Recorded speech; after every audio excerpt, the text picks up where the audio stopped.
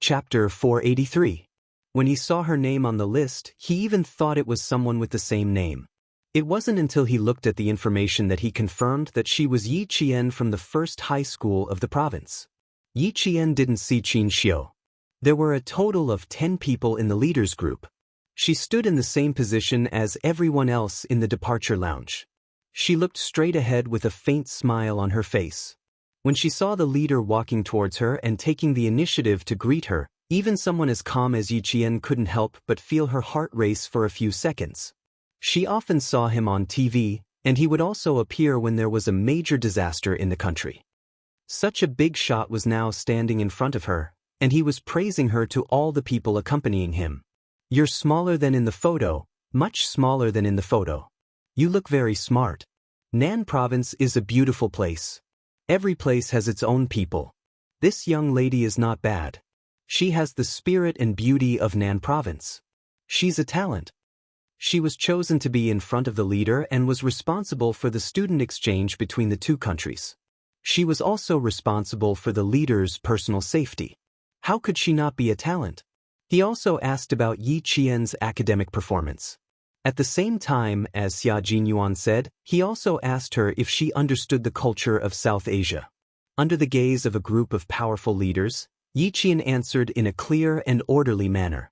Qin Xiu saw this and raised his eyebrows slightly.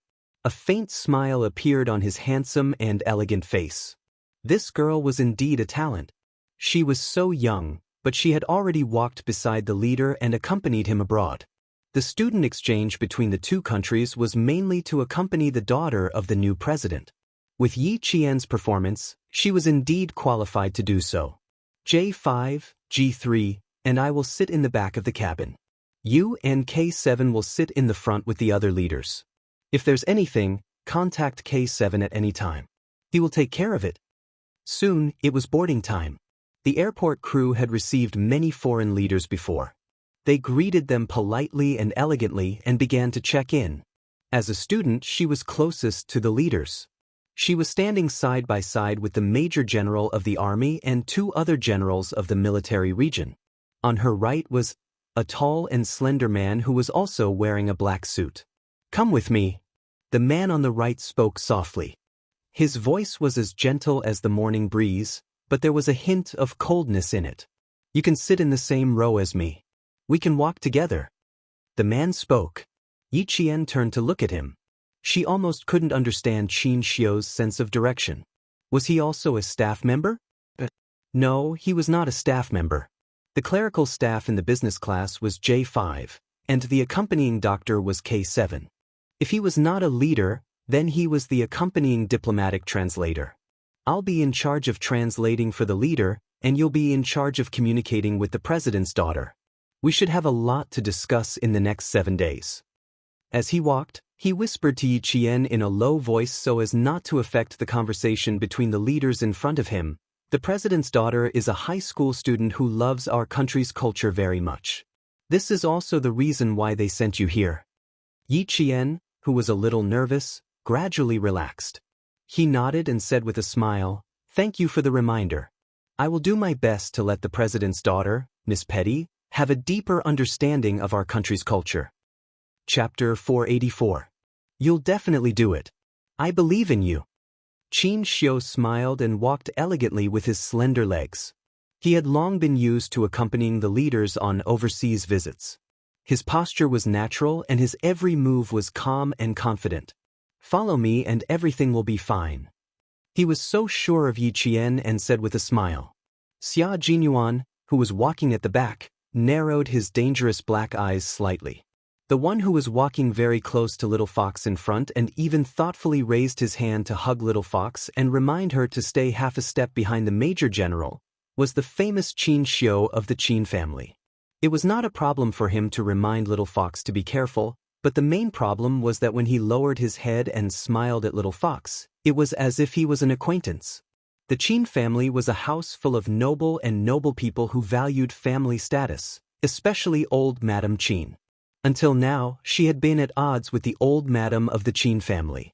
They had been at odds since young and were still at odds with each other even when they had many children and grandchildren. In the words of the old master, The two were enemies in their previous lives and could not get along peacefully in this life. Stop looking. If you keep looking, I'll think you've found something unusual. G3's lips moved slightly and the taut expression on his cold and hard face disappeared. He did think that Q King had found something unusual and subconsciously became alert. Xia Jinyuan calmly withdrew his gaze and did not pay any more attention to Qin Xiu.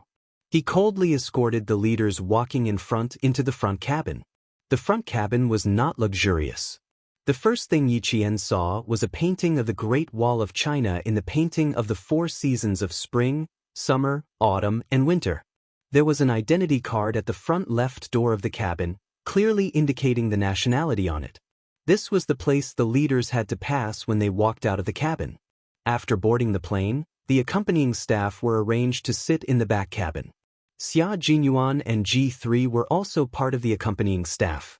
They were placed in the back cabin with a seating arrangement of 3-4-3 with several interpreters and guards sent by Zhong Enhai. The leaders who entered the front cabin were led to their seats by the flight attendants.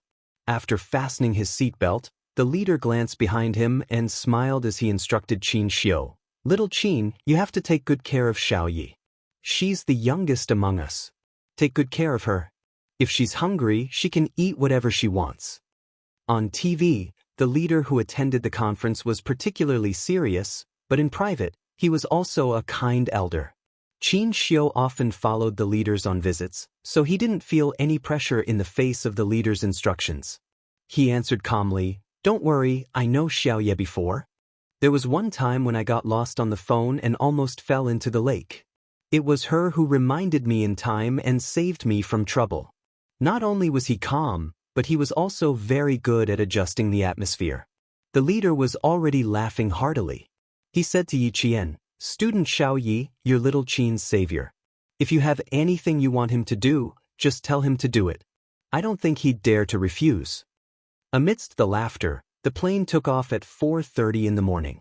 The ground staff and security personnel began to retreat in an orderly manner. The airport returned to normal again. There was no longer a tense atmosphere, and some of the originally closed passages were opened as usual. The cars parked outside quietly left. Several people quietly withdrew their guns and quickly got into the cars to return to the team. Whether it was inside or outside the private jet building, there were 3 layers of security inside and outside. They didn't retreat until the plane left. It took 6 hours to go from Beijing to South Asia. During these 6 hours, the leader didn't communicate with the accompanying staff the entire time. There were some things at hand that needed to be dealt with on the plane and approved. Chapter 485. Pakistan, which is about to arrive, is a friendly country with China. Even though their new and old governments have just completed the handover, it doesn't affect their warm welcome to China's leaders. Yi Qian knew that China and Pakistan were friendly countries even in the 20th century. Their diplomats even said that China and Pakistan were all-weather friends, and Chinese leaders would receive very high treatment when visiting. Our two countries have a road of friendship. Xiao Yi, do you know which road it is? The plane flew for 2 hours, and right after breakfast, the leader was like an easygoing elder. He started to ask questions in a friendly manner. He even leaned his body forward so that Yi Qian could talk to him. Yi Qian was afraid that the leader would suddenly talk to her, so she even cut short her mealtime to maintain her best posture and answer questions at any time. Qin Xiu, who was sitting in the same row as her, wiped his hands with a wet tissue and looked at Yi Qian with a warm gaze. This kind of thing, under normal circumstances, it would be difficult for a high school student to answer. After all, not everyone was familiar with this history. He even took out a pen and prepared to remind Yi Qian as he wrote. However, he heard the girl's confident smile. Under the warm cabin lights, her smile was as beautiful as a flower and as gentle as water. Her dark eyes were clear and bright, and her calm voice contained an appropriate amount of seriousness. That was her respect for history and the memory of the martyrs. She slowly said, "The Karakoram Highway is also known as the Road of Friendship between China and Pakistan. It is 1,224 kilometers long and is the only land route between China and Pakistan. It was built in 1966. The Chinese side built 600 kilometers of road. More than 15,000 Chinese people participated in the construction, and more than 100 of them unfortunately died. This road of friendship is the road of our people's burial. This road also became a road to prove the friendship between the two countries. History should not be forgotten, especially the next generation. The friendship between the two countries was not established overnight. Our martyrs used their blood and bones to pave this road of friendship. We must always remember that the word friendship is as high as the sea and as high as the mountain. It can be as high as it can be as deep as the sea. It's good that you know this. It shows that the young people in our country are at a high level of education. After listening quietly, the leader said to Yi Qian, "I've seen your application. It's very good. It said that if a man doesn't join the army, he'll regret it for the rest of his life. It's the same for a woman. Go to the army and train yourself. Learn to be vigilant in times of peace. That's the way to the long term." The accompanying clerks, who were also known as J5, started taking notes the moment the leaders started speaking. Their pens moved quickly as they carefully recorded the conversation between the leader and Yi Qian. Then, the leader said to the Major General of the army, looking at student Xiao Ye's training video, "She doesn't look like a high school student at all. She's no worse than us ordinary soldiers. When we go back, do some work on the video recording of her training and publicize it in the army. Let the male soldiers see who said that women are inferior to men." His tone was not very strict, but rather relaxed and humorous.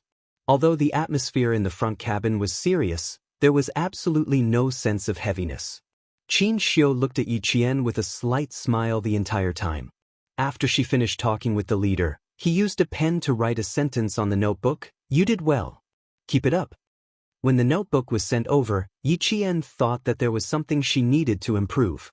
After all, the person beside her was a diplomatic staff member and translator who dared to make harmless jokes with the leader. Chapter 486. She opened the notebook and smiled. She then wrote 2 words seriously, "Thank you." Qin Xiu handed the notebook back and opened it to take a look. In his heart, he secretly said, "Good writing." It was strong and vigorous, round and delicate. Between the horizontal and vertical lines, there was a sense of calm and restrained steadiness. It was no wonder that his uncle kept praising her. Qin Xiu looked at the 2 words and replied with 2 words. He handed the notebook back to Chen Pian. "You're welcome." His reply made Yi Qian smile even more. He didn't write anymore. Instead, he drew a smiley face and handed it to Chen Pian. One could speak 8 languages, had a good IQ, and was good-looking. Why was his sense of direction so bad? It didn't make sense. She read a book in medical school. It mentioned that children with a poor sense of direction might have problems such as disorganization, poor planning, and misjudgment of position and order. But from Qin Xiu's appearance, he really couldn't tell. What he saw was an experienced diplomatic staff member who handled matters with ease. He didn't look like someone with a poor sense of direction. The notebook exchange ended with Yi Qian's smile. 6 hours later, the special plane arrived at the airport at 11 o'clock Chinese time. This wasn't a public visit. Even the Pakistani side arranged it in secret. Although there were no flowers or fireworks, when the leader walked out of the special plane, he was welcomed by the CEO, the Minister of Foreign Affairs, the leader of the escort group, and the Minister of Finance. The 5-day visit officially began. China celebrated National Day. While other countries thought that no leaders would visit China during the National Day holiday, China's leader had already begun a secret meeting with the Pakistani side.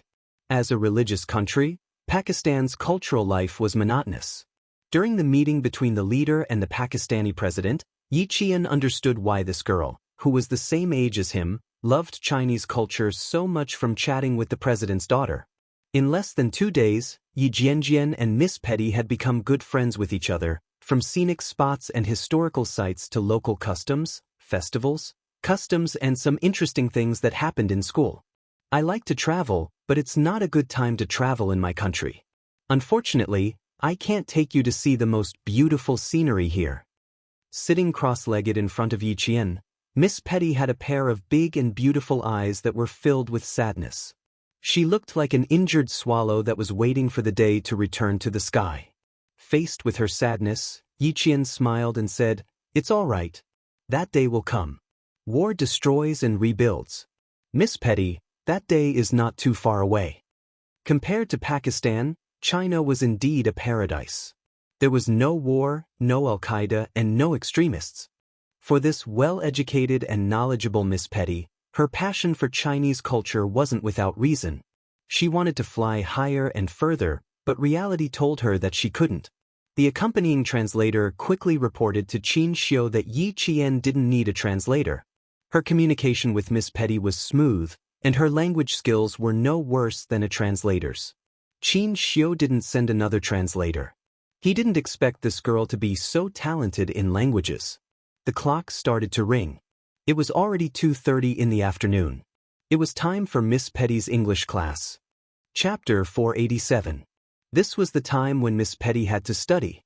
Even if she was interacting with Yi Qian, she still needed to learn English. If one didn't learn English well, they would be considered uneducated and looked down upon. It's time to study again. I don't want to see my English teacher anymore. Petty stood up and winked playfully at Yi Qian.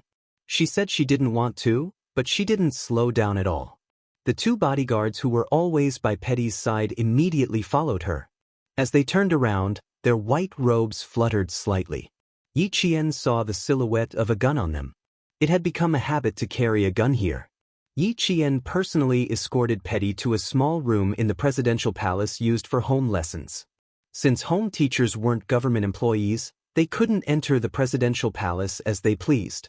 Therefore, they arranged for a small room that was far away from the presidential palace, but still within the boundaries of the presidential palace.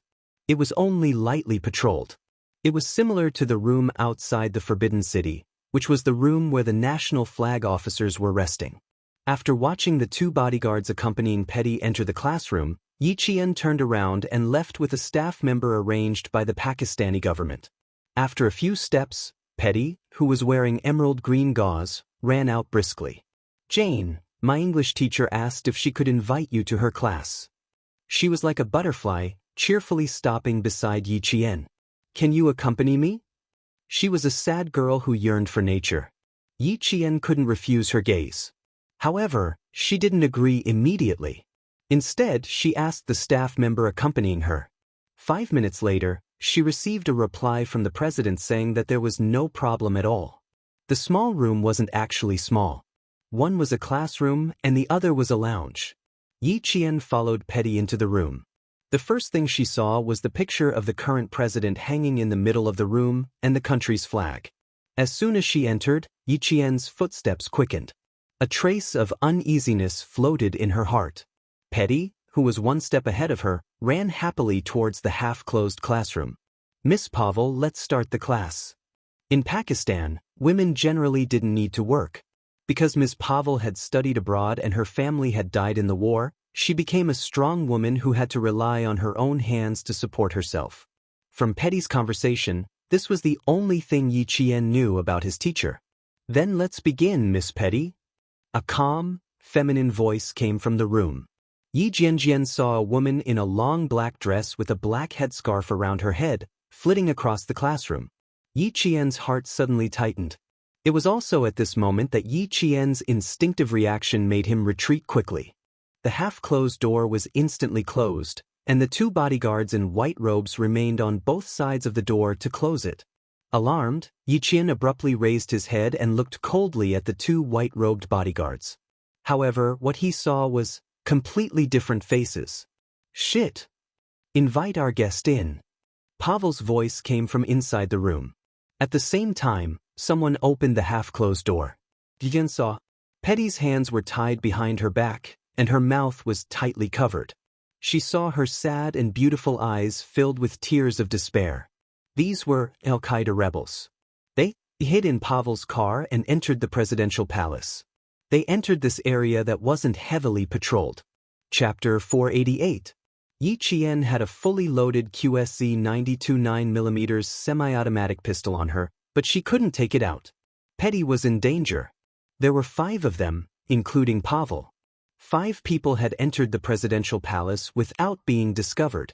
Yi Qian couldn't understand how the soldiers outside were on duty. The leader of the Chinese government was still there, and the 5 of them hadn't been discovered. Could there be other Al-Qaeda members lurking around the presidential palace? The Pavel staff outside must not have noticed anything. The room was unaffected, and he couldn't enter Petty's study room as he pleased. The only thing he could do was to save himself and find a way to inform Xia Jinyuan and the others. "Hello, student from China. I'm Petty's English teacher. Nice to meet you." Pavel, who was wearing a black veil, was indeed a well-educated middle-aged woman. When she smiled and greeted Yi Qian, her eyes were gentle. It was hard to imagine that she was related to Al-Qaeda. She didn't walk out. Instead, she stood at the door and looked at Yi Qian with a smile. She saw the Chinese girl's body sway slightly. She was trying her best not to look so scared. "Bring her in." When she spoke again, Pavel spoke in Urdu instead of English. Her eyes were fixed on Yi Qian. Her gaze went from gentle to cold, and finally, there was a trace of coldness in it. Yi Qian didn't move. His gaze swept across Petty's face, who was now pale with fright. He looked at Pavel quietly. Her body was stiff. At least, in other people's eyes, she was scared. If Petty wasn't there, she could at least fight 1 against 5. However, Petty was being held hostage, so she couldn't do anything. 2 Al-Qaeda members in white robes walked over. They pushed Yi Qian's back hard from behind, causing Yi Qian to fall forward. Yi Qian staggered a few steps. Even when his hands touched the door frame, he couldn't steady himself and fell to the carpeted floor. Her hands were pressed against her chest. Embarrassment, fear, helplessness, and panic could be seen in Yi Qian's expression. This was a normal reaction that a student should have. It would be abnormal if she was too calm.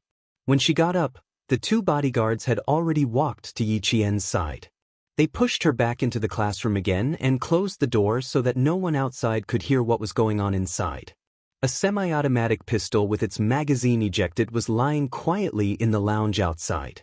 This was the only sign Yi Qian could leave behind. The gun was there and she was there.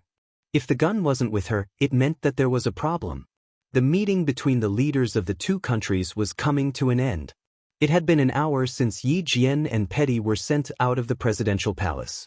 There was still half an hour before Petty's class ended.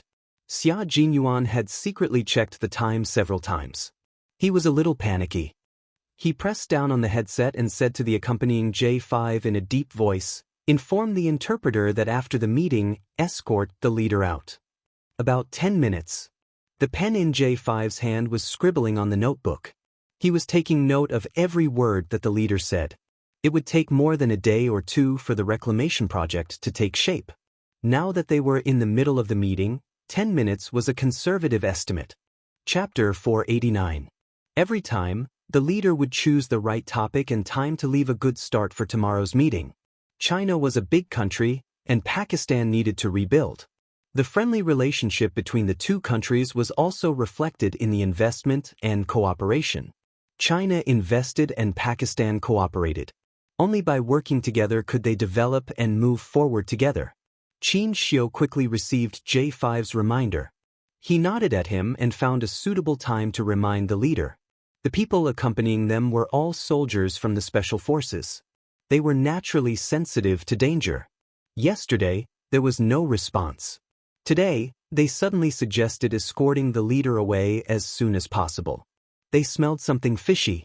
Before the door of the meeting room opened, a Pakistani staff member in a Western-style suit rushed in.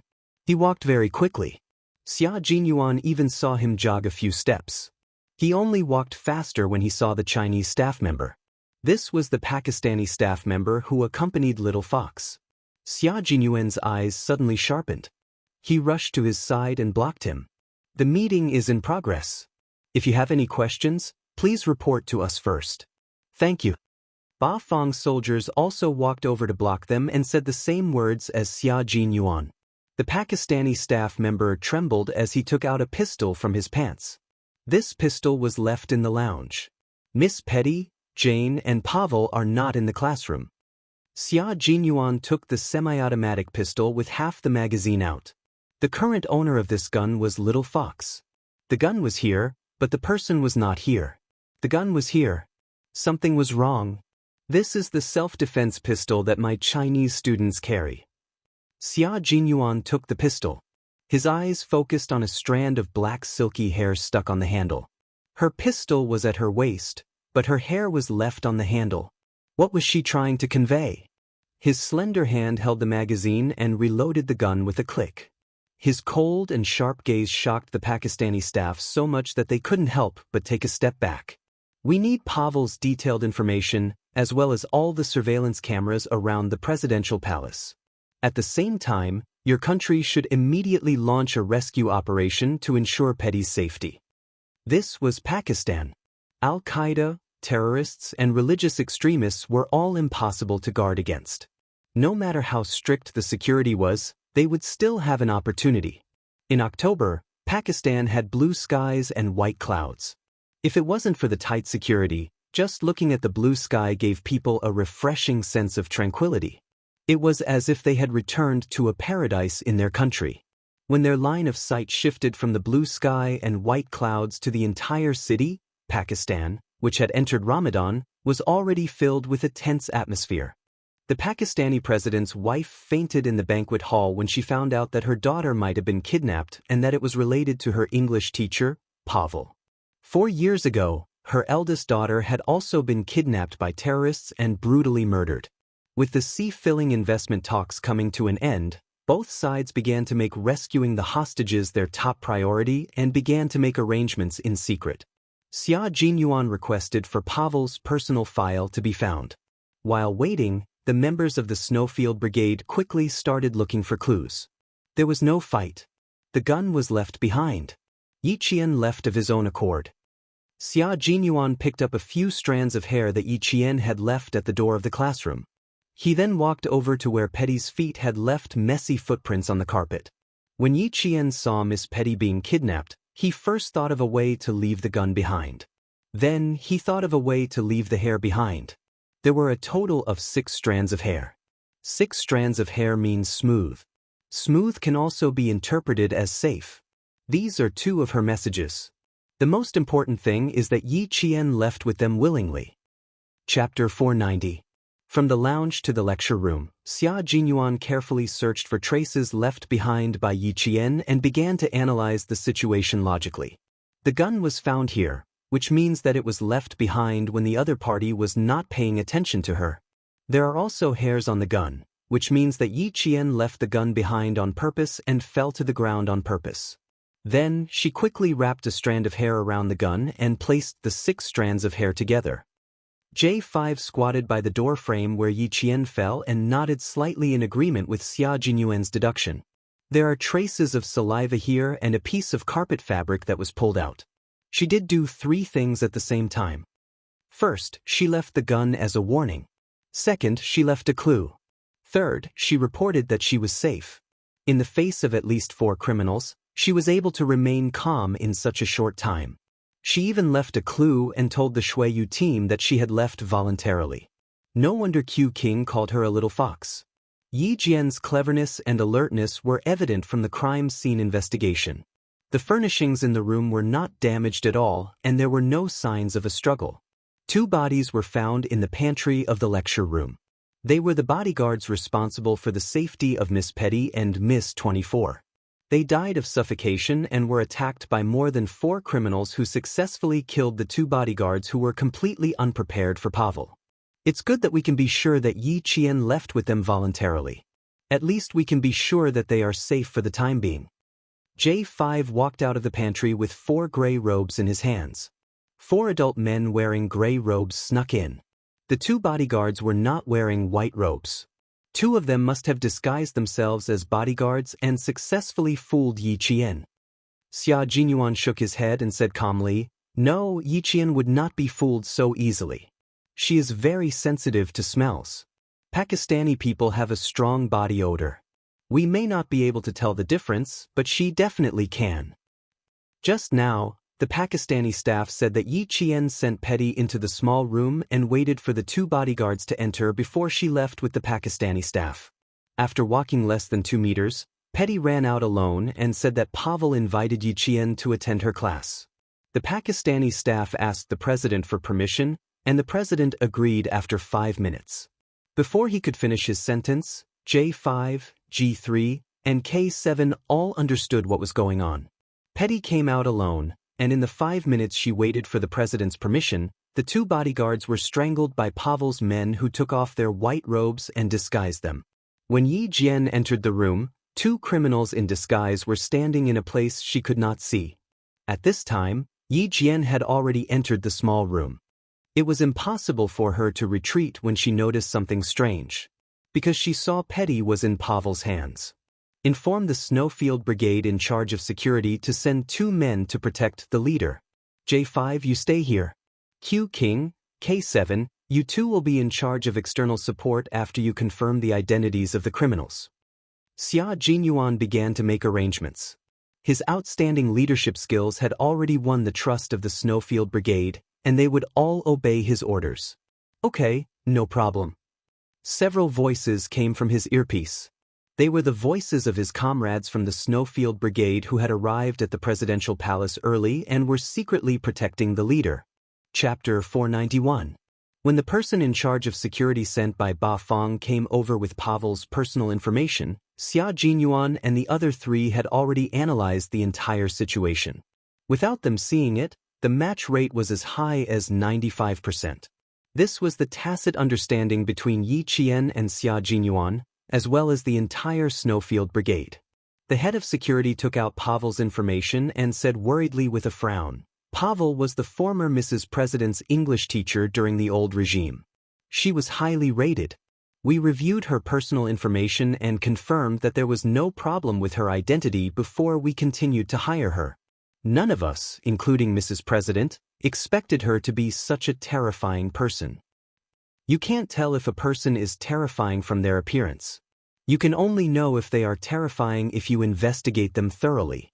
Xia Jinyuan took out Pavel's personal information. When his gaze landed on the first row of her husband's personal information, his dark eyes narrowed. He said to J5, Pavel wrote down the time of her father-in-law's death in the war. Xia Jinyuan pursed his lips and said coldly, this date coincides with the conflict between the government and the Al-Qaeda organization. Look at her husband's photo and her husband's younger brother's photo. The 2 brothers are twins. The older brother is Pavel's husband, a government soldier. Her husband's younger brother is a taxi driver. The faces in the 2 photos looked like they were taken from the same person. Their facial features and expressions were almost identical. The only difference was that one of them had a beard, while the other didn't. The one with a beard was Pavel's husband, who was wearing a Pakistani military uniform, while her husband's younger brother was wearing a white robe. K7 narrowed his eyes. Government soldiers are not allowed to have beards. He then asked the person in charge of the presidential palace's security in English, why do you have a beard as a government soldier? Didn't you investigate this? What if Pavel's husband was a taxi driver and her brother was a government soldier? As soon as K7 finished his question, beads of sweat rolled down the security officer's forehead. He looked at the security officer and then slowly lowered his head to look at the 2 photos. His lips trembled slightly. Pavel's husband's younger brother is a member of Al-Qaeda. No, Pavel's husband is an Al-Qaeda member, and his brother is a real government soldier. Xia Jinyuan looked at the man with a heavy gaze. His sharp gaze was like a cold arrow shooting into the man's eyes. The date of her husband's death was the same as the date of the largest battle between the Pakistani government and the Al-Qaeda. How could they not have discovered such a major problem? They even let Miss Petty learn English from the wife of an Al-Qaeda member. What kind of security did they do? How did they pass the review and approval process? Soon, the surveillance cameras around the small room were shown. Pavel drove out of the presidential palace from the rear exit. Then, a garbage truck slowly drove out behind her. There was no need to analyze any further. Yi Qian and Petty must be in these 2 vehicles. What made Xia Jinyuan even more helpless was that there were very few surveillance cameras in the entire Pakistani capital. Some had not been rebuilt due to the destruction caused by the war, and some only had surveillance cameras but were not connected. This made it very difficult to trace the whereabouts of the vehicles. Chapter 492. The members of the Snowfield Brigade didn't waste too much time on the Sky Eye. The leaders of the Snowfield Brigade were escorted back to the hotel in the castle by the special forces of the Snowfield Brigade who were in charge of security. This was a large hotel that was operated by Chinese people, but it was also funded by the Chinese government. There were a few rooms that were not open to the public. Only the leaders of the Chinese side or the senior engineers who came to support the Pakistani side could stay there. Not only was each room equipped with an individual elevator, but it was also anti-eavesdropper. The doors, walls, and glass were all bulletproof and anti-collapse. The staff of the Chinese side also stayed there. The security guards were all armed and ready. After the leader returned to the hotel room, he immediately said to Major General Liu, "I heard from them that student Xiao Ye left with the base's organizers willingly. From this point alone, it can be seen that she is a brave and righteous child. We brought her out, so we must bring her back safely." Her mother, Sun Xueqing, sacrificed herself for the motherland. Today, the motherland that she protected must protect her child. Send a letter to China and immediately send an elite special forces team over to support the Pakistani side. If necessary, we will share the trials and tribulations with the Pakistani government. The hidden meaning of fully supporting the Pakistani side was that they couldn't rely on the Pakistani side. They had to rely on themselves at critical moments. The meaning of share the trials and tribulations was that they shouldn't treat this place as a foreign country when they opened fire. They shouldn't care about how many bullets were fired, how many bases organizers would be killed. As long as the Pakistani government was fighting, the special forces of China could continue to fight. In short, the soldiers sent by the Chinese side will fully support the Pakistani side. If the Pakistani side didn't rescue Miss Petty and the government didn't retreat, the soldiers sent by the Chinese side will definitely not retreat. They must live and die with the Pakistani government. The Major General quickly conveyed the leader's words to Xia Jinyuan and said earnestly, "The leader is very concerned about Xiao Ye's safety. At the same time, he also believes that with Xiao Ye's ability and performance, she will definitely protect herself and Miss Petty." You guys, carefully think about the meaning of the leader's words. The Chinese government is already sending soldiers. They won't be slow. They will arrive in about 3 hours. The Chinese people are here to represent friendship. Since there are criminals who want to destroy the friendship between the two countries, this will not be allowed. The Chinese side will definitely stand behind the Pakistani government and support them to fight against the Al-Qaeda. Since 1996, when the Chinese side recovered Hong Kong, the dragon that had been sleeping for 100 years had finally risen. The Chinese side didn't care how foreign forces interfered with other countries' affairs. However, if they dared to bully China, they would be sorry. Who would dare to say that they didn't have sufficient reasons? However, this visit was a secret, so it was better to keep a low profile. Xia Jinyuan had already digested the words of the leader. The leader couldn't speak too directly. He had to act like a big country. It was fine as long as his own people understood. "Major General, please report to the higher-ups that we have a rough idea of where Pavel went." Due to the importance of this matter, the translator who stayed behind is still negotiating with the Pakistani representative. Where the place? Chapter 493. Pavel was a volunteer teacher at the school. Q King and K7 had already gone to the school, so they would be able to detect any abnormalities. The Pakistani military would send people to observe the other two places in secret and rescue them if there were any abnormalities. After the Major General hung up the phone, he reported Xia Jinyuan's words to his superiors. Soon, an elite special forces team that arrived in Pakistan 3 hours later received orders from their superiors to head to a primary school in Pakistan's capital immediately after they got off the plane.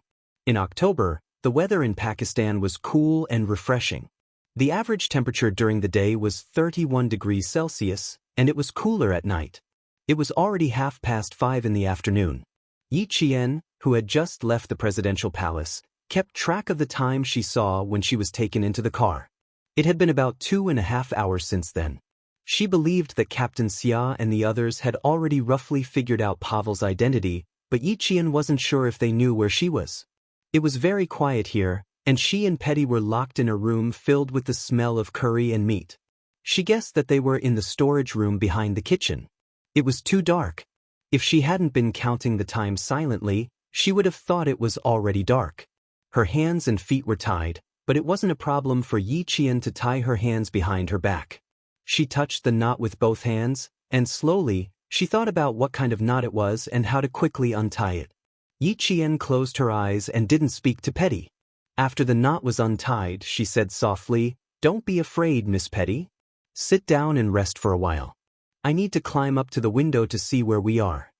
She gently touched the silver thread around her left hand with her right hand. They had searched her body, and she was very glad that she had left the pistol as a signal. Otherwise, they would have been alerted if they found a pistol on her. They even searched her watch, but they didn't take the silver thread around her left hand. They thought it was a silver bracelet. Petty didn't realize that Yi Qian had already stood up. When she spoke, her voice was trembling. "Jane, we were kidnapped by Teacher Pavel. I think she might be a member of the Al-Qaeda organization." "Why is this happening?"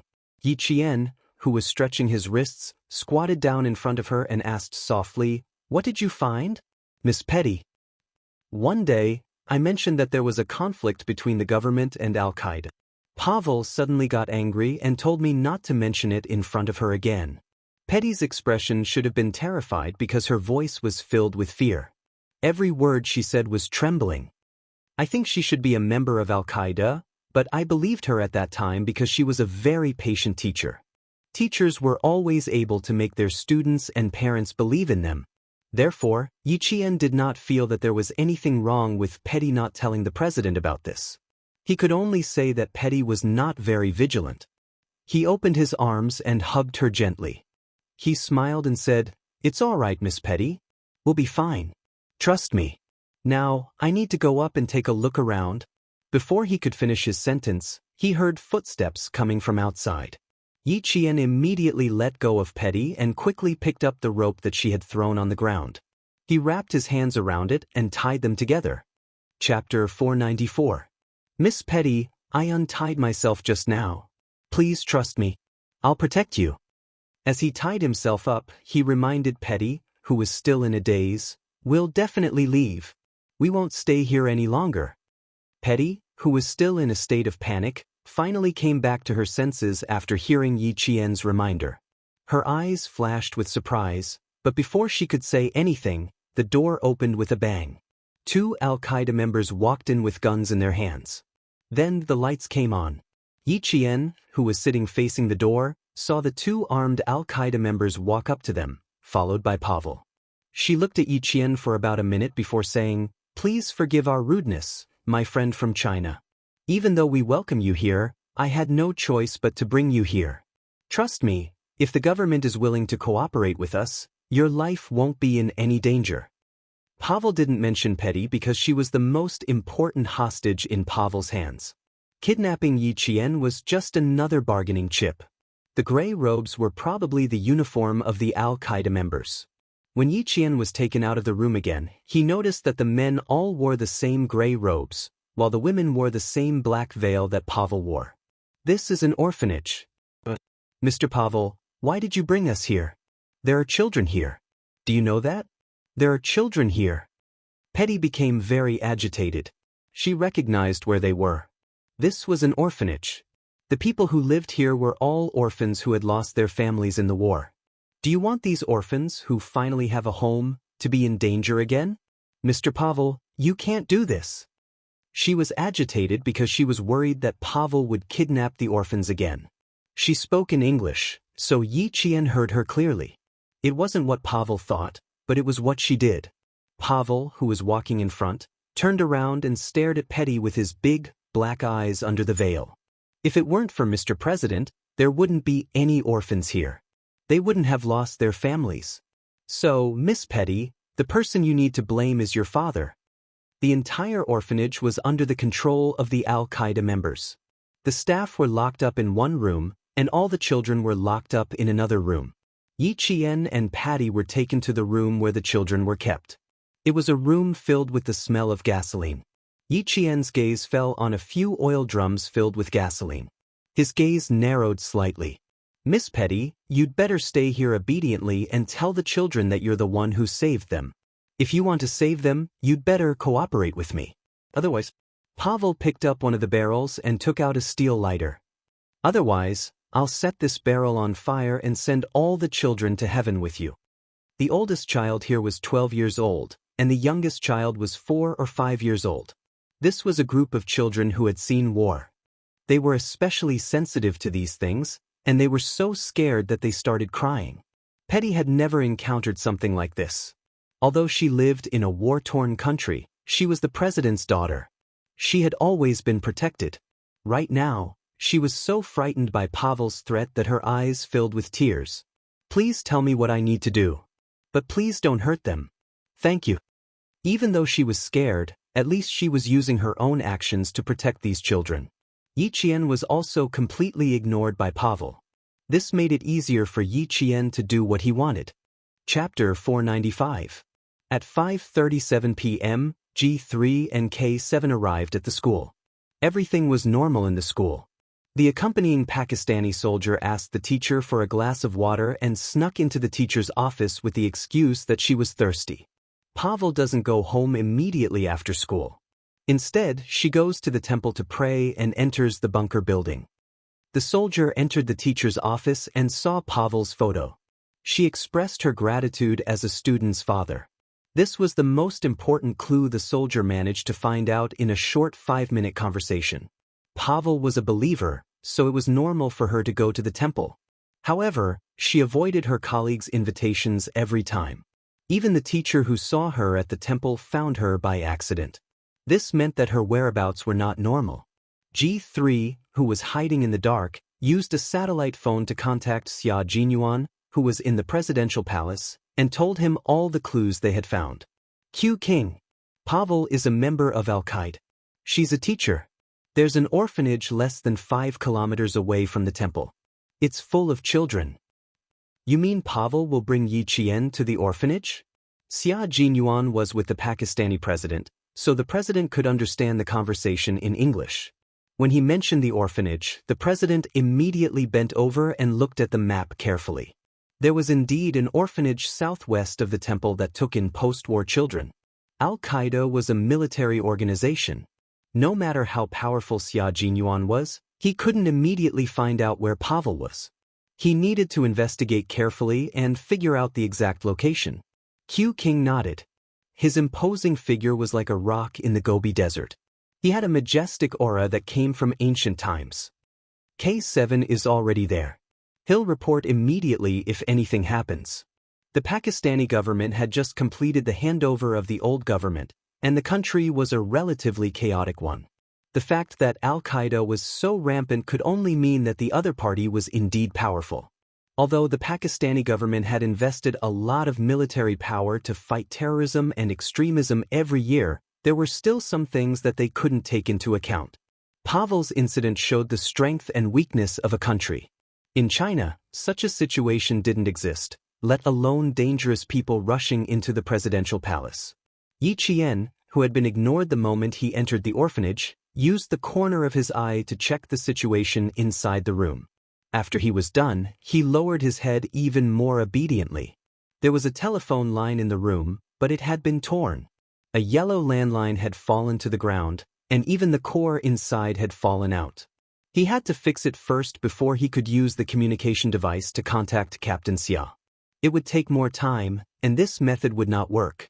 It was even more impossible for her to escape alone. If she could escape, she could have done so at the presidential palace. He was in charge of the leader's personal safety, but he chose to leave Petty alone. He didn't need others to look down on him, he could even look down on himself. There was only one way, and it was also the most reliable way. Get Pavel to contact the presidential palace. He believed that with Captain Xia and the others' abilities, they would be able to find out their exact location with just a call. No matter how weak Pakistan was, it was still a country. They definitely had some small tracking technology. Then, he needed to think of a way to get the other party to contact the presidential palace. As Yi Qian listened to the conversation between Patty and Pavel, his only hope was to find out what they were up to. Chapter 496. What a good child. If your father is as open-minded and kind as you, You should continue your lesson today and return to your beautiful room to drink afternoon tea and spend a leisurely afternoon with your Chinese friends. Pavel did have a request. She needed to rescue an Al-Qaeda leader who had been captured by the government forces a week ago. If this person did not have an important position in Al-Qaeda, Pavel would not have exposed her identity. Yi Qian could tell that Pavel did have a request. Otherwise, she would not have said that Petty could go back after class. From her words, it was obvious that Pavel would continue to hide in the presidential palace as an English teacher if she did not need to kidnap Petty. Petty, ask her what she needs you for. Find a way to get her to contact the presidential palace. Yi Qian lowered his voice and said softly, "We need to let the presidential palace know that we're safe." At times like this, Petty regarded Yi Qian as her spiritual support. Despite her fear, she still asked in a trembling voice, "Teacher Pavel, what do you need me to do? If I can do it, I'll definitely do it for you. After all, you're my teacher. You're my most respected and beloved teacher." The president's daughter could not be that stupid. At the same time, Petty was using her own method to lower the vigilance of the Al-Qaeda members. Everyone knew that the president's eldest daughter had died in the hands of terrorists, so he protected his younger daughter very well. Some people even said that Petty thought that her country was a country free from war. Why would there be such rumors?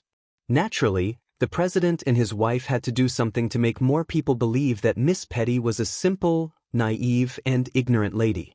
Even the dangerous people lurking in the dark believed that Miss Petty was a simple, naive, and ignorant lady. A naive person would always lower the vigilance of others. At 5:52 in the evening, the president's informant received a call. 5 seconds later, he quickly cut into the presidential palace's office. The Pakistani president had just finished a call with the Chinese leader and learned that the Chinese side would fully support the Pakistani military's operation. The friendship between the two countries had always been deep. It was all because when the whole world had given up on Pakistan, China had extended a helping hand to help Pakistan through the difficulties. Until now, as long as a Chinese person visited Pakistan, they would be warmly welcomed. China is Pakistan's staunch ally. This was a phrase written in Pakistan's primary school textbooks to express the friendship between the two countries. The education they received since they were young was about the friendship between the two countries. Even their family education was the same. When Yi Qian, a Chinese student who was visiting Pakistan, was kidnapped, the Chinese side was not angry. Instead, they supported him unconditionally. This was undoubtedly what touched Pakistan the most. Therefore, the first thing the president asked when he received the call was, "How is my daughter, Petty?" He did not mention Yi Qian because he wanted the other party to think that Yi Qian was not important. He only wanted his daughter to be safe. A chess piece that could not play a significant role would always be easily discarded. Pavel made his demands over the phone. First, a large transport plane. Second, sufficient foreign exchange. Third, Chedivoryov had to be on the plane. Chedivorakov was the Al-Qaeda member captured by the government forces a week ago. Chapter 497. Mr. President, if even one of the 3 conditions that I mentioned is not met, then not only your daughter, but many other children will be burned to ashes by gasoline and will go to heaven with your daughter. As long as you are willing, we will do it immediately. Pavel had never thought that Petty would be the only one to make her request. She was confident that her request would be met if she gathered all the children in the orphanage. Only Petty and Yi Qian needed to know the exact location to rescue them, but with almost 50 children, the problem was much more serious. K7 was hiding in a high place where he could observe the movements of the orphanage. As he observed with binoculars, he said, "We have a lot of people and enough weapons.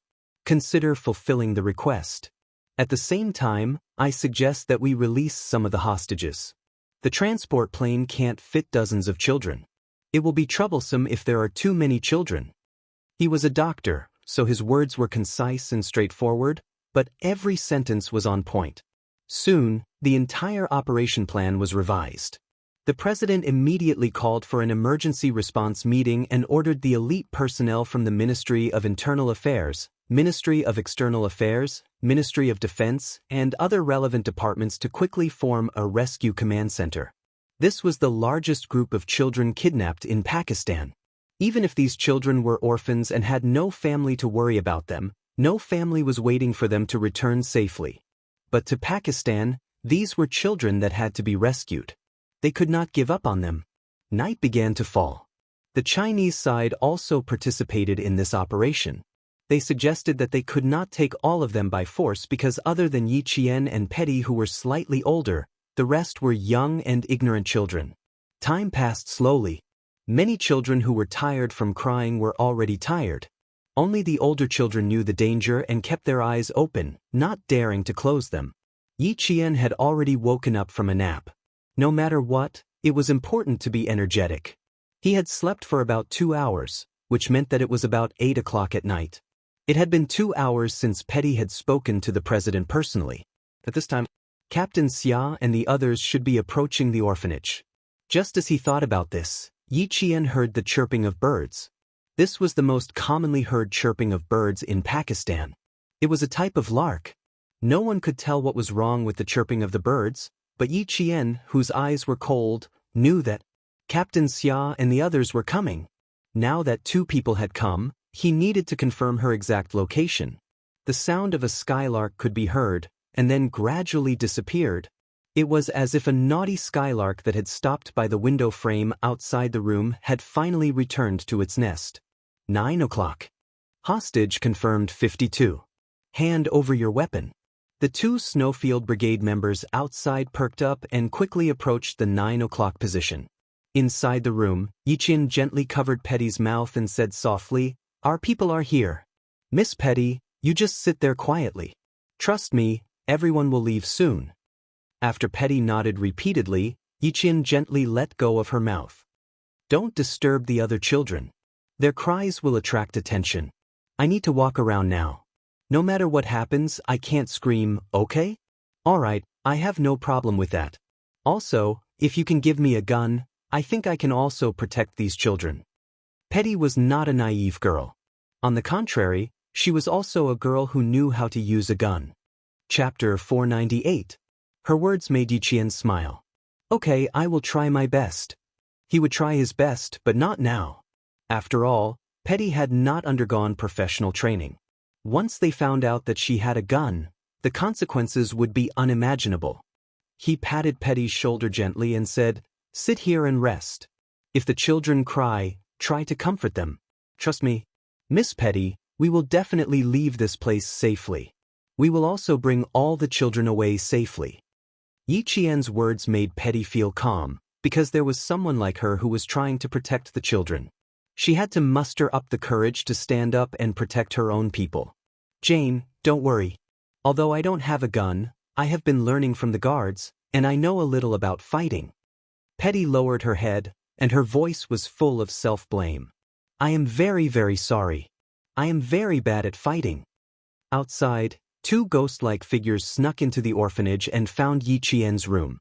Just as Yi Qian approached the door of the room where he was locked up, he heard a muffled sound in less than 2 minutes. It was the sound of something heavy being dragged across the ground. Yi Qian knew that the 2 Al-Qaeda members guarding the door had been taken care of. "Q King, Zhuangzi has taken care of it." Someone lowered his voice and transmitted an assassination message through the earpiece. On the other side, Xia Jinyuan, who was like a cheetah, snuck under a bus and stabbed a pushpin directly into the tire. He heard his comrade's voice through the earpiece and smiled. "Everything is going well. Inform Yi Qian to prepare for an attack from the inside." The Snowfield Brigade's entry meant that the entire rescue operation had begun. As for Pavel's 3 requests, the Pakistani president would fulfill them as soon as possible. The first thing to be done as soon as possible was to get Seti Vorakov out of prison. At the same time, the Chinese soldiers snuck into the orphanage. At this time, Pavel confirmed that Seti Vorakov had been released from prison and was on his way to Jiang. It was also the time when the 2 Snowfield Brigade members successfully snuck into Yi Qian's room. Everything was done in perfect synchronicity. There was no difference in timing. The members of the Shuiyu team who came to meet Yi Jian were not Xia Jinyuan and the other 3, but 2 members who could speak Urdu. They knew that one of the girls was the leader of the protection team. She was also the representative of the students from the 2 countries for the exchange. Yi Jian kept hearing soft knocking sounds coming from outside. She tapped her fingers on the door a few times in response. After getting confirmation again, she said softly, "We can't fight. There are a few barrels of gasoline in the room, and the 4 children are covered in gasoline. If we fight, it will cause an explosion. There are a total of 32 hostages. 16 of them are under the age of 6, and the oldest is 12. After the war, many children were not very tall due to long-term malnutrition. A 12-year-old boy looked like a 10-year-old boy." Listening to her detailed report, the 2 members of the Shuiyu team, who had changed into gray robes and camouflaged themselves, quickly exchanged glances. From her voice, they knew that she was the person they were looking for, Yi Jian, who had helped King Q and the others complete their missions many times. He was very calm and did not have a trace of fear. "Roger that. The president has agreed to their request. A batch of hostages will be released at 10 o'clock today." A completely unfamiliar voice came through the wooden door. "I am V8 and the other member is T6. We have entered the base and camouflaged ourselves." Chapter 499. Yi Qian immediately felt a lot more at ease. As expected of the Chinese Special Forces, their actions were swift and decisive. They directly killed their way into the base, disguised themselves as the enemy, and then coordinated with their comrades outside. The lock from the inside started to click. After a click, the tightly shut door was gently pushed open. "Keep the gun you left behind, my little comrade." V8 smiled and quickly passed the gun through the gap. He quickly closed the door again. 15 bullets, no reloaded magazines. "It's good to have a gun." Yi Qian, who had picked up the gun, pursed his lips and smiled. Before he could speak, he heard V8 say in a deep voice, "Yi Qian, in the first batch of hostages released at 10 o'clock tonight, you weren't there. You weren't there in the second batch either. You were still in the hands of the Al-Qaeda operatives when you boarded the plane. Are you scared?" This was an arrangement that couldn't be changed because Yi Qian was originally here to protect the leader. Now, he had become the protector of Petty. A soldier's duty was to go wherever they were needed. Yi Qian, even if she wasn't in uniform, in many people's hearts, she was a soldier. A soldier had to fight to the end. Everyone could leave, but a soldier couldn't. Outside the door, V8 and T6 expressions were a little solemn. In their hearts, they also felt that it was a little cruel to treat a 16 or 17-year-old girl like this. However, Q King took the initiative to suggest to the leader that Yi Qian stay until the end to protect Petty. The leader hesitated for a moment, but in the end he nodded in agreement. In the face of the country's interests, Yi Qian could only choose to stay by Petty's side until the end. "Your arrangement is the best arrangement in my heart. I need to protect Petty. This is my duty. And I will do my best to protect Miss Petty and bring her back to the President and Madam President's side." Yi Qian didn't feel sad at all. He even felt that this was the best arrangement. From his tone and words, he could tell that he absolutely obeyed the arrangement without any objections. Because he had already learned to obey. When the 2 Snowfield Brigade members heard this, a hint of surprise flashed across their calm eyes. He accepted it just like that? Without any questions? Not even a single objection? "Don't worry, you're definitely not fighting alone, and you're definitely not alone on the plane with Petty." The T6 combatant wanted to comfort Yi Qian and make her feel more at ease. He also wanted to tell her that no matter what, comrades would never give up on each other. Yi Qian was about to walk back to Petty's side when he heard this. He chuckled softly, and his low voice was filled with joy. "I know. Someone has to fly the transport plane. Since I'm on the plane, there must be soldiers from our country on the plane. Also, there should be some distance between the orphanage and the airport. If we want to leave, we have to drive, and we can only take a bus. I guess there must be our soldiers hiding in the bus." Her voice was like the soft chirping of insects in the summer night. Although it was soft, every word was clear. Her deduction made V8 and T6 raise their eyebrows. "If I'm not wrong, our leader and Mr. President should have discussed it and decided not to give Pavel the chance to walk out of the orphanage.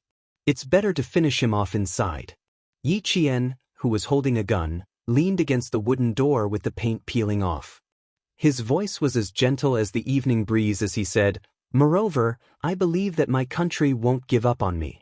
I also know that my country will never allow the Al-Qaeda terrorists to continue running rampant. Chapter 500. Yi Qian had never thought about the consequences of being one of the last people left in the hands of the Al-Qaeda terrorists. She believed that with that tall and sturdy man outside, he would not give up on her. She also believed that if he was not here now, he must be waiting for her on the transport plane. That was because he would not let her face this alone. Yi Qian trusted Xia Jinyuan so much. Just like Xia Jinyuan, who had also sneaked into the orphanage, he also believed that Yi Qian would be fine. The two comrades outside laughed silently. This young lady really had the aura of a soldier. The transport plane has already been arranged. It's quite a distance from the orphanage to the airport. There are several rescue plans. If everything goes well, we can deal with it in the orphanage. The T-6 soldier was a top soldier who had been selected from the military and had rich combat experience. When he saw how calm Yi Qian was, he smiled deeply. So, your guess is exactly right. We're indeed planning to deal with it in the orphanage. This was the best outcome. However, Al-Qaeda was also a militarized organization. Everyone believed that this matter would not be so simple and that Pavel would definitely have a backup plan. But now that there are gasoline barrels in the room, it'll be a little more difficult. Yi Qian pursed his lips slightly. His gaze swept across several gasoline barrels, as well as a few children who were curled up in the corner with gasoline spilled all over them. He then gently shifted his gaze to the top of the wall. He slowly recalled what he saw when he entered the room earlier. When his mind finally settled on a certain memory, a light flashed past his dark eyes. I have an idea. Get back to your positions. V8, who was in charge of security, reminded them in a low voice. The two people inside and outside the door quickly got back to their positions. In less than 2 minutes, several footsteps passed by outside and quickly left.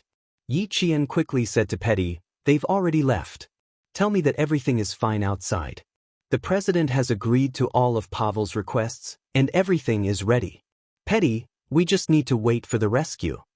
He did not tell Petty that the people standing outside were actually Chinese soldiers. It was not that he was worried about Petty, but the fewer people who knew, the better. On the other side, Pavel waited for the government's final call. She needed to confirm whether Chady Vorakov had arrived at the airport and whether he had seen the transport plane. Dressed in black, she looked like a venomous spider. Every word she spoke was laced with venom. Leave the first batch of hostages in the room. Pour all the gasoline in the room. If an accident happens on our way to the airport, burn them all to death. Let the entire country see how incompetent their president is. Instead of releasing half of the hostages were left in the orphanage. If anything happened on the way to the airport, then the children and the staff of the orphanage would be burned alive. There were about 60 Al-Qaeda members in the orphanage, and 15 of them stayed by Pavel's side. All of them obeyed her every command like soldiers. While Pavel waited for Chady Vorakov's call, Petty carried a sleeping child and ordered the older children to carry the other children away from Yi Qian. Listen, my friend. None of us can make a sound. Cover our mouths because we need a lot of water. Only with water can we avoid being burned to death. Do you understand? As they spoke, Yi Jian and Yi Jian used the silver wire on their wrists to wrap around the water pipe. Then, they used a broken wooden leg of the table to twist the silver wire. As the silver wire wrapped tighter and tighter, water started to seep out of the water pipe. Chapter 501. The water flowed gently, and all the children held their breaths. They were afraid that the sound of the water would suddenly become louder and alert the Al-Qaeda operatives guarding them outside. The 5 children who had been drenched in gasoline covered their mouths. Their big, bright eyes were filled with surprise as they allowed the cool water to wash their bodies. The thick layer of gasoline that they were afraid of seemed to lessen as they wiped their clothes clean. Yi Qian leaned against the door again and knocked on it rhythmically with his hand. After getting a response, he said in a low voice, "I suggest we adopt the second course of action. Leave the orphanage and take care of them on the plane." "You're going to pour the gasoline out?" V8 raised his eyebrows slightly. He immediately guessed why Yi Qian suggested the second course of action. He lowered his voice to the lowest and asked, We don't have much time. We need to fulfill all of Pavel's requests before 10 o'clock. It's been almost 3 hours since our last call. Yiqian, we don't have much time left. With a smile on his face, Yiqian felt that it was indeed very easy to have a comrade like him on the outside. They could guess what he wanted to do. I'll dispose of all the gasoline and turn this dangerous house into the safest room. This way, we won't have to worry about bullets accidentally hitting gasoline barrels during gunfire and causing an explosion. My second suggestion is to release the first batch of hostages before Pavel leaves in the car. Before Yiqian could say the word, release, the T6 soldier in charge of security knocked on the door lightly with his gun. He did not say anything and nimbly returned to the children's side. Petty immediately reminded all the children in Urdu, someone's coming. This group of children had survived the flames of war and were very sensitive to danger. Petty's reminder made all of them immediately lower their heads and hug their knees as if they were fast asleep. The 5 children who had been drenched in gasoline all squatted in a corner. Yiqian gently put the hose back on, and everything returned to normal. The door was not opened. The patrolling soldiers just came over to check if there was anything unusual as usual. When they found that there was no movement, they gave a few instructions and left. K7, there are 3 patrolling soldiers coming. Be careful. V8 maintained contact with K7 and informed him of the situation on his side so that K7, who was in the middle of a mission, and his comrades who were coming to support him, could be prepared. K7, who had already found the orphanage staff that was locked up, whispered to the other figures, hide. Before the patrolling Al-Qaeda members came over, they were like owls that appeared at night. In the blink of an eye, they hid. The entire orphanage was no longer under Pavel's control. As the Chinese soldiers infiltrated the orphanage, at the very least, the Al-Qaeda members guarding the orphanage would be replaced by disguised Chinese soldiers. Yiqian did not know exactly how many hostages were being held. When she heard the footsteps moving away, she quickly washed the other 2 children who had not yet washed off the gasoline. Right now, we're only removing the smell of gasoline from their bodies. The danger hasn't been resolved yet. We have to move the gasoline barrels away. Yiqian whispered to Petty, whose joy could be felt even in the dark. He said softly, bullets will still explode when they hit the gasoline barrels. The best way is to get the gasoline out of the barrels away from us. Leaving this place was not an easy task. When Petty, who finally had a smile on her face, heard what Yiqian said, sadness crept into her eyes again. Then what should we do? The barrels are too big. How are we going to move them out? Chapter 502. Yiqian blinked. His dark eyes were like the crescent moon in the treetops, cold and confident. If there's a water pipe, there's also a sewer pipe. Just pour the gasoline into the sewer pipe, and there's no need to worry. This used to be a master bedroom. After some renovations, the bathroom in the master bedroom was removed, and after some simple renovations, it became a gathering place for the children of the orphanage. Otherwise, Pavel would not have kidnapped all the children at once. The refurbished wooden floor was pried open bit by bit using a nail that was unscrewed from the foot of a table. The creaking sound was like a mouse grinding against a wooden table, coming and going from time to time. The T6 and V8 combatants who were on guard outside listened carefully to the sounds inside. Once all the gasoline was poured out, the room that was originally the most dangerous would become the safest room. Then, the operation plan would be changed to Plan B. They would no longer use the orphanage as the main battlefield, but move to the airport instead. Yiqian's suggestion was quickly conveyed by V8 to J5, a member of the Snowfield Brigade who was guarding outside. He was responsible for contacting the Chinese interpreter at the presidential palace, and then relaying the message to the presidential palace and the Chinese leaders. The atmosphere was getting tenser and tenser. The elite personnel who participated in the rescue operation in the presidential palace were worried about the gasoline barrels. However, the news from the Chinese interpreter instantly saved them. Thank you very much for the bravery of the Chinese student. Her action will change the fate of 32 children and save them from the clutches of death. After learning that the Chinese girl who was kidnapped along with his daughter Petty was trying to get rid of the gasoline, the president said to the members involved in the rescue operation, no matter what the outcome is, We have to thank this Chinese girl for her bravery. We have to always remember that the Chinese are our eternal brothers, our true brothers. This was the best news they had received in the 6 hours since the kidnapping. It was a piece of news that lifted everyone's spirits. Qin Xiu looked at the Pakistani elite personnel who all looked relieved. There was not much of a smile on his handsome face, but the pen in his hand was gently clenched. As a Chinese, he also did not want to see the students from his country in danger. Besides, he knew Yi Qian. If they had chosen to act under the noses of Al-Qaeda and were discovered, the consequences would have been unimaginable. However, it was clear that this decision had received everyone's approval. It was a gamble, to seek victory in the midst of danger. After the leader who had not slept in the hotel found out, he was silent for a long time before he said, "The young are strong, and the country is strong. Student Little Yi represents the strength of the young, and also let us see the hope of a country." She did very well. "So, you agree with the second action plan of China-Pakistan?" The Major General looked at the leader with a serious expression and asked softly. Then, in the end, it was Yi Qian who boarded the transport plane with the Al-Qaeda organization. Waving his hand, the leader replied in a solemn voice, "We won't give them the chance to board the plane and leave.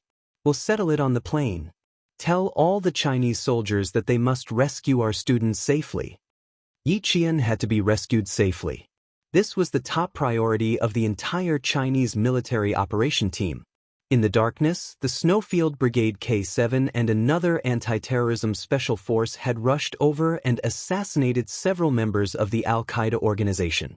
They had successfully disguised themselves and were waiting for the best opportunity to strike. Chapter 503. There are 20 hostages in total. Team C has been deployed. K7's cold voice came from the headset without warning. Team B consisted of V8 and the others, while Team C consisted of K7. The members of both teams had successfully disguised themselves as members of Al-Qaeda and taken over the task of guarding the hostages. Now, they were all waiting for Yi Qian's news. As long as the gasoline barrels were no longer a threat, the second set of operations could be carried out smoothly and the first batch of hostages would be safe. Team A has been deployed. How's Team B doing? Xia Jinyuan, who was in charge of Team A, asked softly through the headset. He and G3 were already hiding in the luggage compartment of the bus, waiting for the Pakistani government troops to be deployed. They would act as backup and eliminate all the Al-Qaeda members together. V8 put on the headset and leaned close to the door. After listening for a few seconds, he replied to Xia Jinyuan, "There's no reply yet. I heard very soft sounds in the room. Yi Qian is very cautious, so he might be a little slow." Xia Jinyuan laughed, but it was not a laugh. He just curved his thin, sexy lips. Then, they would have to wait a little longer. Little Fox would find a way. "Give me these 3 milk bottles." As the last barrel of gasoline was about to be emptied, Yi Qian gestured for Petty to give him the milk bottles that the children had drunk. After filling the barrel with water, pour the gasoline from the milk bottles on the edge to prevent the smell of gasoline from fading when they come in. The 3 milk bottles were filled with gasoline. Yi Qian carefully twisted them and gestured for Petty to continue pouring the rest of the gasoline into the sewer. He then gently touched the barrel that was still filled with water. "This is fine. Change to the next one." Just in case, Yi Qian poured the gasoline out and refilled the empty barrel with water to ensure that the weight was the same. Yi Qian was professionally trained to ensure that not a single trace of oil was left out. After the barrel was filled with water, he poured the gasoline from the milk bottles on the edge of the barrel. As expected, the air was filled with the strong smell of gasoline from before. Time passed very slowly, and the hour hand pointed to 10 o'clock. It was getting closer and closer to the time Pavel had requested. Both China and Pakistan were fully deployed, and all the soldiers in the operation were on standby. At 10 o'clock in the evening, the entire city of Pakistan was not as brightly lit as the cities in China. Some people were partying until they were drunk. In this place, it was best to hurry home after dark. Don't linger outside and be careful of being killed. At 9:50 a.m., Pavel finally received a call from Chedivorikov. He was calling from the airport, laughing as he told the woman who had rescued him that the transport plane had arrived at the airport. According to the agreement, the first batch of hostages was successfully released. The 20 workers of the orphanage were released. To Pavel, adults were not easy to control. Keeping them alive would be a problem. Chase all of them out of the orphanage. I want to see if the government troops are coming. Like a venomous spider, Pavel carefully used the hostages she had released to probe the situation outside. She would immediately fire a warning shot as soon as she detected any reinforcements from the government. At 10 o'clock sharp, the first batch of hostages successfully left the room. All of them were driven out of the orphanage by the Al-Qaeda members. The hostages frantically ran out of the orphanage as fast as they could. It was very quiet outside. Other than the hostages' cries, there were no government troops. A few Al-Qaeda members who were standing guard at a high point reported what they had seen to the cunning Pavel. "It's very quiet. I don't see any government troops. Madam, it seems that they didn't send troops to surround the orphanage." Chapter 504. Very well. Tell the president that I will release the second batch of hostages after arriving at the airport. Release the last batch of hostages before boarding the plane. Only Miss Petty and the Chinese student will remain. Pavel didn't lower her guard. She continued to use the hostages as a bargaining chip to ensure her safety. She once again stated her conditions. The president, who was already waiting at the airport, still had only one condition. She had to fulfill all of her demands, but she had to release the hostages. This made Pavel even more aware of the importance of the hostages. The Chinese translator was Qin Xiu. His voice was transmitted through the cold communication device to the headsets of the Chinese soldiers who were connected by radio waves. Pavel requested that the second batch of hostages remain in the room. To ensure the safety of the hostages, the president told Pavel that he only has one condition: release all of the hostages. Qin Xiu, who was in charge of translation, translated the president's words one by one. The leader proposed to the presidential palace that the Chinese operation team cooperate with the Pakistani government forces to complete the task. They must finish before the transport plane takes off. Qin Xiu's voice was very calm. At this time, he occasionally raised his eyes to look at the transport plane that was already parked on the runway. About an hour later, the last batch of hostages would arrive at the airport, but it was impossible to release Yi Qian. Taking a deep breath, Qin Xiu, who was resting, put one hand in his pocket. His elegant and handsome face showed a bit of coldness. At 10:11 a.m., Pavel verbally agreed to the president's request, but before she got into the car, she ordered the remaining Al-Qaeda members, follow the original plan. When you leave, explode the gasoline barrels. Don't let anyone escape. She didn't intend to let the children in the orphanage go. These children had all seen the faces of the Al-Qaeda members. If they were captured, she would still be punished when she returned. The remaining members couldn't leave alive. They had no other choice but to die here. They were willing to stay and sacrifice their lives for their organization. The door of the room where the children were held opened again. After a strong flash of light, Yi Qian saw two men in gray robes walk in. "Hide the gun and give me your hands." It was V8 and T6, two members of the Snowfield Brigade.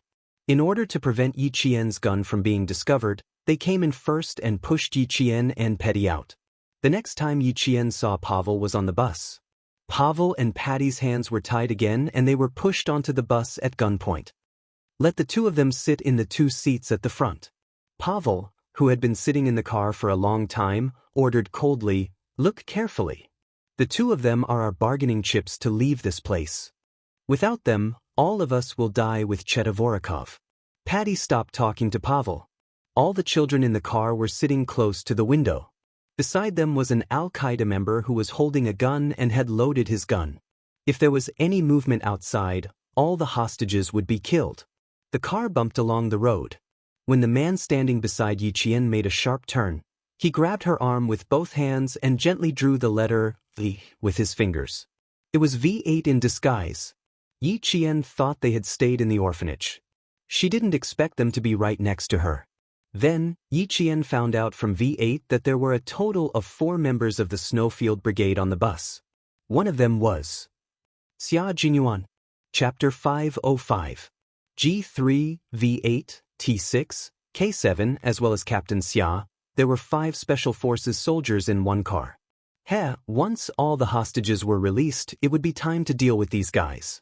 The only thing Yi Qian did not have to worry about after falling into the hands of this group of believers was whether or not he would be violated. He simply leaned against the seat and closed his eyes to rest. With his own people around, he felt much more relaxed.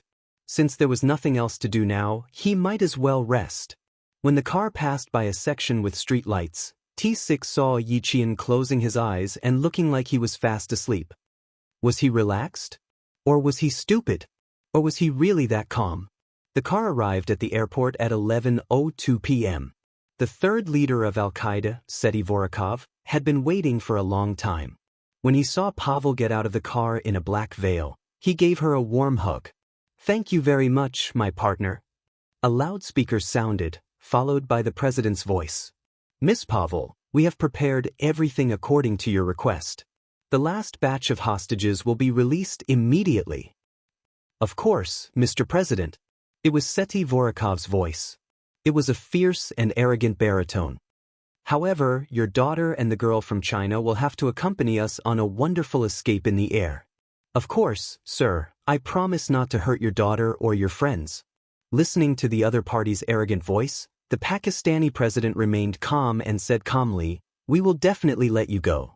However, if anything happens to my daughter, believe me, Seti Vorakov, even if you are flying in the air, I can still send out a fighter jet to turn you into ashes in the sky. Believe me, I will definitely do it." This warning really shocked the arrogant Seti Vorakov. If the fighter jet was really sent out, they really had no way to escape. However, Pavel laughed. When the woman's voice was gentle, it was pleasant to the ear, but when she was ruthless, it was sharp, ear-piercing, gloomy, and unpleasant. "Mr. President, if we don't leave safely, all the children in the orphanage will be burned to death. So, we have to deal with this calmly and settle this matter peacefully." The Pakistani president was deliberately stalling for time. He needed to buy time for the Chinese troops who had sneaked onto the transport plane. "Very well, we also hope that this can be resolved peacefully," Seti Vorakov said viciously as he gestured for the few Al-Qaeda members to get out of the car. He was even more cunning than Pavel. He didn't release the hostages immediately. Instead, he had people push Yi Qian and Patty to the front to prevent himself and Pavel from being killed. V8 was standing in front of the bus, K7 was standing on both sides of the door, and T6 was standing on the side where the luggage door was opened. During the negotiation, Yi Qian and Petty were pushed off the bus, while Xia Jinyuan and G3 quietly came out of the luggage compartment under the cover of T6. Each of them was responsible for one target. While the T6 combatants were on alert, each of them covered the mouth of an Al-Qaeda member and slit his neck with the dagger in his hand. Before blood spurted out, they stuffed the eliminated target back into the vehicle.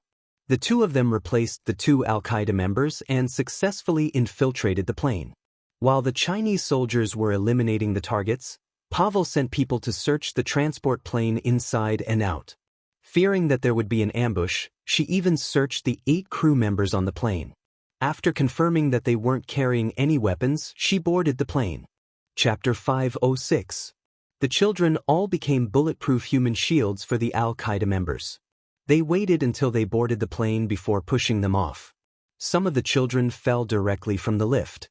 No matter how painful the fall was, they didn't dare to cry out loud. These children were slightly older, so they more or less had the ability to make judgments. They didn't dare to cry or move. The 20 or so children were all huddled together. The panic in their eyes was something that Yi Qian would never forget for the rest of her life. When an Al-Qaeda member walked past her with his head down, Yi Qian smelled a faint mint scent. "This is..." She, who had been keeping her head down, looked up slightly. Under the faint indicator lights on the runway, she saw the side profile of a man so handsome that even his slightly pursed lips looked elegant. He seemed to know that she was looking at him. The corners of his mouth curved into a smile as he boarded the plane with a hostage and all the Al-Qaeda members. When she saw the G3 member walk past her, Yi Qian, who had her head down, had a faint smile in her eyes. Since they were all on the transport plane, K7 should be on it as well. After all the members boarded the plane, only Yi Qian and Petty were left. Step by step, they pushed each other onto the plane. Yi Qian looked back slightly at the children who were out of control. The scene she saw made her heart tremble violently. Those young faces did not have the innocence of a child, only the fear of an adult in the face of danger. Their eyes were not bright and beautiful, only gloomy, as if there was no life in them. They are safe. V8, who was escorting Jin onto the plane, said softly, "Soon, it will be our battle. Yi Qian, I look forward to fighting alongside you." There weren't many Special Forces members in the Snowfield Brigade. They all knew each other and often went on missions together. Everyone in the brigade knew about Yi Qian and Xia Jinyuan. Now that there was an opportunity to meet Yi Qian, V8 didn't want to miss it. He wanted to see how powerful the girl who was recognized by the G3 was. Hearing the interest in his voice, Yi Qian raised her eyebrows. "I'm also looking forward to seeing the strong team up." It was only on the battlefield that he felt like he had found his life's goal. When he returned to the classroom, he felt less passionate about life. This time, she was also looking forward to fighting alongside them. There's a total of 30 bullets here. There's enough ammunition, but it's not enough to turn the entire body into a sieve. When they reached the last step of the elevator, V8 stuffed another magazine into Yi Qian's pocket and a tiny Swiss Army dagger into Yi Qian's hand. "Try to cut the ropes with a knife. The plane will circle the runway for about 5 minutes. We'll start the operation in 5 minutes. The children were all left in the car. Only Yi Qian and Petty were brought onto the transport plane. Never in Pavel's wildest dreams would she have imagined that 5 Chinese special forces had infiltrated her team and that 5 elite Pakistani government soldiers were among the crew members who were in charge of flying the plane. As the elevator of the transport plane closed, Yi Qian saw more than 20 Al-Qaeda members start to raise their guns and shout, "Be careful of the guns in your hands. What you need to do now is to put them away properly. Don't let the bullets damage our plane." Chady Vorokov laughed out loud. He had a very long beard, and his eyes were fierce. He swept his gaze across the entire cabin, and finally his eyes fell on the Chinese girl sitting behind him, Yi Jian's face. After that he laughed even louder. Chapter 507. "You are a brave believer. Your husband will definitely forgive you," he said to Pavel. Everyone thought that Pavel was a brave and capable believer. They put down their guns and celebrated their successful escape. What they didn't know was that the few Al-Qaeda members who were still in the plane had their necks twisted by the Pakistani government's elite soldiers. Their heads were lying on the ground at strange angles. The plane rumbled as if it was about to leave the ground soon. Someone began to make a move silently, taking out the targets sitting next to them. All of them were directly dealt with through assassination. Amidst their celebration, there was not a trace of sound in the action. Yi Jian's hands were twisting. She used the Swiss Army knife handed over by the V8 to cut the knot. As the plane turned, she fell towards Petty. At the same time, the sharp army knife cut the rope around Petty's wrists. "Prepare to take off." The cabin crew's voice sounded tense. It sounded like they were being controlled by the Al-Qaeda members. All the lights in the cabin went out. Yi Qian pushed Pavel away from him. "Hide in the front." V8 was guarding the front, so Pavel was the safest. A gunshot rang out. The Al-Qaeda members who were laughing just now were stunned for a few seconds. Pavel's scream pierced through the cabin and woke everyone up. "Miss Pavel, you are too rude to a guest from afar. In our country, there is a saying that courtesy demands reciprocity. I wonder if you have heard of it." Yi Qian, who killed Seti Voryov with one shot, stood next to Pavel and wrapped the silver wire in his hand around her neck. It was the silver wire around Pavel's neck that made her scream in fear. When she pointed a gun at someone's head, she would never be afraid. Instead, she would be confident and awe-inspiring. However, when someone pointed a gun at her head, Pavel only had one thought in her mind. "It's over. It's over. You are not a student." Pavel's neck tightened as if he was going to suffocate in the next second. Then he softened his voice and said, "I don't care if you're a Chinese student or not. Trust me, I have no reason to hurt you." We just want to leave this place and return to our hometown. Whether it was snakes or poisonous spiders, they would not give up the opportunity to counterattack until the last second. Just like snakes, even if their heads were chopped off, they would still have the ability to jump up and bite people. That was how Pavel was. He wouldn't give up a chance to escape until the very last second. Of course I'm a Chinese student. Otherwise, why would I be kidnapped by you? Yi Qian grabbed Powell's arm with one hand and twisted it. Powell's shrill scream came from the cabin again. Her arm was dislocated by Yi Qian, and she lost the ability to fight back. I will treat you the same way you treated me in the past. In our country, this is called reciprocity, Yi Qian said softly with a faint smile. His voice was light, but his actions were ruthless. He didn't give Pavel any chance to escape. He pinned her down on the seat and tied her legs tightly with the silver wire in his hand. The entire cabin was filled with the smell of blood. The members of the Shuiyu Brigade, who were disguised as members of the Al-Qaeda organization, had already prepared for battle the moment their opponents put down their guns. Now, they had to either use their guns to finish off their targets or use their daggers to clean them up. Chapter 508. Yi Qian did not have to worry about Pavel escaping, so he joined the operation. He either plunged his Swiss Army dagger into Pavel's neck or finished him off with his gun. The crew members of the Bafang left behind on the transport plane were all dressed in military uniforms. The members of the Shuiyu team did not have the strong body odor of the Bafang people. Whenever they encountered someone with a beard, Yi Qian would kill them without hesitation. The plane had already stopped operating, and the elite Pakistani government troops in the cabin quickly contacted the control tower. The Pakistani government troops hidden in the surroundings all came out, with bulletproof shields at the front and gunners at the back. As long as someone came down from the open door, they would immediately shoot. Miss Petty has been successfully rescued. The first message the control tower received was that the president's daughter, Petty, had been successfully rescued. The Pakistani soldiers guarding the control tower immediately looked happy. Qin Xiu's gaze fell on the communication device. He could even hear gunshots coming from it.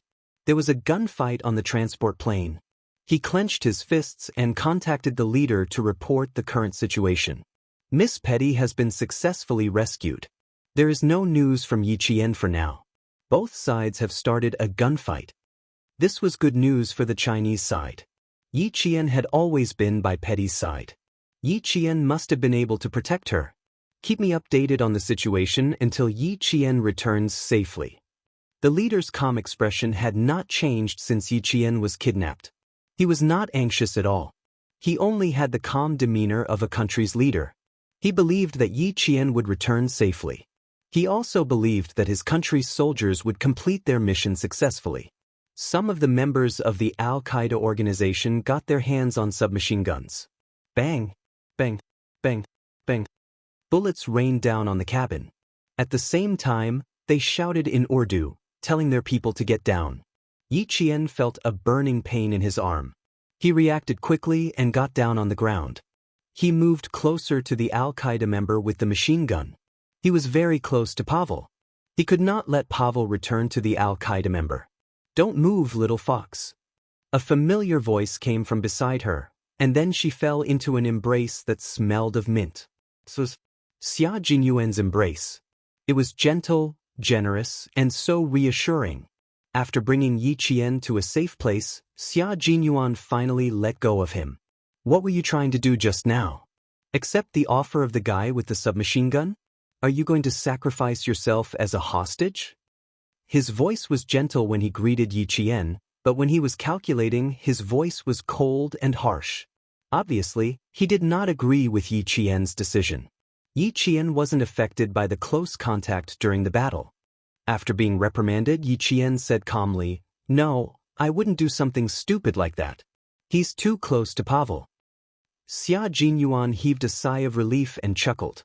"Next time, I'll have to give you a microphone so that we can keep in touch. I was really scared when I saw you trying to crawl over just now." "Captain Xia, am I really that stupid?" With their backs against each other, Yi Jian touched her arm gently. Fortunately, it was just a graze from a stray bullet. She only needed to take care of it. Chapter 509. She held her breath. Xia Jinyuan, who was leaning against her, said coldly, "Where are you hurt? Bandage it with a bandage to stop the bleeding." The biggest difference between a bullet wound and a graze wound was that the smell of blood was not as strong. Yi Qian lifted her arm and said casually, "It's just a graze wound. There's not much blood, just some skin scrapes. I'll bandage it after we get off the plane." She paused for a moment and said, "Captain Xia, I'll crawl over and hold Pavel hostage. Then you can tell the crew to turn on the cabin lights and shoot at the right time. The sooner we get this done, the better." As she spoke, K7's voice came from Xia Jinyuan's earpiece. It was the same as what Yi Qian had said. The sooner they got this done, the better. Yi Qian will move first. Take Pavel to us as a hostage. You guys can rest for a while. Xia Jinyuan's voice clearly traveled to the Snowfield Brigade's earpiece. V8 turned his head and asked K7 softly, "I suspect that Yi Qian was the one who fired the first shot. What do you think?" "This is Q King's little fox. She's good at seizing opportunities. It's normal for her to shoot. She was the closest to Chady-Vorakov. The person she shot was none other than the #1 target, Chady-Vorakov. So you don't have to doubt it, it's certain," K7 said coldly. His tone did not change, but he spoke a little longer than usual. V8, who was familiar with his personality, could tell that he admired Yi Qian. "Now I'm even more interested. But I have to admit that she's very calm." V8, who was hiding in the back of the cabin, was even more curious about Yi Qian. Seeing was believing. He had to see for himself today. V8 and T6 soon realized what kind of girl Yi Qian was. She was a girl who dared to stand so close to the Al-Qaeda members. She was the only girl who had the courage to stand so close to them. The lights in the cabin were switched on. Only 6 of the original 20 Al-Qaeda members were left. They held submachine guns in their hands and wanted to fight back, but they heard a crisp female voice. "Look at who I have in my hands. It won't be too late for you to fight back." Yi Qian spoke in Chinese, and V8 translated for the remaining 6 members of Al-Qaeda. "Even Chady-Vorakov is finished. How long do you think you can last?" Yi Qian said this in English for Pavel to understand that going against the government would not end well. Pavel's face was contorted. Her mouth was stuffed with her veil, and she was making muffled sounds. Why were there government troops on the plane? They had clearly checked that there were no problems. Other than the flight crew, there was no one else on the plane. Pavel looked at the countless Al-Qaeda members in gray robes lying on the ground. Her eyes were bloodshot. Where did the accident happen? When the Al-Qaeda members who were surrounded saw this, their eyes flashed fiercely. They looked like they were going to fight Yi Qian to the death. One of them started cursing loudly in Urdu. Yi Qian pulled the black veil out of Pavel's mouth and let her speak. "Kill me. Burn all the children in the orphanage." Pavel, who could finally speak, had a strange smile on her face. She could not turn her head and stare at Yi Qian, who was standing behind her. She looked gloomily at the back of the cabin. "Soon, it will be reported internationally. The whole world will know how powerful we are and how incompetent the president is." Chapter 5:10. Why would I give you the chance to do that? By the time the bus leaves the orphanage, all your followers will have been dealt with. The children who were frightened by you might have already fallen asleep under the government's arrangements, Yi Qian said coldly. "I won't give you a chance to escape, and I won't give you a chance to harm innocent lives," Yi Qian said coldly, her clear voice like frost, sending chills down Pavel's spine. No matter how fierce Pavel's gaze was, Yi Qian looked at the Al-Qaeda member with the submachine gun and said coldly, "If you want to shoot, kill Pavel first. Then you can think about how to get rid of us." "Kill them. Kill all of them." Pavel, whose neck had 2 red marks, screamed in a shrill voice. His voice could not be too loud as it was squeezed out from his throat. Xia Jinyuan, who was secretly preparing, turned sideways and aimed at the target with Yi Qian's movement. Bang! The Al-Qaeda member with the submachine gun was shot in the head. The bullet went through his entire head and fell to the ground with red and white blood. When Pavel heard someone say retreat in Chinese, he seemed to understand what was going on. He stared in disbelief at the member who had fallen to the ground. "Chinese soldiers. The Chinese soldiers here." It's too late for you to understand now. Pavel, there's no way you can escape from the hands of our soldiers. Yi Qian dragged Pavel back under the cover of Xia Jinyuan and the others. Next, it was time to clean up the mess. This matter was left to the Pakistani government. After all, it was a country's internal affairs. The Chinese soldiers had done their job well. The Pakistani soldiers had no intention of letting the Al-Qaeda members leave. After Xia Jinyuan opened fire, the two sides immediately engaged in a fierce battle. The Al-Qaeda members, who were at the end of their rope, could not escape from the hands of the Pakistani soldiers even if they had guns. The tail of the transport plane opened, and the Snowfield Brigade members who were fighting at the back quickly retreated. The Pakistani government soldiers, who were wearing masks, charged forward. Put her on the plane. Someone will take care of her. Xia Jinyuan couldn't help but laugh when he saw that she was carrying Pavel, who had fainted after being shot. He's a burden. He'll only delay our retreat. We can't leave this up there. We have to hand it over to the president to execute. Before the flare and smoke grenades were thrown into the cabin, Yi Qian finally left the transport plane and returned to the ground. Standing beside her was Xia Jinyuan, who had protected her during the retreat. He was dressed in a gray robe. From the back, he looked like a Pakistani man. Gunshots kept coming from the cabin behind them. After handing Pavel over to a Pakistani government soldier, Xia Jinyuan held her hand and led her to his troops. The entire airport that had fallen into darkness suddenly lit up. All the indicator lights on the runway also lit up. At the same time, several strong lights shone from the top of the airport building, illuminating the entire airport as if it was daytime. See? That's how precious it is. The J5 took off his gray robe and pants and said to his comrades who were still looking at Q King, "You guys can take it off too. Don't tell me you're going to wait until the young lady gets in front of us before you take off your clothes? Q King can take it off, but you guys can't. You can't leave the young lady with the impression that you're impulsive. Otherwise, you'll scare her." After the instructor spoke, his comrades reacted one after another. The gray robes and pants that symbolized the members of Al-Qaeda were taken off at lightning speed. They also took off the headscarves wrapped around their heads. All of them were wearing long-sleeved shirts, bulletproof vests, and shorts. Damn. Let's not take off our pants, shall we? Put them on, put them on. The T6 looked down at his legs. When the strong light shone on them, he realized that the hairs on his feet could be clearly seen. It was even more disrespectful. Chapter 511. T6 had a baby face that did not look old. His skin was also fair and tanned. Compared to V8, who had strong eyebrows, he seemed to be a few years younger. He looked as delicate and pretty as a college student. T6 was only wearing a pair of shorts that reached his knees. He immediately bent down to pick up the gray trousers he had taken off and said, "J5, you've caused a lot of trouble. It's rude of you to wear shorts. How impulsive." When V8 heard that, he immediately felt that it made sense. L6, you're the most reliable one. L5 is a eunuch. He's so anxious every day that we're all so anxious for nothing. V8 said as he bent down to pick up the trousers he had taken off. His expression was full of disdain for J5's words. "You guys have met Yi Qian several times, but this is the first time we're meeting. We have to make a good impression."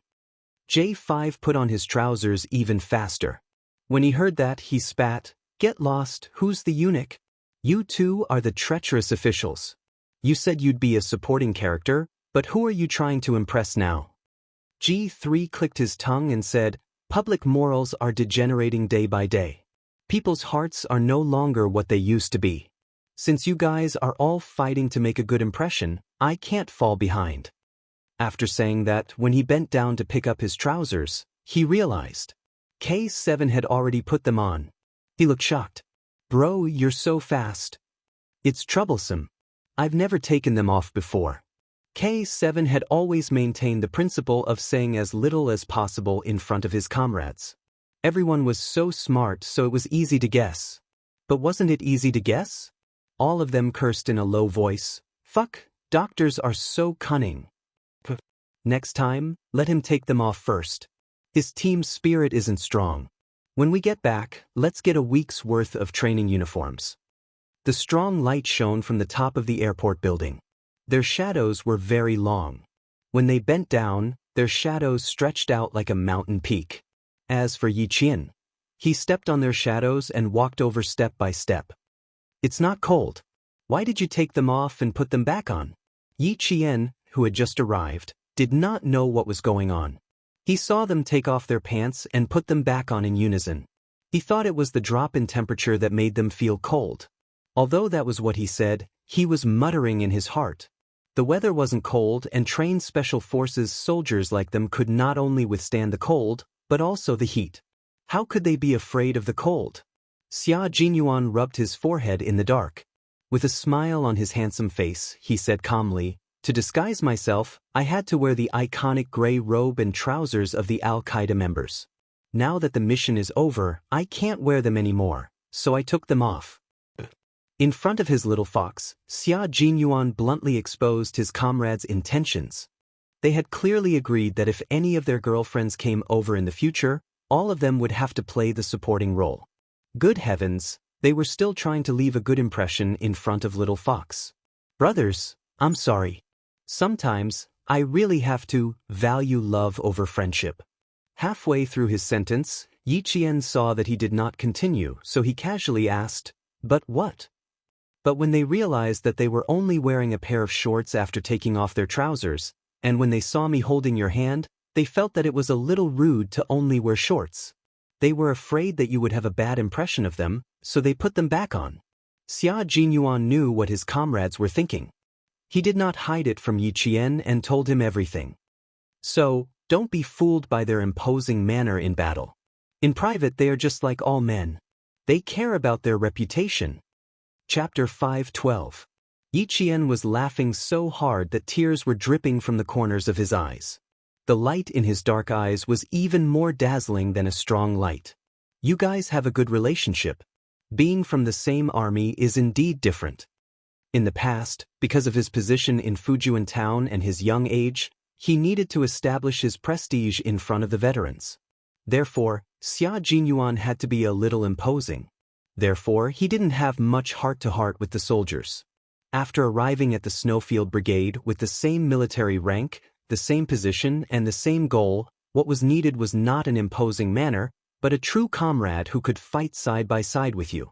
As soon as Xia Jinyuan entered the Snowfield Brigade, he was like a dragon returning to the sea. Everyone was the same. They fought in the same trenches all day, ate in the same cafeteria, and when they were free, they would lie on the lawn of the base and chat. Occasionally, they would even crack a harmless joke to lighten the atmosphere. Naturally, the relationship between the comrades was deep. Once the relationship was deep, there was no harm in teasing each other. There aren't many people in the army, so we eat and drink together. Everyone knows how many times each person went to the bathroom last night. Naturally, our relationship is deep. Xia Jinyuan deliberately slowed down his pace. The battle raged behind them, so it was time for them to rest. You'll know when you get to the army in the future. After interacting with each other for a long time, we're even closer than real brothers. However, it's hard to guard against such underhanded methods. Yi Qian liked this kind of topic of conversation. It made her feel relaxed. During the conversation, her slight smile was like a freehand landscape painting of a boat on a river. It was quiet and long, bringing a sense of serenity. "I'm quite envious of you. You have a group of comrades who can share your life with you. I still don't know where I'll be in the future. Even if I get into the military academy, I'll still have to obey the arrangements. If I were to be sent to the front line, it would be fine, but if I were to be sent to the logistics team, I can only accept my fate." Every time she fought with them, she couldn't wait to join the army instead of sitting in school and studying peacefully. However, when she returned to school, she would be able to calm down and study seriously. Of course, it would be even better if she did not have those trivial matters to deal with. What's there to be envious of? Can't you just set me as your goal? Hunters would always inadvertently set up traps and wait for their prey to arrive. Just like now, in order to raise Yi Qian's goal, Xia Jinyuan casually brought it up in a relaxed mood. Yi Jian was really interested. After 3 rounds of cooperation, She guessed that Xia Jinyuan's troop was definitely a special force. She also heard him say that there were not many people in the troop. Generally, even if there were not many soldiers in a special force, there would be more than 30 people. Only some special forces would be limited to a small number of people. If that was the case, Captain Xia's unit was a special force with a special nature. Yi Qian's eyes lit up. She looked at him and said softly, "If I really set you as my goal, does that mean I have a chance to join you?" There weren't many bait that could make his little fox take the bait. The army was one of them. It was also the most useful one. He would mention the army from time to time, and his little fox would obediently follow him. Now it was even better. She was using his army as bait. Very good. That was the effect he wanted. The effect was what he wanted, but it also made him nervous. He didn't know if it was right or wrong to bring her into his army. Chapter 5:13. If today's kidnapping had not happened, he would have insisted on his original plan and brought her to his military unit. Now, he would listen to her thoughts first, then take it one step at a time. His slender hand held hers tightly and did not let go. It was as if he was taking a leisurely stroll. If there was a crescent moon in the sky, he would be able to take a leisurely stroll under the moonlight.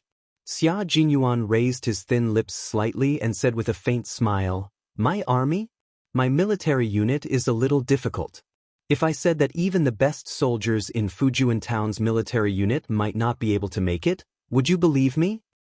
"Of course I believe you," Yi Qian answered without hesitation. She even looked a little serious. "You wouldn't joke about this kind of thing, so I believe every word you say." She always believed him like this. She did not need to think, nor did she need to think too deeply about it. She believed him so easily. Xia Jinyuan tilted his head and looked at her quietly with his dark eyes. He asked her softly word by word, "Why? Why do you believe me so much? You don't even think about what I say to you and you subconsciously choose to believe me?" This little fox, she definitely knew what he was thinking. The light in his black eyes became even more scorching, and his voice became softer, as if it was entangled with the smoke of gunpowder in the wind. It was also like a gentle net that surrounded Yi Jian. He asked her, "Do you know what I'm thinking in my heart? Am I right?" Yi Jian raised her head abruptly and looked into his dark eyes that were as deep as the sea. The light in his eyes made her heart beat wildly and her face seemed to turn red. Yi Jian naturally looked away as her breathing became irregular. Avoiding his burning gaze, she smiled and said, "Of course I know what you're thinking. You just want me to choose the military path in the future. Do you really think my thoughts are as you say?" With a smile in his eyes, Xia Jinyuan squeezed Yi Qian's hand and rubbed her fingers gently with his thumb. He conveyed the joy in his heart with his fingertips and also hinted to her that he had a lot of thoughts. When they were about 5 meters away from their comrades, Xia Jinyuan pulled her to the side and walked towards the darkness that even the strong light could not illuminate. Yi Qian's heart skipped a beat when she saw this. She instinctively said, "Xia Jinyuan, where are you taking me?" Because she understood, Yi Qian rejected him when he tried to do something. She refused to take their relationship to the next level. She was fine on her own and did not need someone to force their way into her world. She did not care about men and daughters forming a circle. She could draw a circle on her own. "Ji Yang is not that big. I can't possibly take you out of the airport." Her reaction like a frightened rabbit made Xia Jinyuan's smile deepen. The man who just walked out of the smoke of war had a strong sexiness to him. He showed the might of a man everywhere. His long legs took large strides and Yi Qian had no choice but to run after him. "Xia Jinyuan, let go of me first. I can't outrun you." Yi Qian grabbed his hand and tried to break free. But for a man, it was difficult to let go of the girl he wanted. Chapter 5:14. Especially for a man like Xia Jinyuan, who was extremely honest and loyal when it came to relationships. It wasn't easy for him to meet a girl who made his heart flutter. He patiently waited for her to bloom, for her to bear fruit, and then, for him to pluck her. During this entire process, he didn't want to let go of even half a step. His sexy smile was like the red wine in a crystal glass at night, intoxicating even before tasting it. "Now, you don't have to walk past me. I'll hold your hand and walk." When we get there, I'll let go and watch you walk past me. Or we can walk side by side. How about that? The double entendre made Yi Qian's struggle stop for a moment. Was the hidden meaning in his words what she was thinking? Or was it another one of his casual teasing? No, it didn't seem like it. His gentle voice and attitude of never letting go were all indicative of his deeper meaning. That deeper meaning made her heart tremble slightly. Even if she wanted to ignore it, how could she so easily ignore the palpitations in her heart? She stopped struggling and let him lead her to a darker place without any light. Yi Qian didn't say anything else. If she did, she wouldn't know how to deal with these things that she had no experience with. Don't be in a hurry to answer. Just keep quiet. Her obedient silence made Xia Jinyuan's eyes darken slightly. Every time they met, he used all his skills. Time and time again, he went deeper and deeper. Time and time again, he hinted at her verbally. He wanted her to gradually accept it as she grew older. It was a natural acceptance, not an escape. His little fox, who was resistant to adult men, couldn't be impatient for instant success. Other than taking it step by step, there was no other way. Yi Qian had already pursed her lips. Then, the double entendre in his words was just as she thought. He did have some feelings for her. Captain Xia, you don't have to be in such a hurry to give me some information so early. I'll say the same thing again. There's still a long way to go. Yi Jian, who had been jogging with him, expressed her attitude in a very firm tone. So, I won't take it to heart, and I won't think too deeply about it. Yi Jian, who had been jogging with him, expressed her attitude. In my world, I only want to go higher and further. Instead of settling down in a corner or living a life of being a fish on the chopping block. Her attitude was firm, and she had no intention of dating at such a young age. Xia Jinyuan was not discouraged. It was because of her attitude that he was able to take things one step at a time. He smiled and said, "Of course, you're still so young. Don't think too much about these messy things. Think more about your studies and the military academy." It was clearly his double entendre that made her overthink things, and now, she was the one who was overthinking things. At the same time, Yi Qian felt even more helpless. "Captain Xia, you're just here to tease me, aren't you? I'm not teasing you because you're too young. I don't want to scare you." Xia Jinyuan laughed. His deep laughter was full of mockery. "I'm not joking, and I won't take back what I've said. It's entirely up to you." Yi Qian thought to herself, if this goes on, I'll be even more worried. Just one sentence was enough to make her feel uneasy. She was afraid that he would be angry at her for her attitude, but she didn't want to lie. She had to feign ignorance. The more she said, the more mistakes she would make. The less she said, the better. "Shut up." Her silence made Xia Jinyuan's heart soften. No matter what he said, his little fox never questioned him. Her obedience really made him like it. Chapter 5:15. He liked the fact that she was occasionally obedient. When she was stubborn, it made his heart ache. He said softly, "Let me know if the wound opens again. We can treat it first." Yi Qian, who was being pulled along, pursed his lips and muttered, "Even if it's just a minor injury, it's going to become a serious injury because of you." His voice was as soft as a mosquito. For Special Forces soldiers like Xia Jinyuan, no matter how soft a voice was, it was still a voice. He chuckled when he heard the grievance in Yi Qian's voice. "Grievance? I saw it when you handed Pavel over just now. It's a scratch, similar to the one you get during training. It's definitely not a minor injury that will become a serious injury." "Then why are you asking me?" "To show that I care about you." They chatted back and forth. It was rare for them to find a moment to relax after a battle. It was the happiest time to have a good chat. For Xia Jinyuan, it was the same.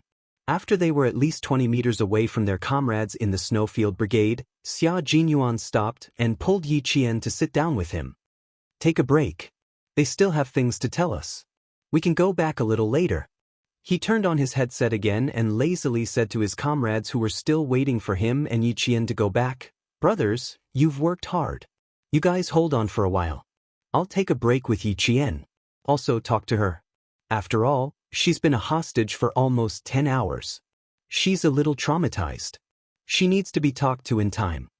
After he finished speaking, a few disdainful snorts were heard in the entire channel.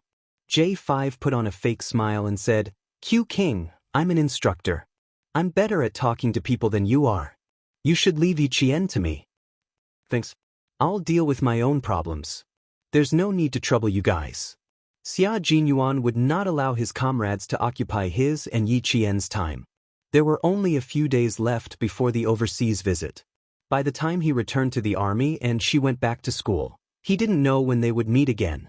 It was not difficult to detect a strong possessiveness in his words, but Yi Qian did not take it to heart.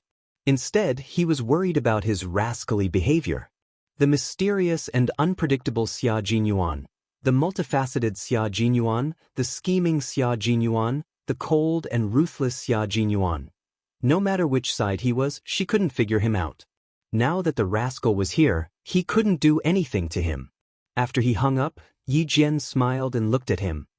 "Captain Xia, I'm not traumatized. Don't talk nonsense. Even I have some psychological trauma. How come you don't?" The shameless Xia Jinyuan had the air of a rich playboy in the capital. When he raised his eyebrows and smiled, he looked both flirtatious and flirtatious. "You're quite traumatized. When I saw the gun you left behind, I almost shot the Pakistani staff member who accompanied you." He spoke with a smile, but his deep voice did not hide his ruthlessness. Yi Qian believed that. He did have such an impulse at that time, but he suppressed it. "If I heard that one of my people was kidnapped, I would be so anxious that I would fight to the death." Her smile was very relaxed, and it floated over with the wind. Even Xia Jinyuan's eyes, which were filled with ruthlessness, became clear. "Captain Xia, your army is the front line, right?" When they talked about the army, he pulled her away. In fact, it was also to avoid his comrades.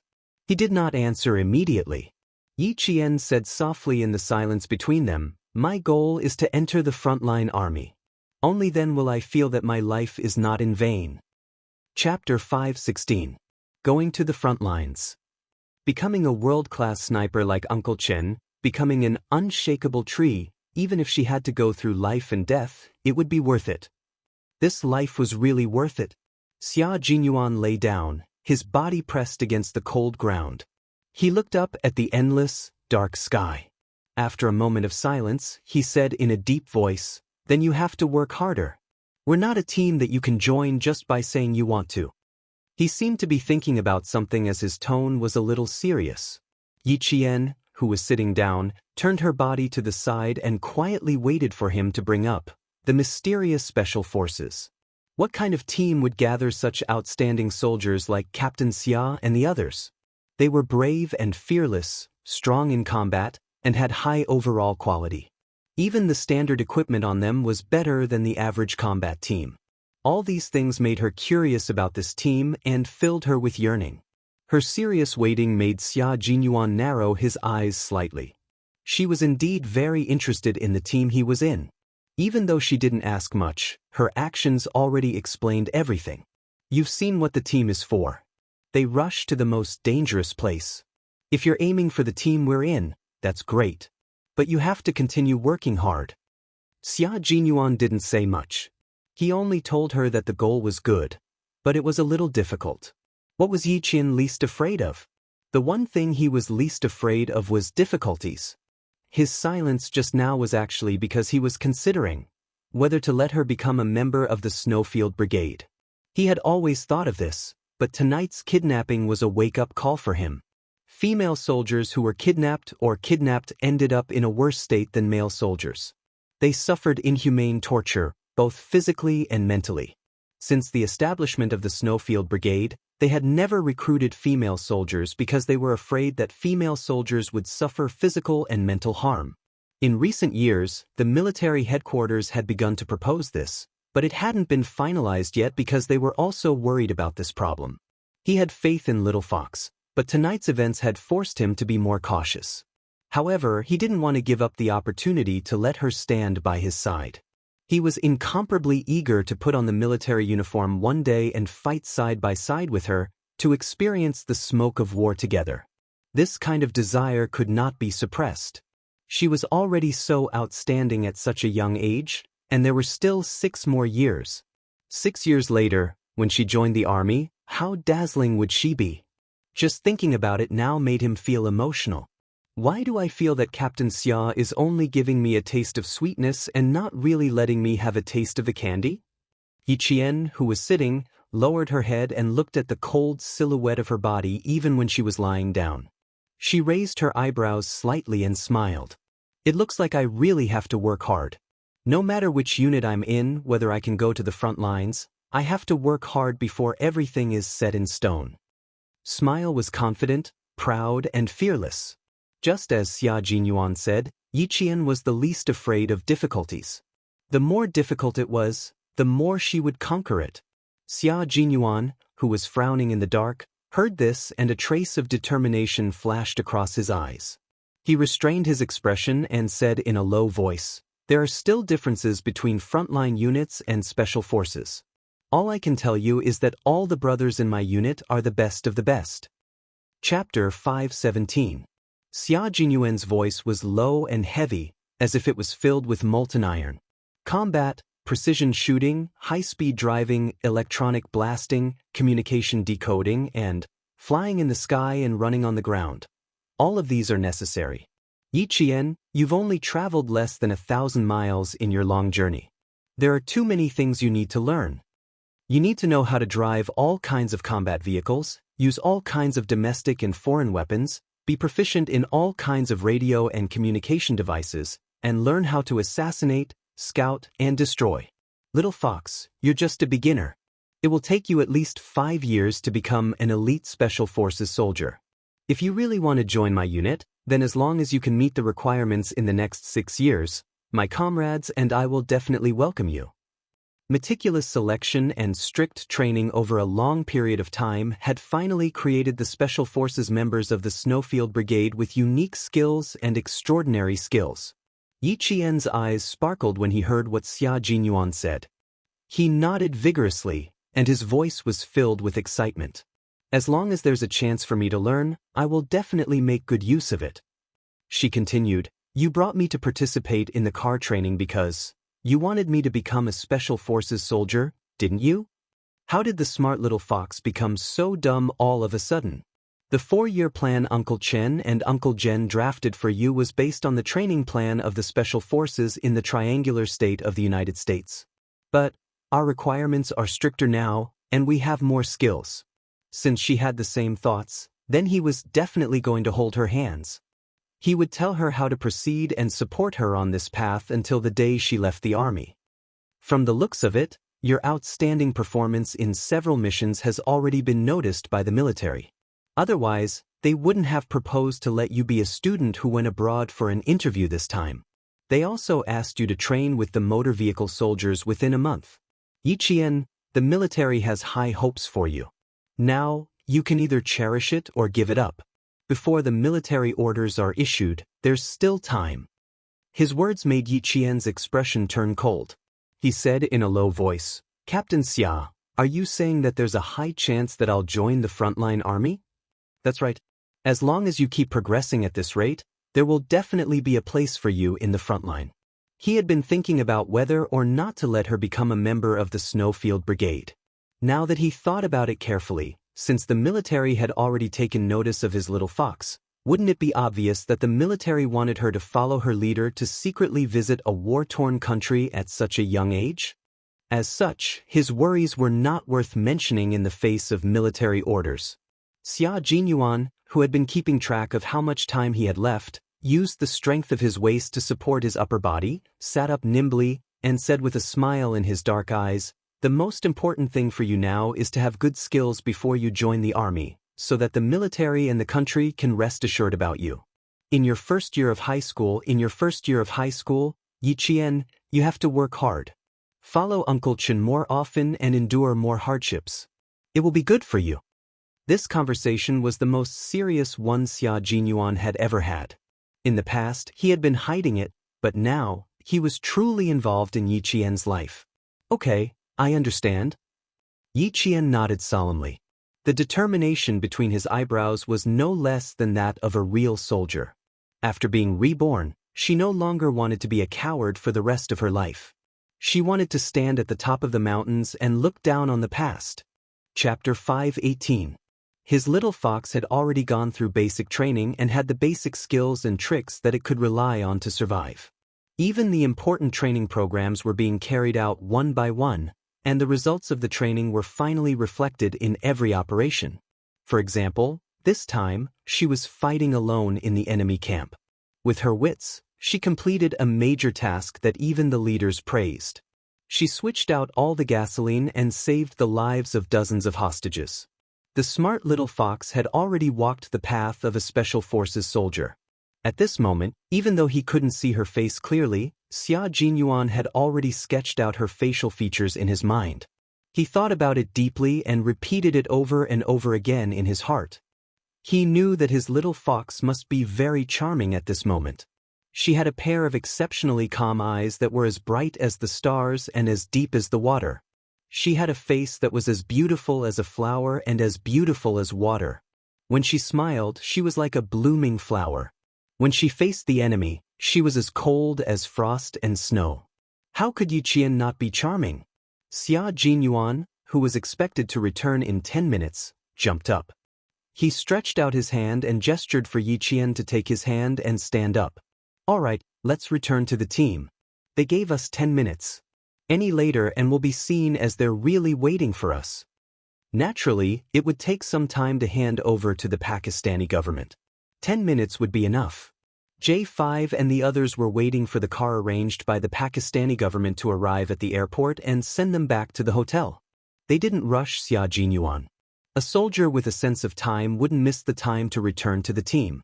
When there was 1 minute left before the 10 minutes, two figures that had disappeared from everyone's sight gradually walked out from the darkness. The two figures walked in the same pace and had the same expression. V8 said softly, Yi Qian's military aura is quite similar to that of Q King. I heard from Z7 that Q King met Yi Qian when she was 14 years old. They've known each other for so long and she's often influenced by Q King. It's normal for their auras to be similar. J5, who had already noticed this, heard his comrades gasp and couldn't help but laugh. You're jealous, right? I'm jealous too. So, in order to have a girlfriend, I've long planned to get along with Yi Qian. I'm relying on her to introduce me to her. V8's sigh was different. It was a long sigh.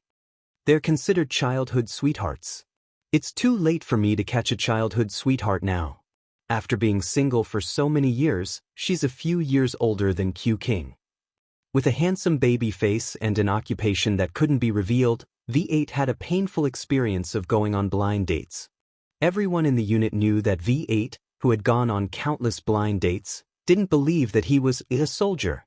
Every time he mentioned that he was a soldier, the girl on the blind date would always be suspicious. The more serious girls would ask to see his military officer's certificate on the spot. How could they casually show their military officer's certificate to others? In the end, in the eyes of the girl on the blind date, it would be seen as dishonest. V8, who had gone on blind dates during his vacation, had always failed and returned to the team. So, whenever he mentioned his girlfriend, his heart ached. K7 patted him on the shoulder to comfort him. Continue with the blind dates next time. Even a blind cat will catch a mouse. His cold and emotionless voice wasn't comforting him, it was attacking him. It had always been an honorable tradition in the Snowfield Brigade to insult their comrades. They were a bunch of bachelors and they wouldn't feel comfortable if they didn't insult their comrades. Chapter 5:19. Yi Qian, on the other hand, looked at the figures standing together. They were all about the same height. He pointed at two completely unfamiliar figures and said, one of them is V8 and the other is T6. You guys are really about the same height. Was this specially selected? Just like the National Flag Guards, all of you were carefully selected to be of the same height? They had to be the best of the best in the army, and they had to be of the same height. How difficult was it to gather all of them together? There's only one thing. It's just that it's slightly controlled, so there are fewer people in our army. When they were still 3 meters away from their comrades, Xia Jinyuan sped up his speech and said, their facial features also have to be well defined. It's extremely difficult. Yi Jian glanced at him quickly. Why did she hear a hint of smugness in his voice? They were so close and they had been holding hands the whole time. Even if they only looked at each other from the side, there was an intimacy that no one else could interfere. Another collaboration. How many times have we worked together, Xiaoyi? J5 laughed heartily. It had been more than a year since the last battle in the snowy highlands. This time, he saw her fighting ability again. She saved more than 10 hostages by herself, saved the orphanage from an explosion, and remained calm in the midst of a crisis. J5 admired her. Yi Qian was like a returning comrade. He high-fived them to show that he was safe. His eyebrows were like crescent moons. This is our third battle. It's been a pleasure working together. This is our first time working with you. Similarly, it's been a pleasure working with you. It's also reassuring, V8 said. He raised his thick black eyebrows and said jokingly, "Guess who I am?" Xia Jinyuan smiled. His handsome face was filled with gentleness as he said to Yi Qian, "V8, one of our comrades. He's partners with T6. They scored the highest in the tacit understanding test. They're proficient in many small languages. They're the best brothers." Proficient in many small languages? Yi Qian was in awe. When the T6 soldiers were introduced, Yi Qian had a better understanding of this mysterious special forces unit. The T6 soldiers were proficient in explosives, reconnaissance, assassination, armored vehicles, and infantry fighting vehicles. These were not a problem for him. With a gentle and handsome baby face, it was impossible to tell that he was a veteran, nor was it possible to tell that he was a soldier who was best at assassination. The car that was picking up the Snowfield Brigade members had already driven across the track and stopped steadily in front of them. The car door opened, and a young man in a suit stepped out of the car. The first thing he asked was, "Are you injured?" "The medical staff is at the airport. You can go over and treat the wound at any time." The situation in the transport plane was transmitted to everyone's ears through the tower's communicator. Several Pakistani government soldiers had been shot and had been sent to the hospital for emergency surgery, while the 2 Chinese special forces had not received any news of any injuries. Yi Qian, who was standing at the back, did not see clearly who the man who got out of the car was. When he opened his mouth, he knew that it was Qin Xiu, the professional interpreter accompanying the leader. "Everything is fine. No one is injured." J5 saluted him and replied coldly and calmly, "Thank you for your concern, leader. The mission has been completed. All members are on standby." Qin Xiu heaved a long sigh of relief and smiled elegantly. "That's good. The leader is still waiting for everyone at the hotel. Please get in the car first." He looked past the soldier who was almost 1.9 meters tall and finally saw Yi Qian standing at the back. He smiled at her and said, "Yi Qian, the leader wants to talk to you later. Be mentally prepared. It's not a bad thing, it's a compliment." This was the tone of an acquaintance. Chapter 520. Qin Xiu naturally knew Yi Qian, so he didn't use the same polite tone he used when speaking to the Snowfield Brigade. He was more or less casual. Not only was his tone casual, but he also turned sideways to let the Chinese soldiers get into the car first.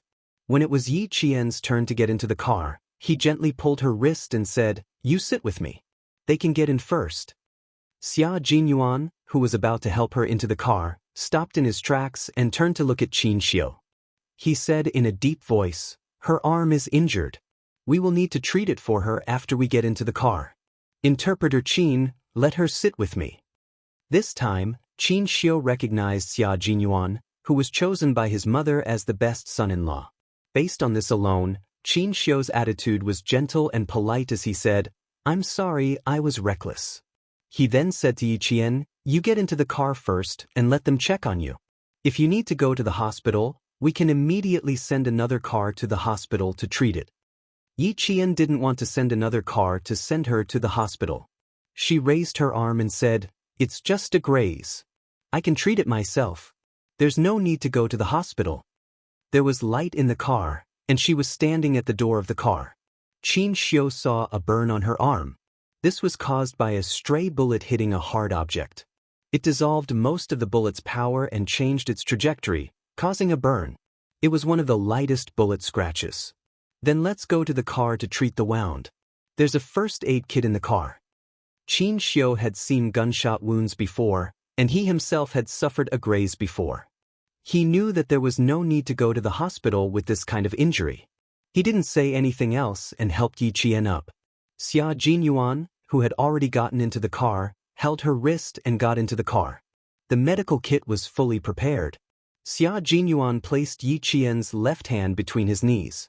As the car rocked, he picked up a cotton ball dipped in saline with a pair of scissors and carefully treated her wound. Don't move. Steady your arm. Don't let the forceps touch your wound.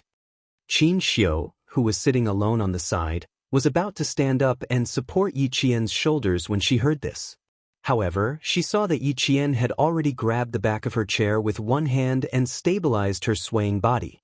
She had been kidnapped and walked out of a hail of bullets. She was even injured, but he did not see anything strange on her face. There was not a trace of fear, as if she was already used to it. This was a bit strange. How could a student be used to a hail of bullets? Qin Xiu couldn't help but take another look. His gaze was fixed on Yi Qian's back, and there was a hint of doubt in his indifferent eyes. The wound is not deep, so you don't need stitches. However, there will be some scars. After Xia Jinyuan finished speaking, he used a bottle of saline to rinse the wound, applied some anti-inflammatory medicine, and bandaged it with sterile gauze. Don't touch unboiled water tonight. It might be inflamed. He looked up and instructed Yi Qian. When he put away the medical kit, his cold gaze seemed to inadvertently look at Qin Xiu.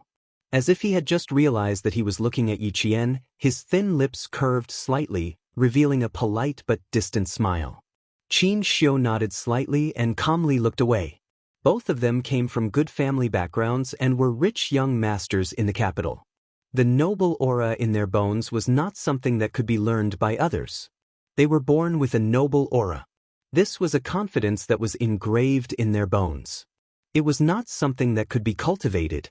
The saying, "Nobility accumulates for 3 generations," was referring to these two people. A calm look was exchanged with a faint smile. Then, they looked away as if nothing had happened. Qin Xiu had already narrowed his eyes. This young master from a family Xia was indeed not bad.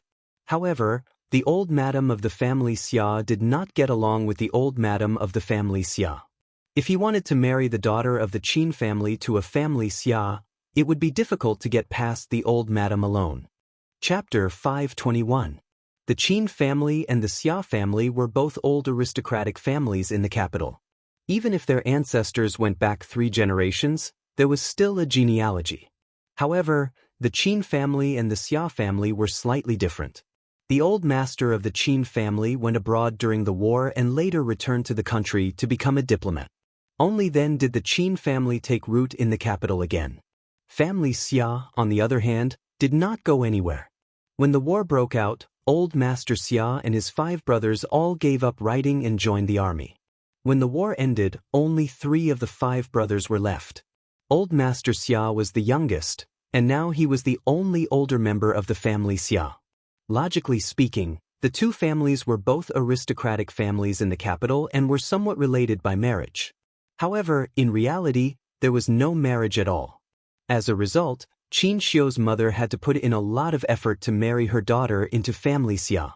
Qin Xiu did not care about these things, but it was impossible for him to not care at all.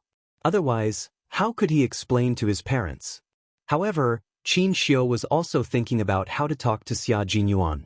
Just now, even if it was just a glance, he could see that Xia Jinyuan had a condescending arrogance. This was not a display of arrogance, but a kind of noble heritage of an aristocratic family. It was obvious that Xia Jinyuan was not someone who was easy to get close to. Qin Xiu was the same.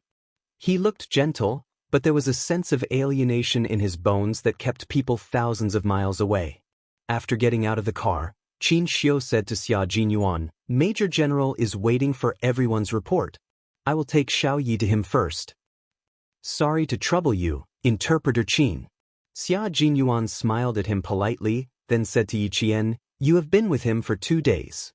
If he asks you anything, just answer truthfully. There is no need to deliberate." He was afraid that he would not have a chance to meet her tonight. After he finished reporting to Major General, she probably went back to her room to rest. Qin Xiu was a smart person. At this moment, he could tell that Yi Qian and Xia Jinyuan also knew each other. He stood to the side elegantly and did not say anything, quietly waiting for the two to finish talking.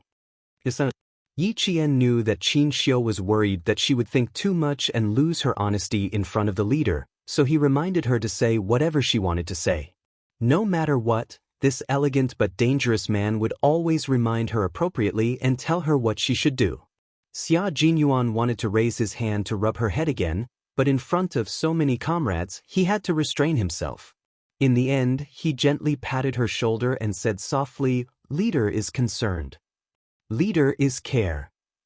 It was impossible for the leader to put on airs in front of a student. When he saw Yi Jian come in, her hands were wrapped in bandages, her face was covered with gray marks from the war, and her neat student uniform was wrinkled. He immediately said to Qin Xiu, "Quick, let the doctor come in and take a look at the child's injuries." Qin Xiu. Qin. Yi Qian. Afraid that the leader would call for a doctor, he said, "Translator Qin, you don't have to worry about my injuries." Qin Xiu gently closed the door and stood to Yi Qian's left. He smiled and said, "It's indeed a minor injury. Our Chinese soldiers have already treated it in the car. You don't have to worry. It's not a big problem. It's considered a minor injury." There were 4 guards standing upright in the room. When Yi Qian came in, they glanced at him lightly. Their eyes were as sharp as a falcon's, making Yi Qian's hair stand on end. They were the guards sent by Zhang Nanhai to protect the leader's personal safety 24/7. Chapter 522. Even if it's just a minor injury, you still have to recuperate. You came with us but let a child like you suffer. This is a foreign country. Child, there are some things that our country can't interfere with. I hope you don't mind. The leader stood up and walked over. His dignified and kind eyes stared at the girl who was praised by the Pakistani president. He patted her shoulder gently and said gently, "It's good that you're back safely. It's also our fault that we didn't make proper arrangements and let a child like you suffer so much." Long before Yi Qian came back, the leader had already reflected on himself. But how could this kind of thing be completely controlled? Both the Chinese and Pakistani sides had made careful arrangements. But who knew that the English teacher in charge of teaching Miss Petty was actually an Al-Qaeda member? From the old government to the new government, through layers of examination and verification, it was confirmed that the background was clean and there were no problems. The Chinese leader's visit to Pakistan was a secret visit. The only people who could stay in the presidential palace and know about this trip were people close to the president and trusted. Pavel represented the Pakistani government during the old government and attended a joint venture celebration banquet between China and Pakistan. Even so, there was still a problem. To me, it wasn't a hardship. On the contrary, I was quite happy about the kidnapping. Yi Qian sat down with the leader and pursed her lips into a smile. She had the innocence of a young girl and the fearlessness of a soldier. When the leader heard this, he was quite surprised. He wanted to let Yi Qian go back to rest early. Now, he asked with interest, "Why? Aren't you afraid?" This young girl was quite interesting. She wasn't afraid of being kidnapped. Instead, she was happy. Moreover, from her expression, it was obvious that she wasn't just saying it casually. She really thought that it was a happy thing from the bottom of her heart. It was an honor for anyone to have a face-to-face meeting with a leader of the country. Making the leader interested in her topic wasn't just an honor. It showed that the leader valued her. Yi Qian faced such an honor calmly and indifferently. She smiled slightly and said, "I've been trained by the army for the past few years. Although it was unfortunate to encounter such an incident, it was the accumulation of actual combat experience for me. I'm not afraid of being laughed at, but when I was kidnapped, I was actually quite excited, thinking that I could finally practice." At this point, Yi Qian pursed his lips slightly, revealing a shy smile. "That was what I thought at the time, but when I found out who had captured me, I actually panicked." She spoke at a steady and calm pace. She talked about her fear at the time and her plans after the incident. Every word and every look in her eyes revealed her confidence. "The army groomed me in the hopes that one day, I can bring glory to the country. I'm just doing my best to repay the country and the army for their training. That was what she thought in her heart, and that was what she said. There was no need for her to think about it, and there was no need for her to think about it. She said what she thought. Qin Xiu, who had not left, listened quietly. He heard every word Yi Qian said. His calm expression hid the shock in his heart.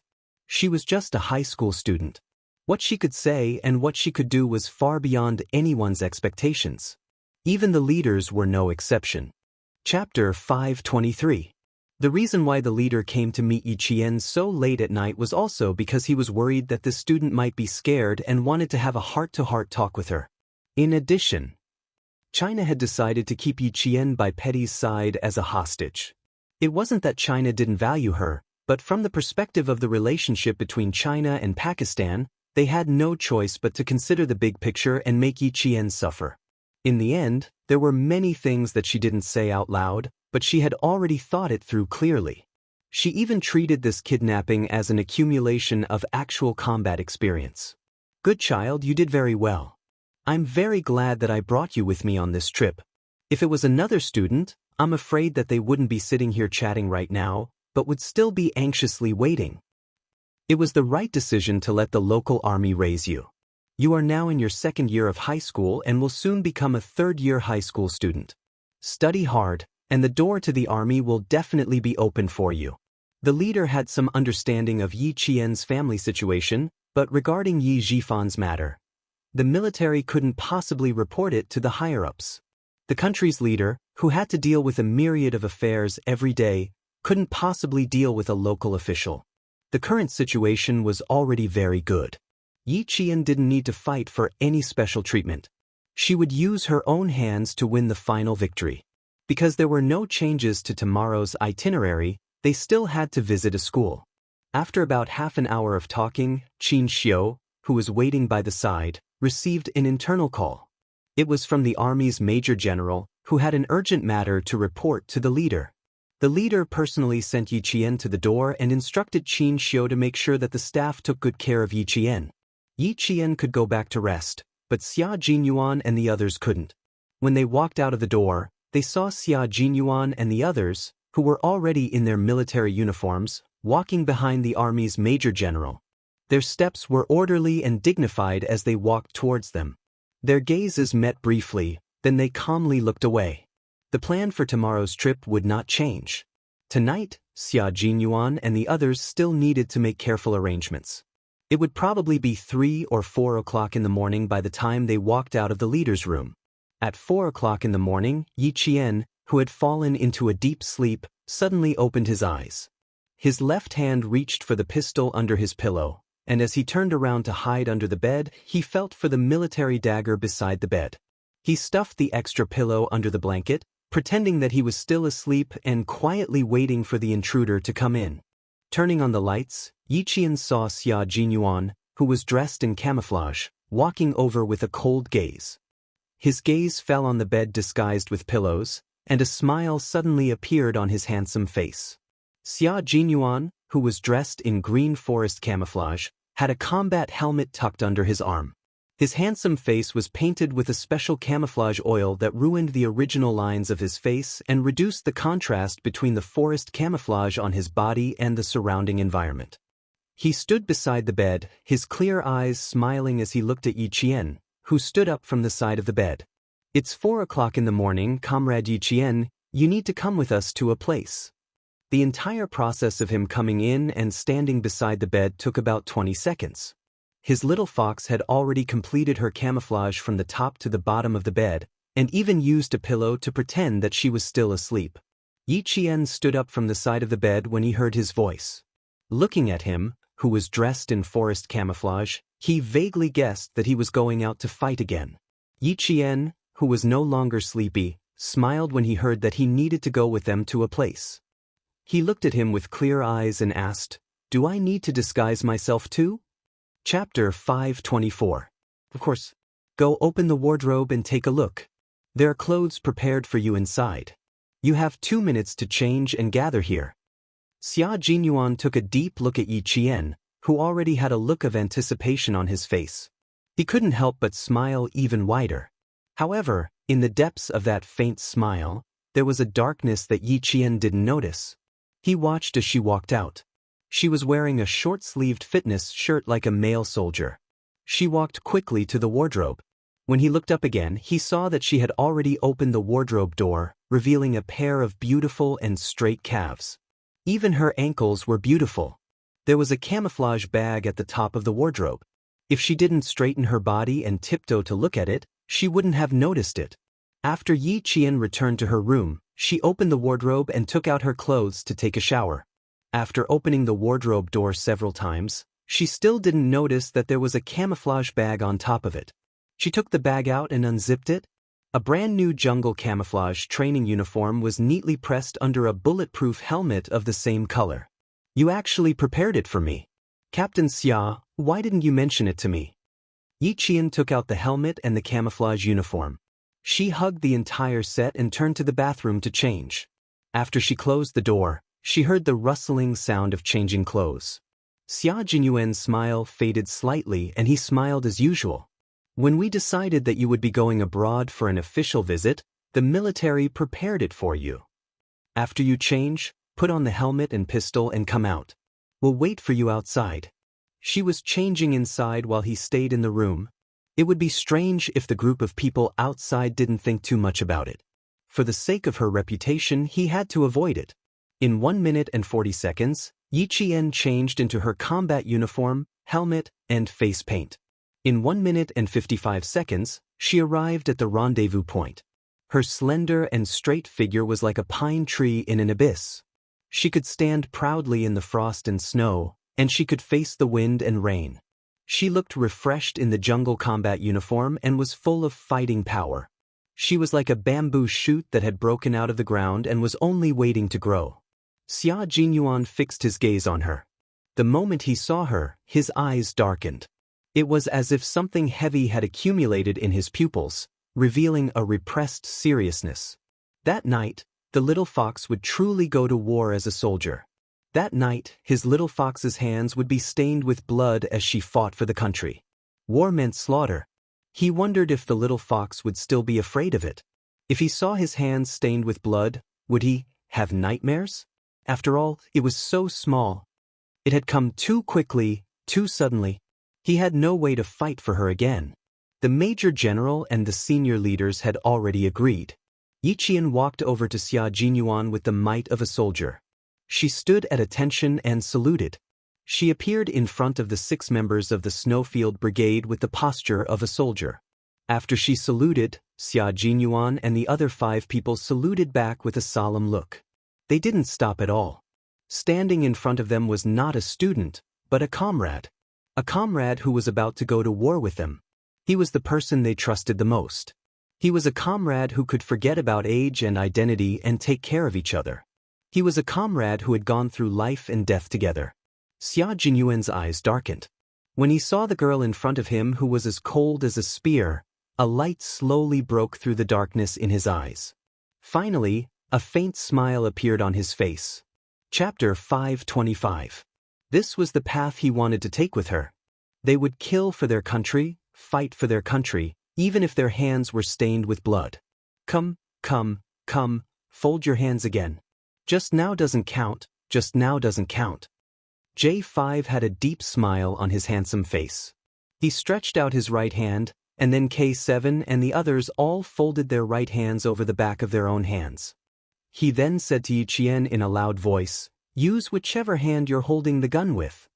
Xia Jinyuan covered his left hand, raised his eyebrows, and gestured for Yi Qian to extend his hand with a smile in his eyes. "Use both hands, no distinction between left and right." A bright smile bloomed on her beautiful face. It was bright and full of vitality. She placed her left hand over the back of Xia Jinyuan's hand and said, "I'll use my left hand." Xia Jinyuan raised his eyebrows and placed his right hand over the back of her hand. T6 looked at Yi Qian, then at Xia Jinyuan's right hand. He sighed and said, childhood sweetheart, I'm really envious of you. Hurry up and look through your old photos when you get back during the holidays. See if you can find another childhood sweetheart." Following J5's teasing, a few chuckles could be heard. They all understood what was going on. Only Yi Qian looked a little confused. As J5 shouted, 1, 3, his large hand and her small hand lowered and retracted together. Every time they went on a mission, the comrades of the Snowfield Brigade would fold their hands to cheer for each other. When they returned, they would fold their hands again to represent their unity and return. Get your weapons first. We'll talk about the details after we get in the car. After they finished folding their hands, Xia Jinyuan's expression instantly turned cold. He was like a ferocious beast that was baring its fangs as he crouched in the dark, waiting for an opportunity to strike. He wasn't the only one. The team members who were chatting and laughing with Yi Qian just now all had cold expressions on their faces. There was no trace of a smile on their faces. Yi Qian's heart skipped a beat, and he even held his breath. From their serious expressions, he could tell that this was a very important and dangerous mission. Every one of them was armed with an M16 automatic assault rifle. Not only were they equipped with guns, but they were also equipped with 4 grenades, light grenades, and smoke grenades. When it was Yi Qian's turn, Xia Jinyuan handed her a sniper rifle developed for the Special Forces, the AS sniper rifle. It was produced by the Tula Munitions Factory for the use of secret military organizations and police forces, so it was a sniper rifle that could be disassembled and put into an ordinary briefcase. I'll leave the sniper position to you. Xia Jinyuan handed the gun to Yi Qian and helped her put on the earpiece communicator. He tidied up her collar with a dark look in his eyes and smiled faintly. Now, you can keep in touch with us at any time. Yi Qian held the gun in his hand and strapped the grenades to his combat vest. He smiled at him, calm and confident. Yes, I'll definitely guard my position. I won't cause any trouble. Silly girl, if you were here to cause trouble, we wouldn't have dared to let you come over. J5 was amused by her. She was a very honest girl. Even if she was just standing next to him, she still had a charm that made people believe in her. You can't be modest on the battlefield. Do whatever you want. It was a very relaxed conversation. Yi Qian even had a smile in her eyes. It was 4 in the morning, and the city was quiet as if it was a lifeless city. Other than the brightly lit streets, there was not a single person walking on them. Because it was a quick battle, there was no need for military backpacks. They held their guns in their hands and equipped their weapons. One by one, they walked briskly into the individual elevator that connected to the basement from the room. Then, they jumped into a car that had no curtains except for the windshield in front. Chapter 526. Let's talk about the battle plan. We'll be secretly providing support to our brothers in China. We'll be relying on the daggers in our hands. After getting into the car, the few of them rearranged the rows of seats to form a table. Xia Jinyuan laid out the military map on the table and waved his slender fingers in a combat half-finger glove. Numbers 3 and 5 are the mountain routes. We'll go around these mountain routes and cut in from the west. This was a map of Pakistan's Mount Margla. It was a famous scenic spot in Pakistan. At the foot of the mountain was the Faisal Mosque gifted by the king. If they drove northwest from the city center, they would arrive at the location of tonight's battle. Xia Jinyuan pointed at the place where the firepower would be concentrated. He looked up slightly and glanced at Yi Qian. Yi Qian, this is our target tonight. Memorize the map so it'll be easier for you to move. Yi Qian, do you know what we're going to do tonight? J5 suddenly asked. Did King Q tell you? This question was timely. It was exactly what Yi Qian was thinking. He didn't have time to tell me, but I can guess a little. It's still about the Al-Qaeda incident tonight, right? Yes and no. J5 raised his eyebrows and looked at her calmly. How do you know it's related to the Al-Qaeda incident tonight? How can you tell? Yi Qian chuckled. They were testing her observation skills. Mount Margla is located in the northwest of the city. It's part of the Karakoram Mountains. There's a famous mosque at the foot of the mountain. It was gifted by King Faisal. Pavel is a believer, so the mosque must be the place he goes the most. After tonight's operation, we rushed to Mount Margla where there's a mosque. I'm guessing that the current mission is related to the Al-Qaeda members. Xia Jinyuan glanced at J5 and said calmly, just because I didn't say anything doesn't mean she doesn't know anything. Some things can't be told by others. You have to think about it yourself. Although he was looking at J5, Yi Qian knew that this sentence was actually directed at her. As she said, it was indeed related to the Al-Qaeda organization, but it was also related to China.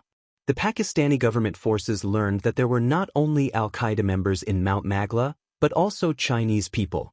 The reason why the Chinese government had joined in again was because the other special forces that had previously supported the Snowfield Brigade had come for this purpose. They were investigating a local arms smuggling case with the local police.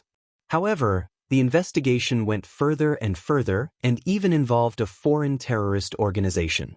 This special forces team from the Linchuan military district had actually been secretly operating in the border area between China and Pakistan. That was why he was able to reach Bafang within 3 hours. We've discovered that the Chinese are all concentrated in the north. We'll cut in from the west and attack in a fan shape. We'll directly cut into the enemy's base camp. All members of Al-Qaeda, make your decision.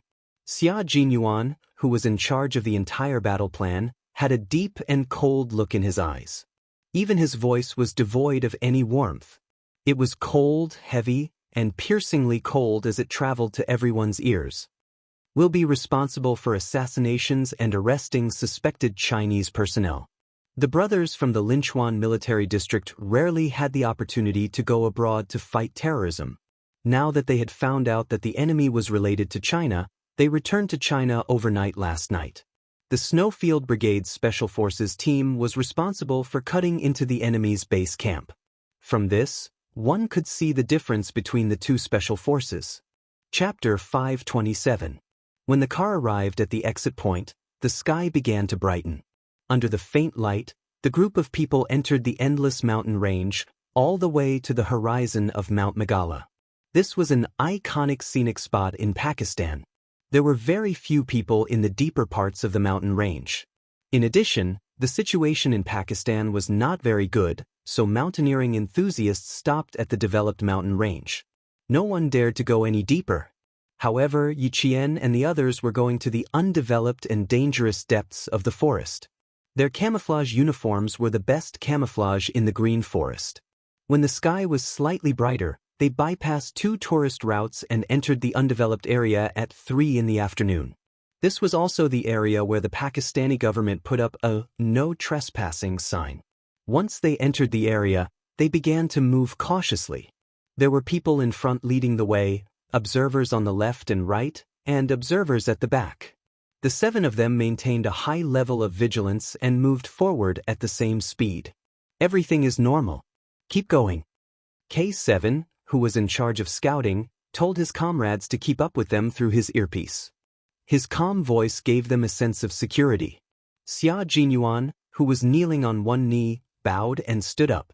Yi Qian immediately held his gun and guarded the rear. Then he followed closely behind Xia Jinyuan and continued to move forward. Although the mountain was lush with green trees, in order to safely cut into the enemy's base, they did not choose to walk through the valley. Instead, they used their GPS to march on the back of the mountain.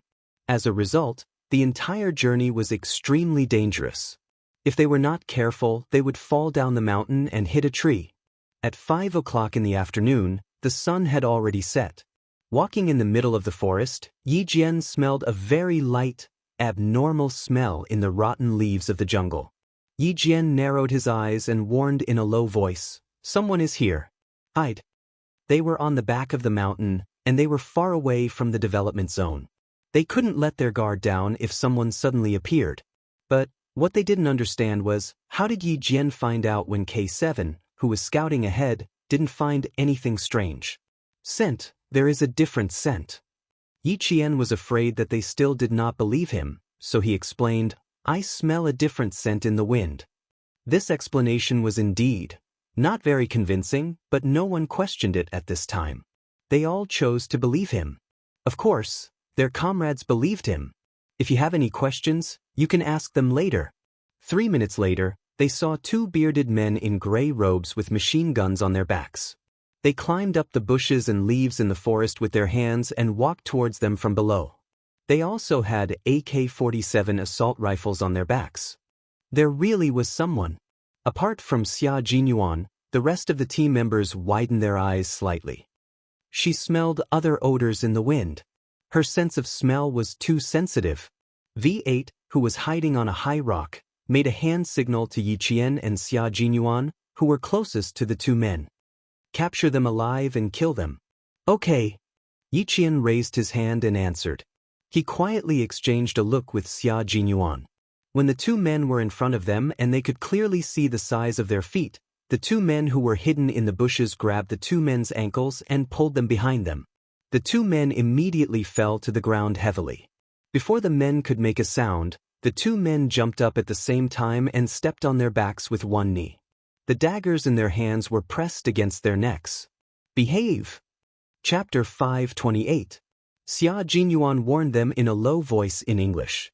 He tightened his grip on the dagger that was pressed against their necks, causing blood to trickle down the throats of those who were still struggling. Yi Qian, who had used the same method to restrain the Al-Qaeda member, did the same.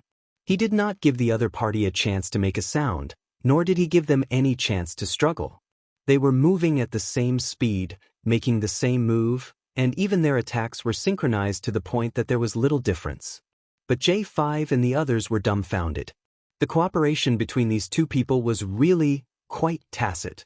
The T6 combatant in charge of the body search walked out and carefully searched the other party from head to toe. After confirming that they did not have any real-time communication devices, he clamped the head of the man Yi Qian had captured alive with both hands and silently disposed of the head after a click. Without any communication devices, these two people could not contact the Al-Qaeda base, and the people from the Al-Qaeda base could not contact them either. Naturally, they chose to dispose of them. After all, they could not possibly leave behind people with guns behind them. Without any real-time communication devices, this means that we're already close to their furthest patrol range. Xia Jinyuan opened the map again and used the GPS to locate their location. He tapped lightly on the map with his finger. We're here now. We're very close to the coordinates of the enemy's base camp and within their furthest patrol range. We're on the right track. We're expected to arrive at 7 p.m. The Pakistani government forces cut in from the north. They're taking a transport plane, and they're marching about half an hour ahead of us, K7 said softly. Everyone had a natural expression on their faces about what had just happened. It's a good opportunity for us to go in deeper now that they've started fighting. Check the time again. Rest for 10 minutes and then get ready to set off. Timing was also very important. A 1-minute error would result in a major mistake. The worst thing was to wait for a 1-minute error while your comrades were attacking.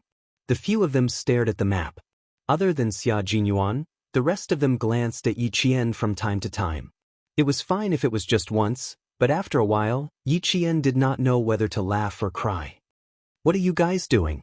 You don't have to keep looking at me. Haha. The T6 combatant who caught Yi Qian chuckled unnaturally and patted his helmet a little embarrassedly.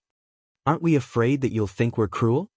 Xia Jinyuan, who was facing Yi Qian, said calmly, Don't mind them. This is the first time we're working with female soldiers. They're a little crazy. You're overthinking it. How could I possibly think that you're cruel? If you want to be cruel, I should be the one to inform you immediately after discovering the enemy. That's the real cruelty. They. Yi Jian narrowed her dark eyes slightly.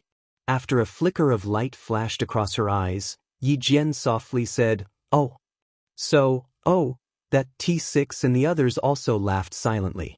It seemed that this smart girl knew what they wanted to ask. My sense of smell is very sensitive. If it's the smell of perfume, as long as the wind blows, I should be able to smell it from quite a distance. The Pakistani men have an indescribable smell on them. It seems like everyone has it. When I was in the mountains just now, I kept smelling the smell of rotten leaves. Suddenly, another smell drifted over, and I smelled it immediately. What they wanted to ask was, how could she smell the enemy's scent and determine that there were enemy forces? Chapter 529. The members of the Snowfield Brigade sighed with emotion at Yi Qian's special skills. Their painted faces changed slightly. J5 turned his head and bumped his shoulder against K7's shoulder. He lowered his voice so much that K7 almost couldn't hear what he said. Looks like I'll have to shower a few more times in the future. I can't be proud of my masculinity anymore. I'll have to restrain myself a little. A bunch of men either trained or went out on missions every day, so the smell of sweat on their bodies wasn't that pleasant. They definitely cleaned themselves up when they were in uniform, but they wouldn't clean themselves up immediately after training. Sometimes, they would just wash their faces under the faucet and rush to the cafeteria to eat. Anyway, everyone was the same. No one cared about the smell on each other's body. K7 glanced at J5 coldly and turned his head away without saying a word. He didn't have any smell on him. He had been smothered in Chinese medicine since he was young, so no matter how much he sweated, there was only the smell of Chinese medicine. Many people had the same thoughts as J5. Other than Xia Jinyuan and K7, who were indifferent, the others all had subtle thoughts. Especially T6, who had failed multiple blind dates. His appearance was top-notch. He felt as if a bucket of ice water had been poured on his heart. Damn, could it be that the smell was one of the problems? Yi Qian didn't expect that his words would shock the elites of the Snowfield Brigade. As a result, the Snowfield Brigade's personal hygiene was left in the dust by other troops. When the 10-minute break was over, the 7 of them set off again. By this time, they had been on the road for nearly 9 hours.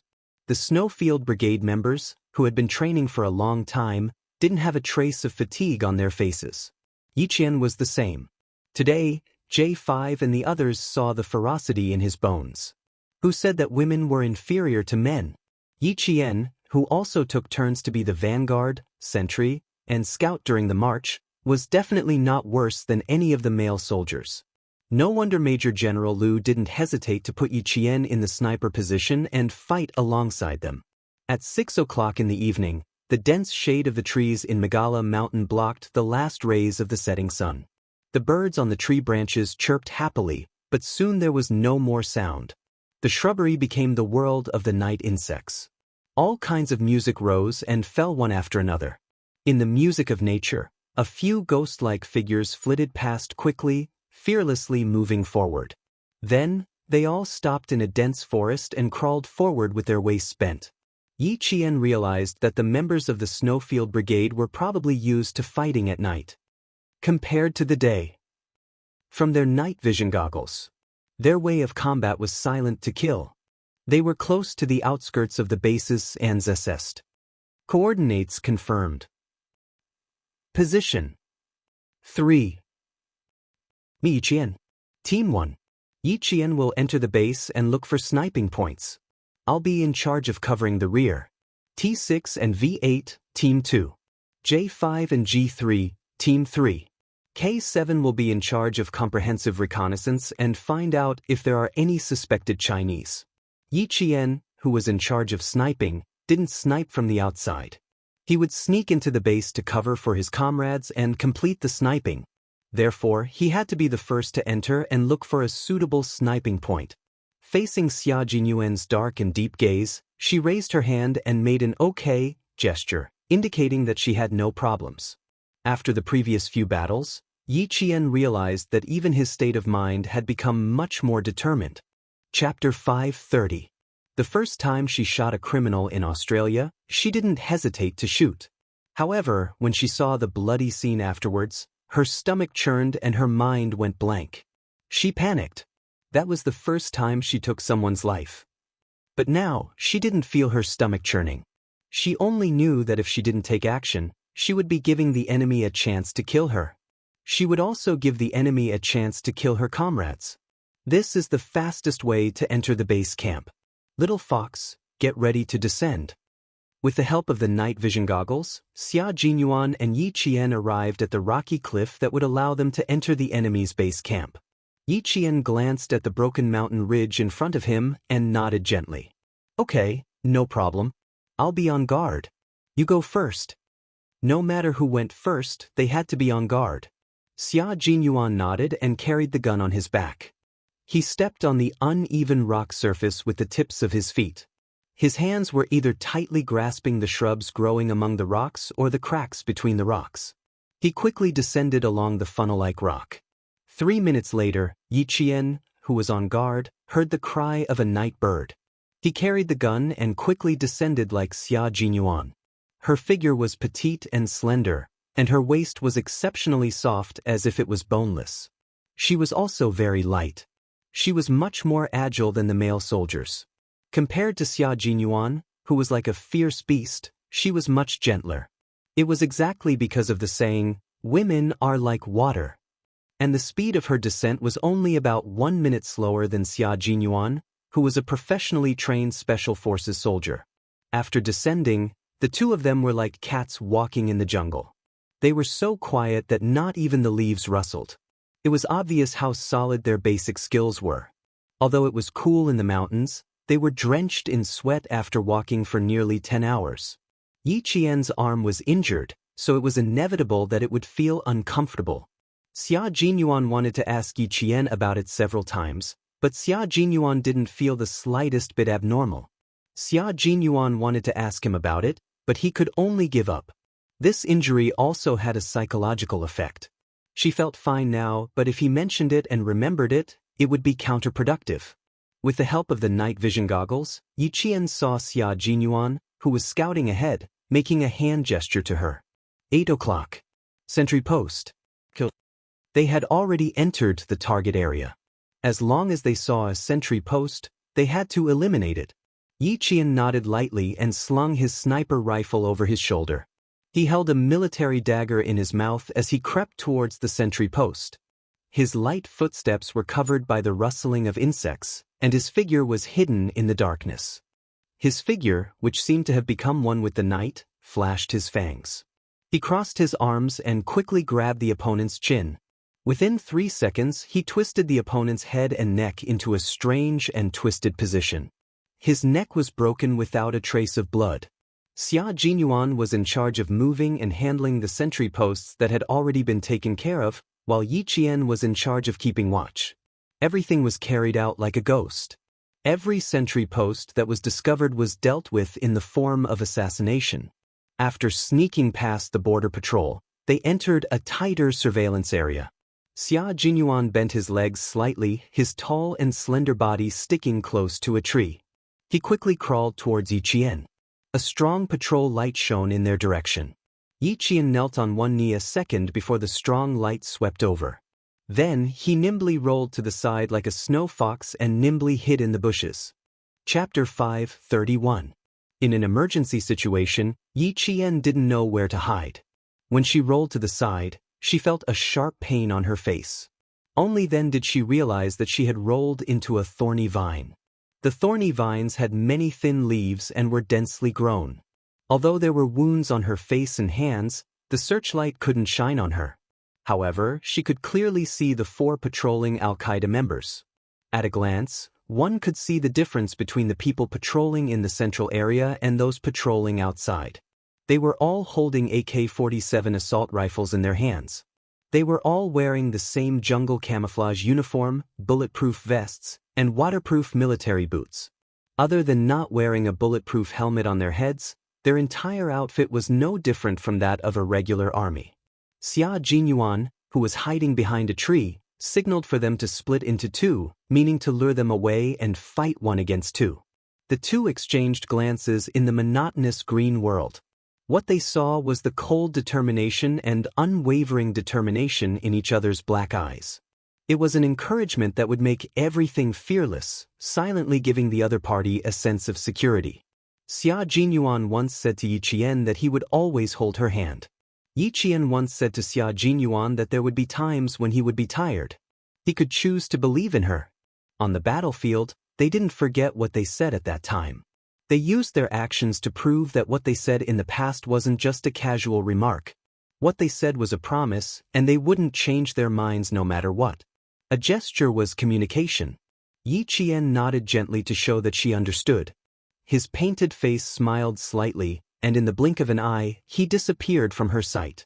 There was the sound of leaves rustling, as if someone was escaping in a panic. The Al-Qaeda member walking at the front was quite vigilant. He didn't immediately shine the searchlight in that direction. Instead, he whispered a few words in Urdu to the other 3 people who had also sensed something. The 4 of them quickly split into 2 groups. 2 of them searched in the direction of the swaying leaves, while the other two seemed to continue moving forward. However, the man with the searchlight in his hand hung the searchlight on the tree, and then quietly went up and outflanked them. They had received a certain amount of combat training and knew how to create a diversion. However, for Yi Qian, who had received formal training, this made it easier for her to attack them from behind. She worked together with Xia Jinyuan to eliminate the target. Yi Qian lightly jumped out from the thorny vines.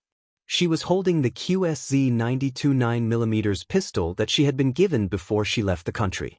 It had an effective shooting range of 50 meters and a muzzle velocity of 350 meters per second. She would choose to fire at a range of less than 50 meters, reducing the firing range to 5 meters. This way, she would have enough time to fire the next shot and finish off the other one. 3 light flicks came from the earpiece. It was Xia Jinyuan indicating that they would start in 3 minutes.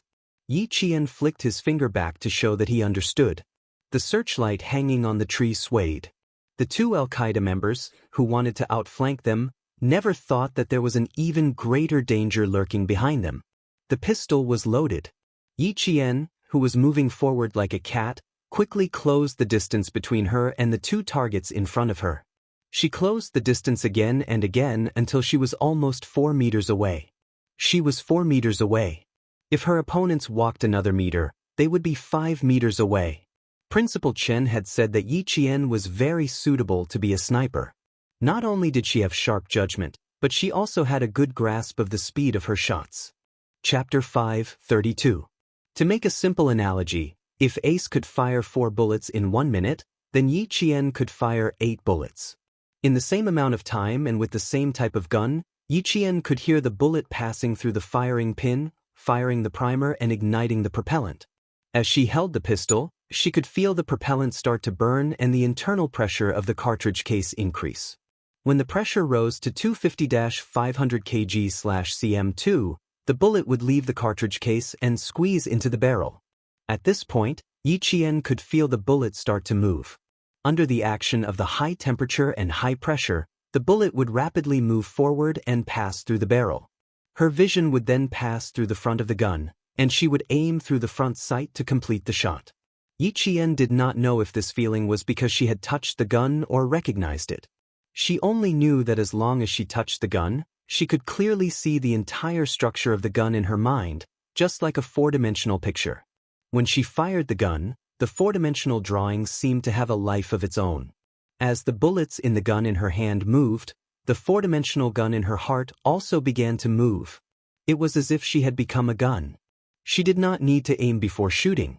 Instead, she could complete the aiming action after pulling the trigger.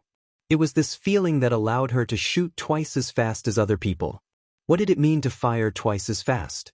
It meant that she had already completed the shot before others had even fired. For example, right now, the muffled sound of rocks sinking into water could be heard, followed by the same sound. 2 people had fallen consecutively, but the 2 terrorists in front did not even have the chance to fire. This was Yi Qian's ability. After Xia Jinyuan finished off the other guy who had not reacted at all, he looked at Yi Qian through his night vision goggles. Even though he was usually calm, at this moment, his eyes and heart were filled with shock. Her firing speed was very, very fast. She could accurately kill 2 people within 0.003 seconds. Before this, he was still thinking that he should quickly finish off the 2 people who were following him and then turn around to support Yi Qian. Who knew that she would be the one to support him? After dragging away the 4 terrorists who were still warm but were already dead, Xia Jinyuan led Yi Qian into the bushes and got close to her. I didn't realize you were so fast before, but after seeing you today, you really shocked me. In order to communicate secretly, not only did he get close to her, but he also spoke with his lips close to her ear. Yi Qian even felt that his thin and warm lips were about to touch her ear a few times. His low voice and warm breath were all sprinkled by her ears and neck. Her heart couldn't help but tremble, and an unnatural expression immediately appeared on her face. You actually have a unique skill that I don't know about. Little fox, you're not being honest. As he was still talking, Yi Qian couldn't help but tilt her head slightly. She didn't realize that her ear was a little ticklish. His words made her want to scratch it. Xia Jinyuan really didn't have any other intentions. Seeing this, he couldn't help but laugh. Why are you hiding? It's more convenient to talk like this. My ear is itchy. Yi Qian glanced at him and said softly, Captain Xia, are we going to rest? How's the J5's operation? Should we contact them? Chapter 5:33. There was no sound from their earpiece. It seemed like they had temporarily turned off their communication. Xia Jinyuan smiled and said, We can rest now. We're almost at the edge now. We'll go out after they reach the edge. What he meant was that their team moved quickly and encountered fewer obstacles. J5 and the other teams had a harder time cutting into the edge, so there were more piles to clear, so it would take more time. Yi Jian wanted to sneak into the enemy's base camp first. Although the place she and Xia Jinyuan chose was difficult to sneak into, there were many rocks and few trees. However, the distance was short and there was a natural protective screen nearby. Therefore, the patrolling members of the base organization were not as strict as those of J5. Captain Xia, why don't you go and support them? I can sneak in by myself. Yi Qian was still a little worried about the other team members. Since they were already here, she could sneak in by herself. Xia Jinyuan looked at her with a half-smile. Although his face was covered in paint and he was wearing night vision goggles, Yi Qian could still feel his gaze burning like the sun. She heard him say, You haven't answered my question yet. Answer what? Yi Qian blinked. Her face was also covered in paint, so she couldn't read his expression. She was in a good mood. She didn't expect that the speed at which she fired the gun would shock Xia Jinyuan. She was quite happy. In the past, she really couldn't compare to this dangerous man. Xia Jinyuan laughed. Are you proud of yourself? There was a deep affection in his eyes. His gaze was so gentle that it was almost dripping. Although it was blocked by the night vision goggles, that deep affection, Yi Qian could feel it. Her heart skipped a beat. She adjusted her breathing a few times before answering, I feel it. I feel it every time I fire the gun, especially when it's a pistol. As long as I'm sure I need to fire the gun, there's a cross-section of the gun in my heart and mind. I can clearly feel the movement of the bullet, then I can immediately aim and shoot. A deep and somewhat rapid breathing sound came from the earpiece. Then, she heard K7's cold and emotionless voice. Sorry, I just happened to hear it. I didn't want to disturb you, but I couldn't help but gasp when I heard it. Wouldn't that make people gasp in shock? Normally, when firing a gun, one would aim first and then shoot. But from what Yi Qian had said, shoot first and then aim, wasn't this bullshit? If anyone else said this, they would definitely think it was bullshit. But since it was Yi Qian who said it, K7 believed him. Last night on the transport plane, she fired her first shot in less than a second after the cabin lights went out. This proved that she was indeed capable. Shoot first and aim later. Sounds a little ridiculous. The corners of Xia Jinyuan's lips curled up, and the admiration in his eyes intensified. But since you said so, I believe you. Besides, I did see it just now. K7 was speechless. It was unbelievable. Yi Qian had broken tradition. Her actions were faster than the speed of a bullet, and she still had to aim. The voices of the other two squads came one after another. Each squad repositioned themselves. After confirming the direction, they put aside Yi Qian's shooting speed and focused on sneaking into the enemy's base. The silence in the mountains was not broken yet, but the assassination mission was in full swing. The members of the Snowfield Brigade were scattered all over the place. Yi Qian did not find the best sniping spot. Instead, he found a sniping spot where he could leave immediately and from which he could leave in any direction. When the gunshots rang out, Yi Qian knew that the biggest fight of the night had truly begun. Chapter 5:34. The first shots were fired by the Pakistani government. After confirming that all the Chinese soldiers had entered the base camp, they were the first to launch the attack. The Pakistani government was not afraid of exposing their identities, so their attack was fierce and vicious. Grenades were thrown one after another, and the entire valley was covered in flames.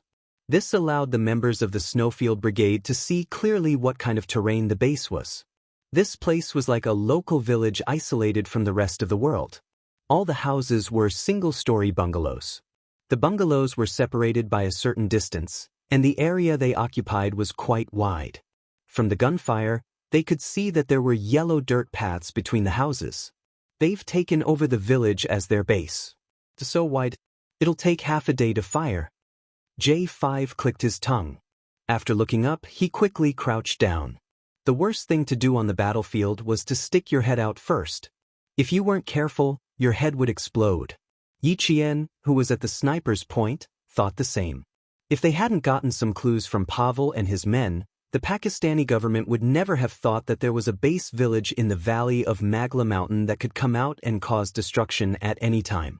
The grenades didn't explode at one point, but at several points at the same time. The shrapnel flew out like bees leaving their hive, splashing in all directions. The Al-Qaeda members who were close to the shrapnel were immediately blasted into a bloody mess. Blood and flesh splashed out along with the shrapnel, and everything was covered in the darkness of the night. Shrapnel was also a weapon that hurt people. The Pakistani government had only thrown offensive grenades with a killing radius of 10 meters. In other words, if there were people in this range, they would either be blown up or have their entire body pierced by the shrapnel. This type of offensive grenade was rarely used by the Snowfield Brigade. Looks like the new president has a personality. Fuck, all the grenades he threw out are offensive grenades. Q King, the defensive grenades in our hands are a little unpresentable.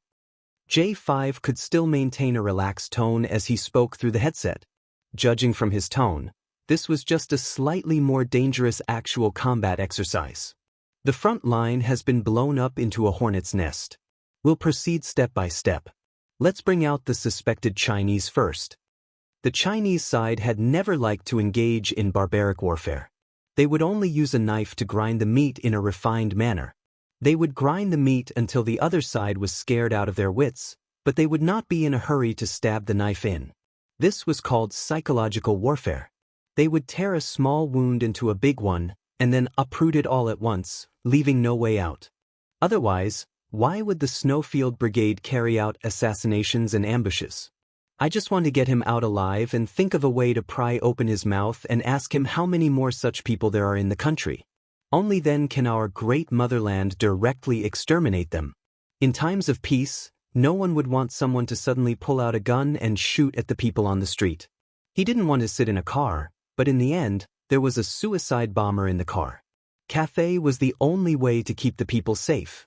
Allowing such dangerous people to run into society and harm the people was definitely against the principles of the country. They had to be eliminated. Yi Qian listened to the few of them chatting while eliminating the targets. Her widened eyes slowly narrowed. At this moment, she really understood why Captain Xia said that even the best soldiers in Fujian Town's army would not be able to join their army. Just this calmness during battle alone was enough to separate them from the rest of the world. She did not speak. She only paid attention to the movements around her. She saw 4 figures hurriedly rush into her surveillance area. Then, in a flash, they entered a pitch-black mud bungalow. Chapter 5:35. There was a light in the room, but it was extinguished in less than a minute. Yi Qian sent his location over and said in a low voice, "I'm at 2 o'clock. 4 targets have entered the room. Try to avoid this area. Be careful of an ambush." Now was not the time to make a move. Otherwise, she would have been able to snipe at least 2 targets. We don't have many people. We can only wait for them to attract the heavy firepower before we make a move. When J5 said this, everyone knew that he was talking to Yi Qian. Even Yi Qian, who was not officially part of the military, was forced to join the battle. Not only did they not have enough people, but they also did not have enough manpower. Yi Qian nodded in understanding. The special forces from the Linchuan military region had already returned to the border to begin their mission. They had managed to pry a lot of information out of the widow Pavel, including the situation at the Chinese border. It was an extremely serious matter that concerned the safety of the entire border. Otherwise, the special forces from the Linchuan military region would not have immediately returned to China after completing their mission at the orphanage. They were seriously short of manpower, and the Al-Qaeda members could retreat at any time. Since the Pakistani government had already fired the first shot, they could not let the second one be a dud. They immediately sent troops to draft a plan. Furthermore, Pavel mentioned that the Chinese would be involved. The operation was even more urgent, which was why they had come up with tonight's plan. Other than Yi Qian, Xia Jinyuan and the others were clear about these military secrets. They had only slept for an hour last night. When they woke up, they immediately woke up Yi Qian and moved out together. Xia Jinyuan and the others had not slept for 2 days and 1 night. They were short of manpower and did not sleep well. Under high alert, they would talk to their comrades from time to time, which was also a way to refresh themselves. Now that they were on the government's home ground, everyone was waiting for K7's reconnaissance report to come back before they could make plans for the next step. Xia Jinyuan's deep voice sounded particularly cold in the midst of the gunfire. It was like a 1,000-year-old rock with indestructible power. The entire base camp is made up of typical mud houses. Each of them has a high outer wall, and we have to be wary of any ambushes inside. It will take some time for K7 to scout by himself. The others absolutely could not act rashly. Xia Jinyuan's plan was because there were only a few people, so each of them had to be used at the most crucial moment. After K7 finished their reconnaissance, they quickly became reinforcements and met up with Yi Qian's team.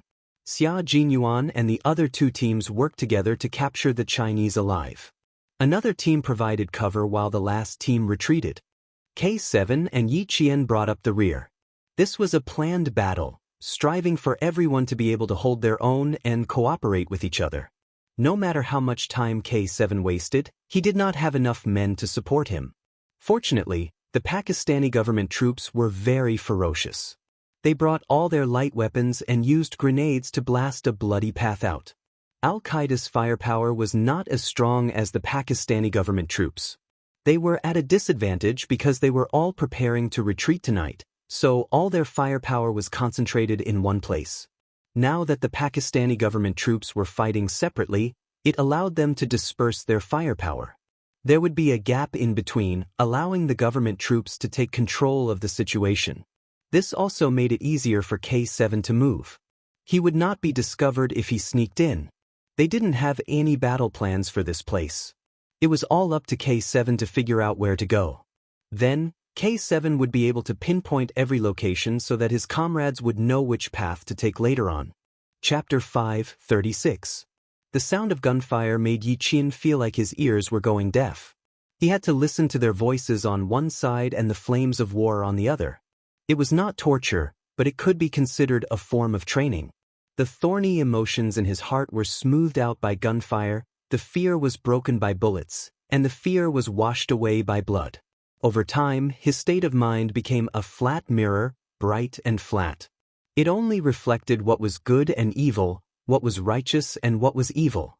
This was a kind of growth, and it was a growth that could only exist in the flames of war. Yi Qian knew that the reason he could participate in missions again and again was because the military wanted to train him and see if he was a piece of unpolished jade. There was a rumbling sound in the sky, and a transport plane could be seen rumbling from the east to the north. This thing was huge, and it was not a bomber or a fighter jet. It was the transport plane that had secretly landed 30 miles away from the Pakistani government. It was back.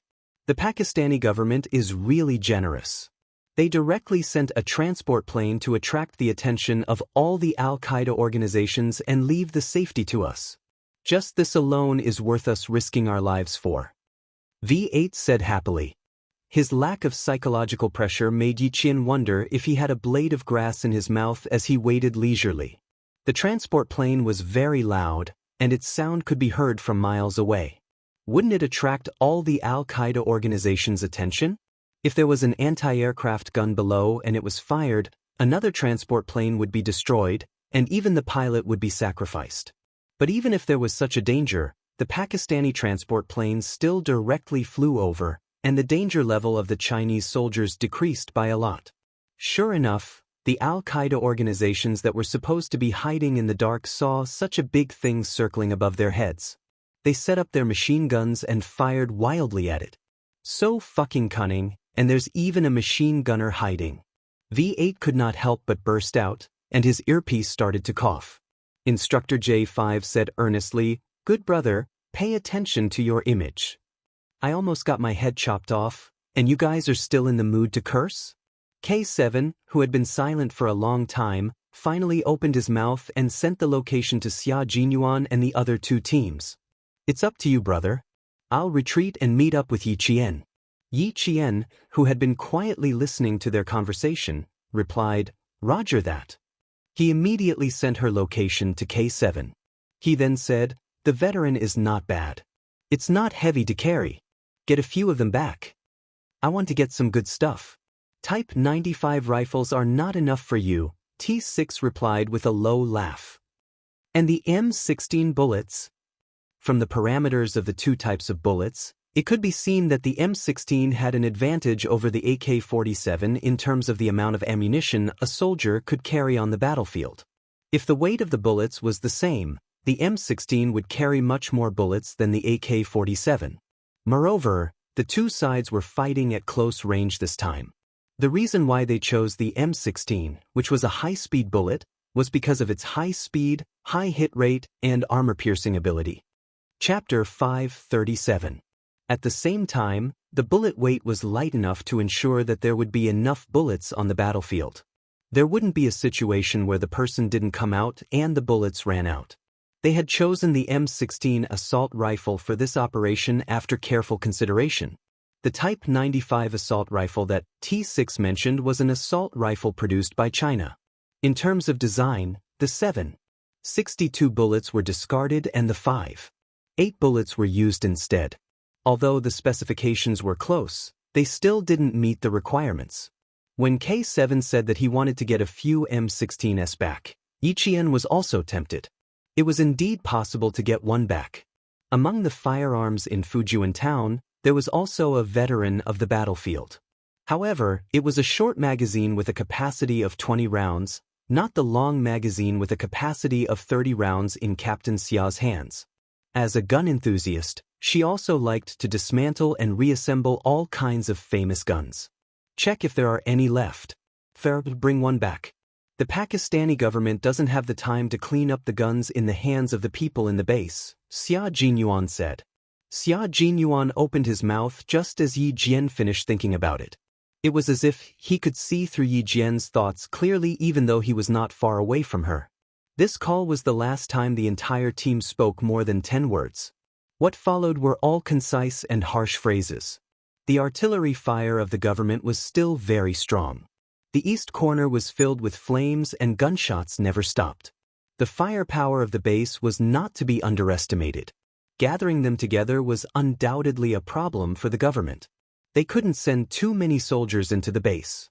The Snowfield Brigade would be isolated if they entered the base. As they got closer and closer to K7's position, J5's voice was filled with hostility. I have infrared here. Help clear the infrared. The only person who could provide support was K7. However, K7 said, I have infrared here as well. Brother, you're on your own. Entering the infrared surveillance system where even flies can't fly, isn't that asking for blessings? When the transport plane arrived, it even activated all the infrared surveillance cameras that the enemy had turned off when they retreated. This was a result that no one could complain about. According to the Pakistani intelligence, there were no infrared cameras in this corner of the mountain. They were all manned sentry posts. It was obvious that the information Pavel had gotten out of him was half true and half false. The interrogators hadn't filtered the information thoroughly and had given the Chinese side the wrong information. I think I should know where the surveillance camera is. Yi Qian put away his sniper rifle and said, My position has temporarily changed from sniper to assaulter. Everyone be careful. I'll go down and deal with it now. He bent over from a collapsed area and landed lightly on the ground like an eagle flying in the night. There are 4 people in total. 1 against 4. I'll be in the dark and he'll be in the light. The odds of winning are above 80%. Xia Jinyuan, who was leaning against the wall, didn't have time to answer Yi Jian before he saw a red flashing in front of him. His eyes sharpened and he rolled to another corner on the dusty ground. With sweat on his back, he said in a low voice, Half of it was destroyed, but the other half can still operate normally. I was discovered here.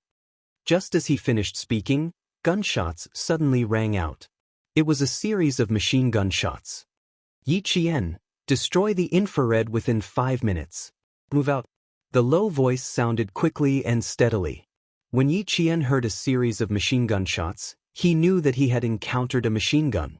Her eyes were filled with hostility. She stuck close to the wall and used the tip of her foot to push herself up. She stepped on the wall and entered the back of the mud house that she had seen for about a minute from her sniper position. Chapter 5:38. The tall walls didn't stop her. She jumped up and saw 3 Bafang soldiers in long robes standing there with guns. Their guns were aimed at the door. If anyone came in, the 3 AK-47s would shoot continuously and turn them into minced meat. Luckily, she chose to come from the back. Now, it was just 1 assassination and 2 close-range shooting. She didn't have much time to destroy the infrared system in 5 minutes. Increase the firepower. There are about 300 people in the base. The government even miscalculated the number of people in the intelligence report. We don't have enough ammo. Grab the submachine guns. G3 reminded his comrades. He was already fighting 1 against 5. With the infrared system, it was another 1 against 5. Yi Qian looked at the dark room. She saw 4 people earlier. Now, there were 3 people outside. That meant there was only 1 person inside.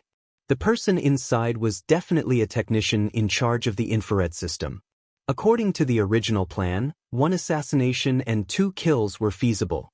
What she needed to do was eliminate the 3 targets outside and destroy the infrared system at the same time. The infrared system was like a pair of eyes in a battle. The more important the eyes were, the better the protection. Luckily, these people came back in a hurry. Her chances of winning increased to 90%. Yi Qian jumped down from the wall amidst the explosion. Using the high ground, she stabbed the military dagger in her hand into the left side of the man's neck. Woo! The man's neck was pierced through by the military dagger. He didn't even have time to pull the dagger out. Yi Qian had already fired and aimed at a target. After 2 shots, Yi Qian's back was drenched in sweat. Why did Grandpa Zhen and Uncle Chen strictly ask her to increase her speed during training? She knew the importance of speed when she was on the battlefield. If she was fast, she could take out 3 targets in less than 20 seconds. If she was slow, she could take out 2 targets. The last one could take her life. The explosion was too loud. The technician in charge of the base didn't hear anything. He needed to activate the infrared system in the base immediately to help his people move quickly. He needed to kill the government soldiers who might have sneaked into the base. Yi Qian, who was standing close to the door, could hear the voices of the other party talking from inside. He tried contacting the sentry posts but found that there were only a few replies, especially from the sentry posts in the northwest. Not a single one of them answered. He must have sensed the danger. He grabbed a submachine gun next to him and turned around to inform the members on sentry duty outside. However, as soon as he turned around, the sound of glass shattering could be heard. A bullet penetrated the glass and hit him in the chest. Yi Qian leaped over the corpses on the ground and pulled out the submachine guns from the enemy's hands. He used the enemy's guns to fire at the infrared surveillance and communication systems. Sparks flew in all directions like fireworks. After bursts of green smoke, everything returned to normal. Infrared solution. She informed all her comrades and left the room with the Heckler Koch MP5K PDW submachine guns. Behind her were 4 corpses that were gradually turning cold. Blood was still spreading on the ground, but there was no fear on her face. Well done, brother. K7's voice came first. He destroyed the infrared system on his side. After the enemy entered the blind spot, he started his counterattack. The rest of his comrades thought the same, but they couldn't answer. Their firepower was increasing rapidly. Even Xia Jinyuan, who was closest to Yi Qian, was surrounded. Chapter 5:39. Even though the entire infrared system had been destroyed, the members of the Shuiyu team were still exposed. This allowed the members of the Al-Qaeda organization to know that soldiers had infiltrated the base. The bullets were like a net that shot out in all directions, forcing the members of the Shuiyu team to shrink their heads. The bullets hit the mud wall, and the thick mud embedded the bullets. The flying dust covered the night vision goggles. Yi Qian didn't waste a second in the bungalow after leaving the room. Destroying the infrared system meant exposing herself. If she didn't leave now, once the Al-Qaeda members rushed over, she would be surrounded like a fish in a net. There was no end to the bullets, and an explosion occurred at 8 o'clock on her left, about 400 meters away. If she guessed correctly, that was where Xia Jinyuan was. She even used the grenades on her. Yi Qian's face darkened, and she didn't hesitate to run over to provide support. Before they left, they had clearly said that grenades were not to be used unless it was a critical moment, because they were to be used as the main weapon for retreating. But now, Captain Xia was using them. Thinking about the danger he was in, Yi Qian's eyes seemed to be dyed red with blood. Captain Xia, I'm here to provide support. Yi Qian, who was running close to the wall, wasn't running blindly. Xia Jinyuan, who had already blasted a path of blood, was lying on the ground. The explosion was so close that his eardrums were ringing. When he heard the sound, he said in a slightly hoarse voice, "Support K7, surround them." Surround them. Yi Qian felt her heart clench. A 15-man encirclement was considered a large encirclement, which meant that K7 was now surrounded by more than 15 people. K7, locate them. Yi Qian didn't run towards her 8 o'clock. She knew very well who needed support more, so she had to go and support K7 now. Before he could pinpoint the location, 4 Al-Qaeda members rushed out from the front. Yi Qian, who was in the corner, fired first. He even used an MP5K PDW submachine gun that he had stolen. The MP5K PDW had a combat firing rate of 900 rounds per minute and a magazine capacity of 30 rounds. This type of gun was originally used by anti-terrorist special forces, but now it had appeared in the hands of an Al-Qaeda member. It was no wonder that the Chinese leaders wanted the Chinese soldiers to participate in this operation. They had to capture the suspected Chinese in the base alive. Who provided such a dangerous gun in the hands of a member of the base that even had its exit controlled? Are there any in the country? Are there any of those who are hiding in the dark to endanger the country's peace? If they captured a few suspected Chinese alive, they would be able to get some clues. The bullets were fired at close range, and the targets were directly hit by the explosive force of the bullets. They were pushed back before falling to the ground. They didn't even make a sound before they were finished off by the guns and ammunition they had purchased. K7's position had been sent over. It was about 800 meters away from Yi Qian. Xia Jinyuan, who had suddenly appeared, said to Yi Qian, "I'm coming over to meet up with them. Support them." "But they have MP5K PDW submachine guns. Pick them up. Don't waste them." Yi Qian's tone sounded like a veteran who had been fighting for many years. His actions were not bad either.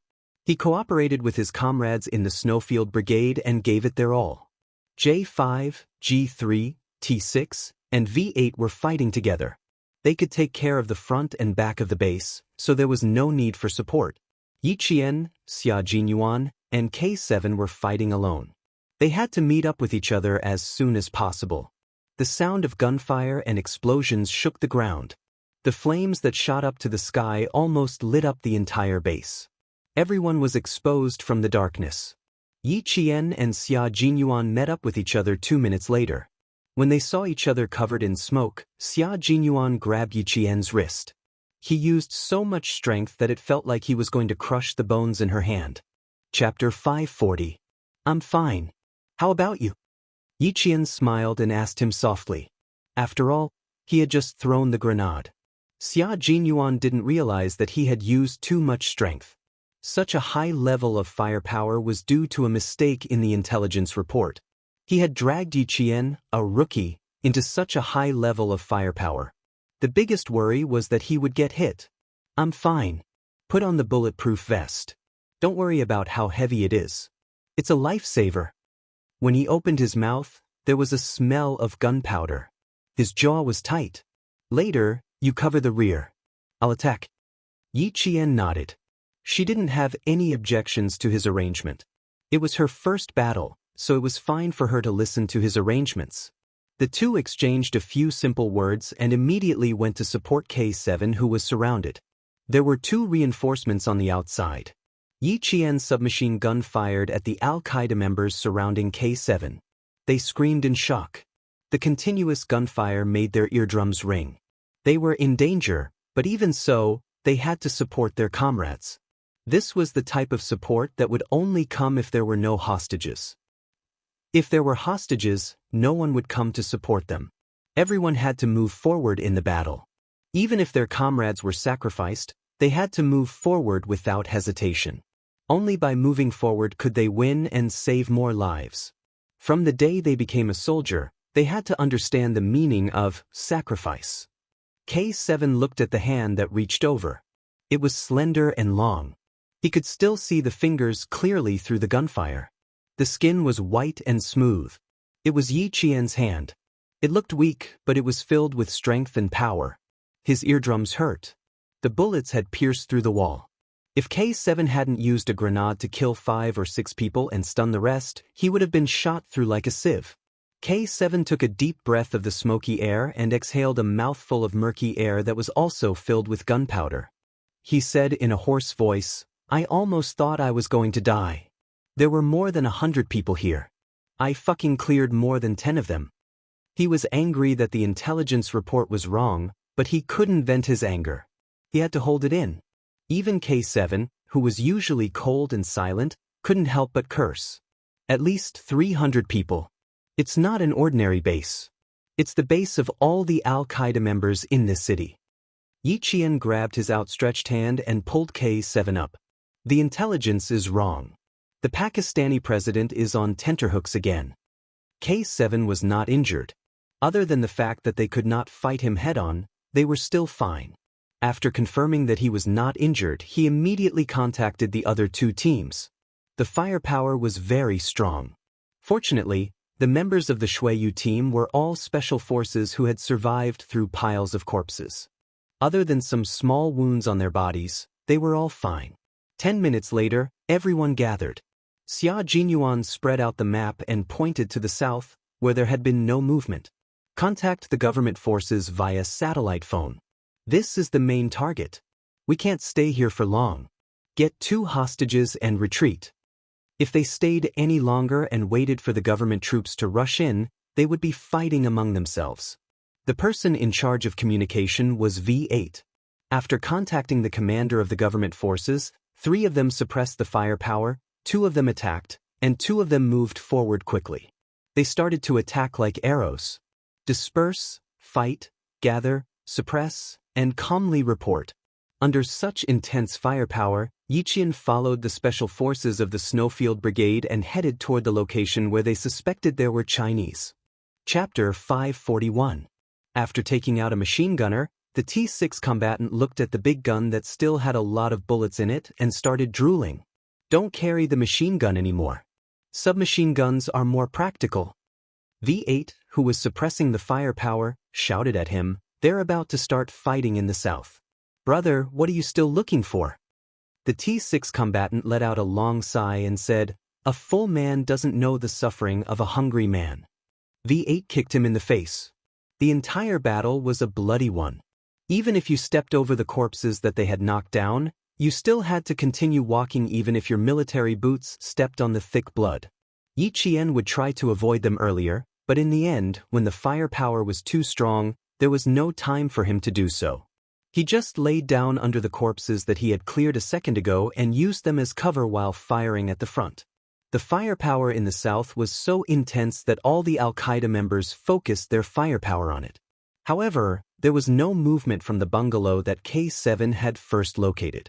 Under the cover of Yi Qian and Xia Jinyuan, 2 teams of people entered the bungalow and threw a strong flashlight grenade into the pitch-black bungalow. As the light blinded the entire house, they also saw 4 people hiding in the darkness. They were wearing long pants and short shirts and had Asian facial features. Victory seemed to be right in front of them. However, when K7 saw the 4 people, his expression suddenly changed and he said sternly, "Fifth young one." Yi Qian, who was hiding in the dark and keeping watch, looked at Xia Jinyuan. They saw Yi Qian, who was close to the wall, climb up a mound of dirt with her feet. The 2-meter-tall wall disappeared from Xia Jinyuan's sight in just 2 steps. She heard footsteps outside, but thought it was a lone Al-Qaeda member who had fallen behind. In fact, it was the target who had escaped. K7 on guard. How could Xia Jinyuan let Yi Qian give chase alone? After saying that, he used the same method to catch up to Yi Qian. This little fox was really fast. By the time he realized it, she had already given chase. With two people giving chase, it meant that they had a clue. K7 quickly came out to hide and keep watch while the 4 Snowfield Brigade members inside moved quickly. The 4 of them were the suspected Chinese that the Snowfield Brigade was looking for. There was no need to suspect them. Just by looking at their faces, they knew that they were indeed Chinese and not people from other Asian countries. They were blinded by the bright light and didn't know that the people who came in were Chinese soldiers. Tie up your eyes and hands. J5 rushed up like a cheetah after saying that. G3 and the other 2 all pulled out the leather belts on their waists, and a few close-range grappling techniques were used to capture the other party.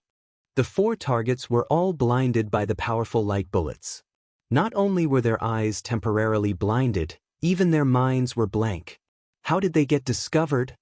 They had never left this place, and they were far away from the south. Let go of me, you damn bastard. The target cursed in English, his tone arrogant and vicious. When his eyes were blindfolded and his hands were clasped behind his back, he began to struggle. Let go. Do you know who we are? We are Chinese people, Chinese people. It would have been better if he didn't say that. Once he did, J5's eyes turned cold. His handsome face was fierce, and he punched the other party in the stomach. He also replied in English coldly, China and Pakistan have a good relationship.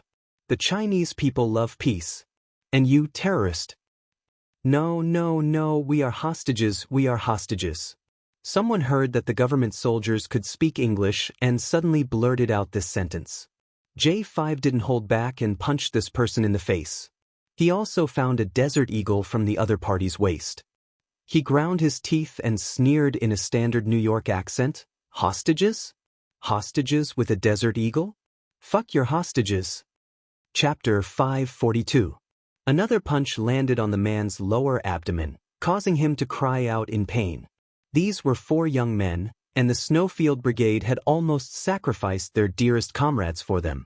Outside, Yi Qian and Xia Jinyuan quickly searched for the other target who had escaped. Under such circumstances, he was still able to calmly escape and leave the other 4 behind. This person would be more useful than the other 4 if they caught him. Outside the wall, Yi Qian used one hand to draw a footprint. It was a man's footprint that was smaller than all the other messy footprints. When Xia Jinyuan came down, Yi Qian pursed her lips. These are the footprints left behind when he jumped down. Adult male, size 42 centimeters.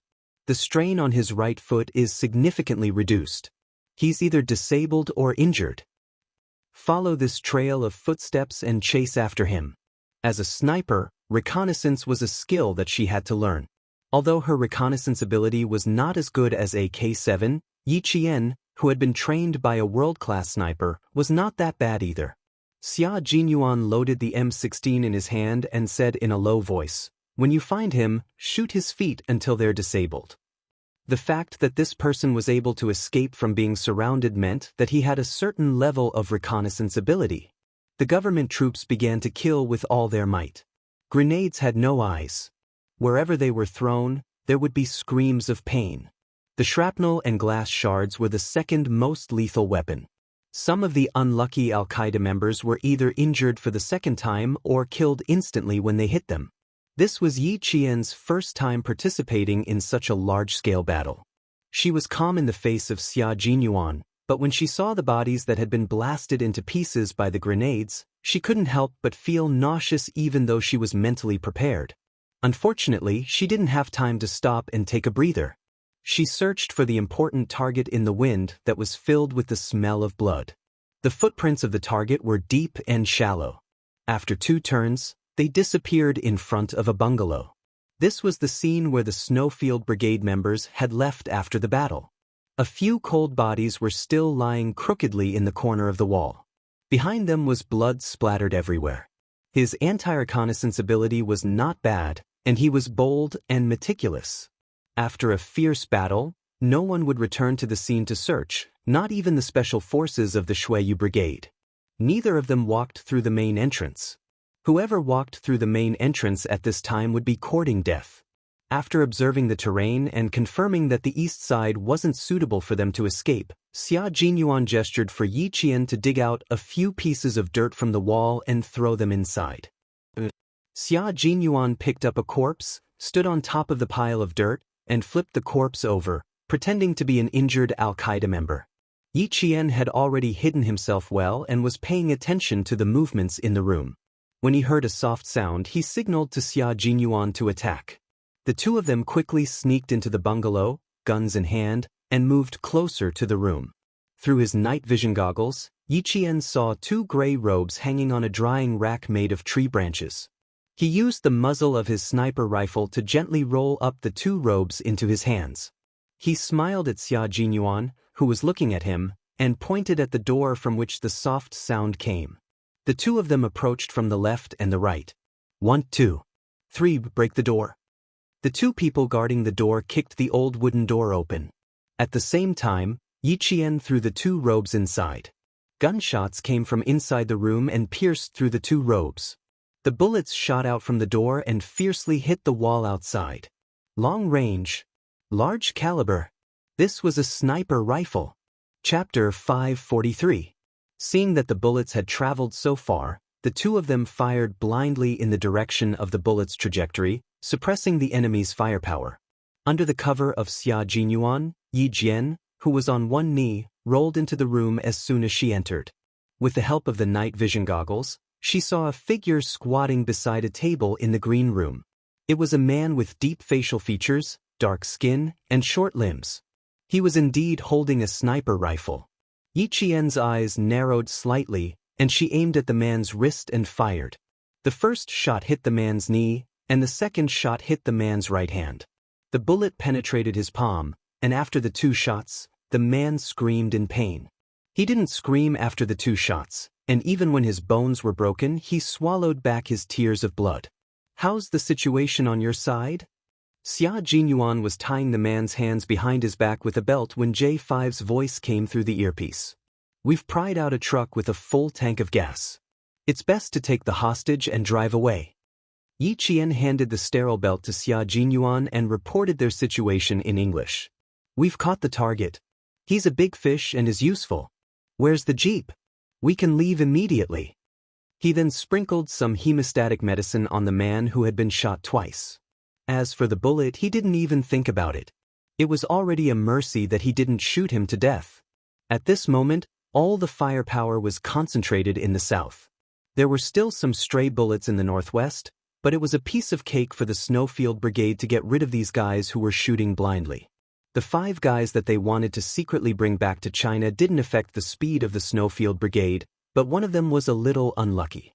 A stray bullet hit him directly in the shoulder blade, and the bullet got stuck in his bone, causing him to scream in pain.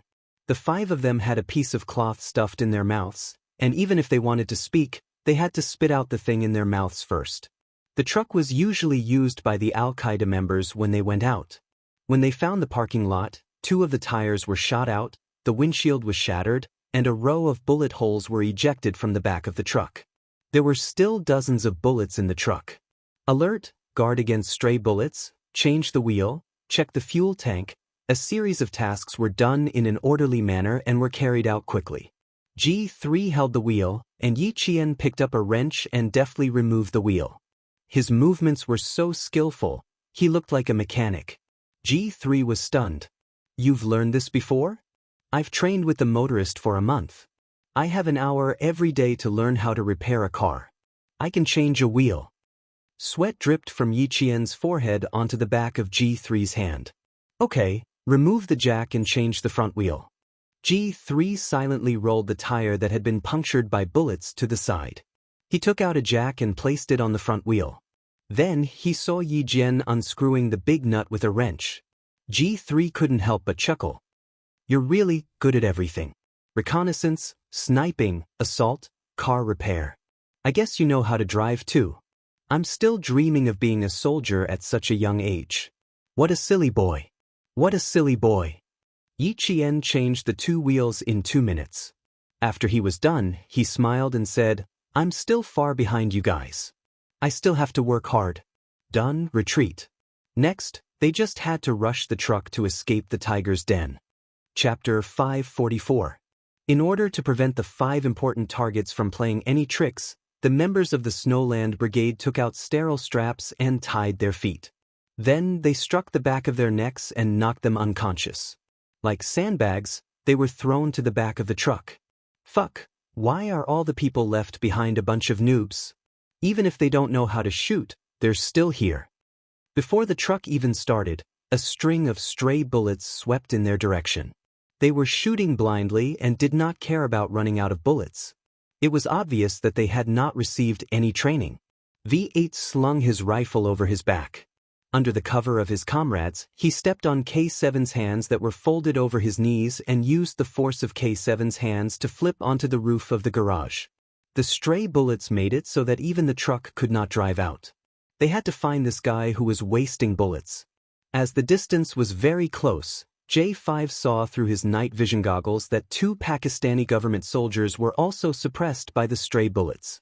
They did not even have a chance to poke their heads out. Bang, bang, bang, bang. The bullets hit the entire mud wall like rain and sent dust flying everywhere. Of the 2 Pakistani government soldiers, the one underground is probably dead. The stray bullets are in the house at my 10 o'clock direction. There are at least 2 of them.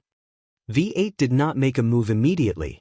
After he finished his reconnaissance, he whispered into his earpiece, "Fire at random," requesting a sniper. He did not get down from the truck but requested a sniper over his earpiece. Yi Qian was the sniper here, so she could only go up. When Yi Qian, who was already lying prone in the trunk of the truck, heard this, she quickly got up and jumped down from the truck with one hand on the fender. Xia Jinyuan, who was in charge of security, warned her in a low voice, "Be careful." Yi Qian laughed. "I'm a sniper to begin with. I've been carrying this sniper rifle for more than 10 hours without firing a single bullet. Now that I can finally put it to good use, I didn't carry it for more than 10 hours in vain." After she said that, she could hear the chuckles of her teammates through her earpiece. This young lady was really interesting.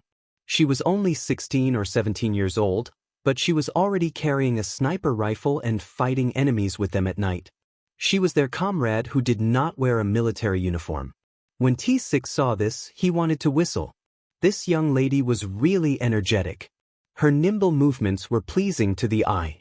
It wasn't like when he went to a high school to lead a team for military training in his first year in the army.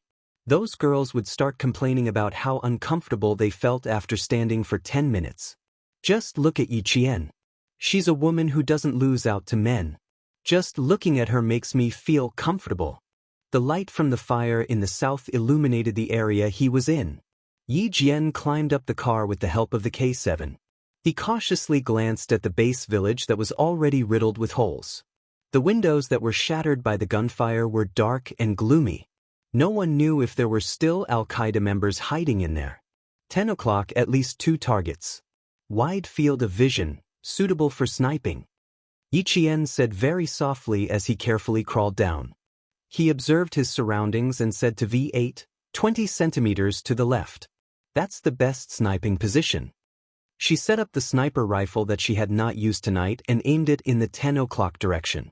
She began to accurately calculate the shooting range, wind speed, and how much the airwaves caused by the bombardment would affect the deviation of the bullet's trajectory. When she felt that there was a 99% chance of success, Yi Qian decisively and confidently pulled the trigger. The bullet came out of the barrel with a bang. After calculating its precise trajectory, it accurately hit the target that she could only see half of his head through her night vision goggles. Chapter 545. The bullet flew for 2 seconds and hit its target accurately. It was as if the bullet had entered the skull, pierced through the skull, and embedded itself into the wall of the room. The target didn't even know what had happened. He didn't even hear Yi Qian's gunshot before the Grim Reaper reaped his life. "There's one more target, we need to change positions." V8, who was acting as an observer, immediately spoke after Yi Qian fired the first shot. He even began to move his body, preparing to quickly change positions. Everyone knew that as long as a sniper fired the first shot, It was equivalent to exposing their position. Even if the enemy didn't know where they were hiding, their bullets would still shoot blindly in the direction of the gunshot. However, Yiqian didn't. There was another hidden Al-Qaeda member who was probably frightened. The stray bullets paused for at least 5 minutes and seconds. It was during this short 5 seconds that Yiqian's eyes flashed with a strange light. She moved her sniper rifle slightly to the right. In that instant, the light in her eyes changed. It was also in that instant that she fired a second shot. V8 stared closely at Yiqian, who didn't even need his reminder to fire a second shot. Fuck, this works too. The Pakistani government troops who were pinned down by stray bullets quickly realized that the Al-Qaeda members had encountered a sniper. They thought it was one of their own snipers. When they heard that the stray bullets had stopped, they cautiously fired a few shots in front of them. Then, they stood up from the corner of the wall and continued to advance. Until now, they still didn't know that the sniper wasn't sent by the government. Yi Jian, who had completed the sniping, did not feel any sense of victory. There was a dark color in her dark eyes, which was so tight that it sank into the depths of her pupils. She lowered her eyes, and even her long eyelashes were trembling slightly. She put away her sniper rifle and said to J5 with both hands on the barrel, "They haven't been through strict training. Whether they encountered a sniper or not, they probably can't tell. If they can finish it off with 2 shots, they'll finish it off in one place."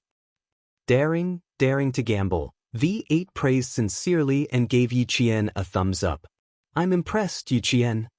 It was extremely rare for a Special Forces soldier to say that he was impressed. Yiqian did not feel proud at all. V8 was not a sniper, so he found it unbelievable. He believed that if the snipers in the Snowfield Brigade saw this, they would at most say, "Not bad." But if Uncle Chen were here, he would only say, "You've made some progress." It wasn't courage, nor was it a gamble. It was confidence. He believed that he could snipe twice in a row, 1 target per shot. On the battlefield, especially as a sniper, the worst mistake one could make was to gamble. Gambling was something that was uncertain, and what a sniper needed was certainty, and accuracy. After all, V8 did not know Yiqian very well. In his mind, he was more or less thinking that the young lady was not scared out of her wits when she first stepped onto the battlefield. Instead, she held her gun and fought against the veterans like a newborn calf that was not afraid of a tiger. Even though he was in the assault position, he still had experience with sniper rifles after being in the military for so many years. He more or less knew how to shoot twice in a row without changing positions unless the position was very good and the target was clear. Only then would there be 2 or 3 shots. Just now, their position was average. The first shot would expose them, and the second shot would be equivalent to giving the opponent a chance to shoot. That was why he said Yiqian was daring to gamble. Xia Jinyuan did not say anything at that time. After the 2 of them came down, he said calmly, "It's not a gamble, it's a calculation." She shot very quickly, and the target did not have time to retaliate. Chapter 546. V8 felt that he had to think twice before speaking in the future, especially when speaking to Yiqian. He had to think twice in front of Q King. Cover G3. Co-pilot, Case 7, suppress fire. Rear compartment, suppress the left and right. Yiqian, bring up the rear. After getting into the car, Xia Jinyuan immediately arranged a battle plan to rush out. They were facing gunfire and had to be careful of artillery. However, there was a lot of firepower in the south, and the heavy weapons of the Al-Qaeda organization were all concentrated in the south. This meant that the chances of encountering rocket launchers would be lower, but it could not be ruled out. 1 rocket launcher was enough to blow the entire car up into the sky. It was better to be safe than sorry. They had to use firepower to suppress the enemy until they had no chance to attack. At 10:30 p.m., after solving the problem of stray bullets, the truck finally started and drove out of the smoke-filled battlefield. The lights were not turned on. After contacting the Pakistani government forces outside with a satellite phone, they got the location of the exit. The truck was driven almost at the speed of a race car by G3. Boom boom crack crack. It was so bumpy that they rushed out of the exit. The Pakistani government forces nearby already knew that the truck driving out from the east was one of their own. Naturally, they would not shoot by mistake. However, with such a big guy driving out, more bullets would be fired at the truck. The Pakistani government forces were very generous. When the commander knew that the Chinese soldiers were coming out, he immediately sent troops to support them. Friendly reinforcements. That saves us a lot of trouble. V8, who was holding a satellite phone in his hand, cut off the communication. He immediately said, "Just rush out and suppress the firepower passing by. The Pakistani government forces will clear the surroundings." After a slight pause, he said, "We can't rely on others, especially our friendly forces. Brothers, we have to rely on ourselves." K7 was sitting in the co-pilot seat. He and G3 did not fasten their seatbelts, nor did they close the door. Any experienced Special Forces soldier who drove out of the battlefield knew that the large size of the car itself was a target. Once there was heavy firepower, the first thing to do was jump out of the car. The door was not closed so that it was easier to jump out of the car. Rushing out was much harder than sneaking in. However, with a vehicle in hand, as long as the car didn't catch fire, the wheels didn't explode, and the driver didn't get shot, and with a little bit of luck, suppressing the enemy with firepower would greatly increase one's speed. The grenade in his hand was meant to be used when he was retreating. K7 saw about 5 or 6 men in long robes rushing towards him, so he threw a grenade at them. Amidst the screams of agony, the car was jolted to the point that it sent people flying. With a loud boom, the car passed through the smoke and flames. Yi Qian felt a warm breath on her back. Then Xia Jinyuan, who was on her right, lifted his leg and rubbed it against her back. A piece of clothing that had been ignited by the explosion landed on Yi Qian's back. Although jungle camouflage was fireproof and waterproof, a piece of cloth that was on fire would still set the camouflage uniform on fire. "Don't move." When the car rushed out of the flames of the grenade, Xia Jinyuan thought of turning sideways to check on Yi Qian. He had always been quick to react, so when he noticed the situation, he immediately used his leg to extinguish the flames. Fortunately, he reacted quickly.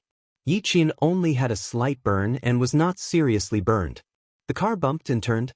Along the way, Yi Qian didn't feel the G3 braking, so sometimes her whole body would be thrown to the left and then to the right. Her shoulders were even numb by the time she hit them. Chapter 547. Because the car was swaying left and right, the Al-Qaeda members who were shooting at the car lost their aim and could only watch as the car drove away. On the other hand, the Pakistani government forces were using all their firepower to suppress the people in the dark, so the G3 was able to drive the car so fast that Yi Qian wondered if the spring would break as it sped out of the village. When the car rushed into the area controlled by the government forces, the bullets finally ran out. Other than Q King, who still needed to rush out, everyone instantly relaxed their limbs. Xia Jinyuan turned over to Yi Qian, who had also relaxed her limbs, and used his helmet to gently touch hers. "Go back and let the doctor check your back and see if there are any other injuries on your body." Because he was choking on the smoke, his originally low voice was deep and hoarse, as if he hadn't drunk water for a few days, so hoarse that it was dry. Yi Qian could only feel the smell of smoke and blood in her mouth. She gently closed her beautiful lips and let out a long sigh. "It's not a big problem. Go back and treat it with alcohol and disinfect it." The car bumped again. J5's voice was lazy as he said, "G3, you can drive more steadily. The government forces are covering the back. Even if there are stray bullets, they will be blocked by the human bulletproof armor." My stomach, I'm going to throw up last night's meal. As for the 5 people who needed to be secretly escorted back to China, they were not like the members of the Snowfield Brigade. Their heads were not protected by helmets, and they were not wearing high-performance camouflage uniforms. When they rushed through the grenade fire, one of the young men woke up from the pain. Xia Jinyuan secretly held Yi Qian's hand. Because there were 5 other Chinese in the car who needed to be secretly escorted back to China for interrogation, Xia Jinyuan said in English just in case, "This is a battlefield, and the firepower is not even medium. The only choice is to accept it." From her short answer, he could hear that she was a little emotional. Everything was fine before, so why did she suddenly become emotional? Hearing his words, Yi Qian suddenly took the initiative and held Xia Jinyuan's hands tightly. After a while, she said with difficulty, "Captain Xia, the people I shot just now were two children. The two of them were probably young children who were about her age." She also spoke in English, which was like her mother tongue. Tonight, she spoke in a foreign language with great difficulty and difficulty. Yi Jian held his hand tightly. Her heart was trembling, and even her voice was trembling. Before the second shot, I heard a voice. It was a voice that was so young that it was still in the puberty stage. Xia Jinyuan, who had been watching her calmly, Yi Qian. "That's not a child. You're holding a gun to protect our country, but he's holding a gun to kill. Do you know how many innocent people die in the hands of these teenagers every year? A lot. The youngest one was just born. Listen, Yi Qian. As long as the enemy picks up a gun, as long as he fires the first bullet at us, there is no difference between children and adults in your eyes. There is only the enemy. They are the targets we need to get rid of. For the sake of the innocent people who need our protection, for the sake of peace in the future, these people are the cancer that we must get rid of as soldiers." Chapter 548. You have to be worthy of. The two of them held hands tightly. Xia Jinyuan wrapped her hands tightly with his and transmitted strength to her with his smoke-stained hands. You have to be worthy of the camouflage uniform you are wearing, worthy of the country's expectations of you, and worthy of the training that the army has given you. When Yi Qian found out that the target was the same age as her, she almost chose to give up. This was a normal mentality and a necessary psychological process. However, Yi Qian suppressed this thought and chose to shoot normally. At that time, she thought that if she chose to give up, then the bullet would very likely hit her comrade. It was this thought that made her pull the trigger. She did not waver at all, calmly and decisively pulling the trigger. Yi Qian, don't use your kindness in the wrong place, and don't use your pity on the wrong person. Do you know why the Major General wants you to participate in the battle? He believes in you. He believes that you can become an outstanding Special Forces soldier and that you can fight alongside us. This was a very bad mentality. He had to stop it tonight. He had to make her understand that once she put on the military uniform and picked up a gun, she was no longer alone. Yi Qian, who had her eyes closed all this time, opened her eyes when she heard his angry reprimand. She turned her head to look at Xia Jinyuan. In the bright red light, she saw the coldness in his dark eyes, as well as the deep encouragement he was giving her. There was no anger or disappointment. Instead, he was encouraging her and enlightening her. The earpiece was not turned off, so everyone heard it clearly. They were all waiting for Yi Qian to speak. This kind of thing was not something that could be accepted just by listening to others. She had to understand and accept it herself before she could walk out of this hurdle. When facing obstacles on the battlefield, only she could help herself. Yi Qian did not answer immediately. She was taking deep breaths. She actually understood the general principles. Because she understood, she did not hesitate to shoot even though she knew that the target was a child, a person her age. She remembered that year when Xia Jinyuan appeared in the classroom in his military uniform. Zhang Bin, who was sitting beside her, whispered, "What a scary gaze. I bet he must have killed someone before." What did she say back then? Her answer was, "Even if he has killed someone, he is still a bad person." They were soldiers, and it was their duty to protect the country. The people who were killed were those who deserved more than death. It was really different from saying it aloud and personally experiencing it. However, one's beliefs could not be changed.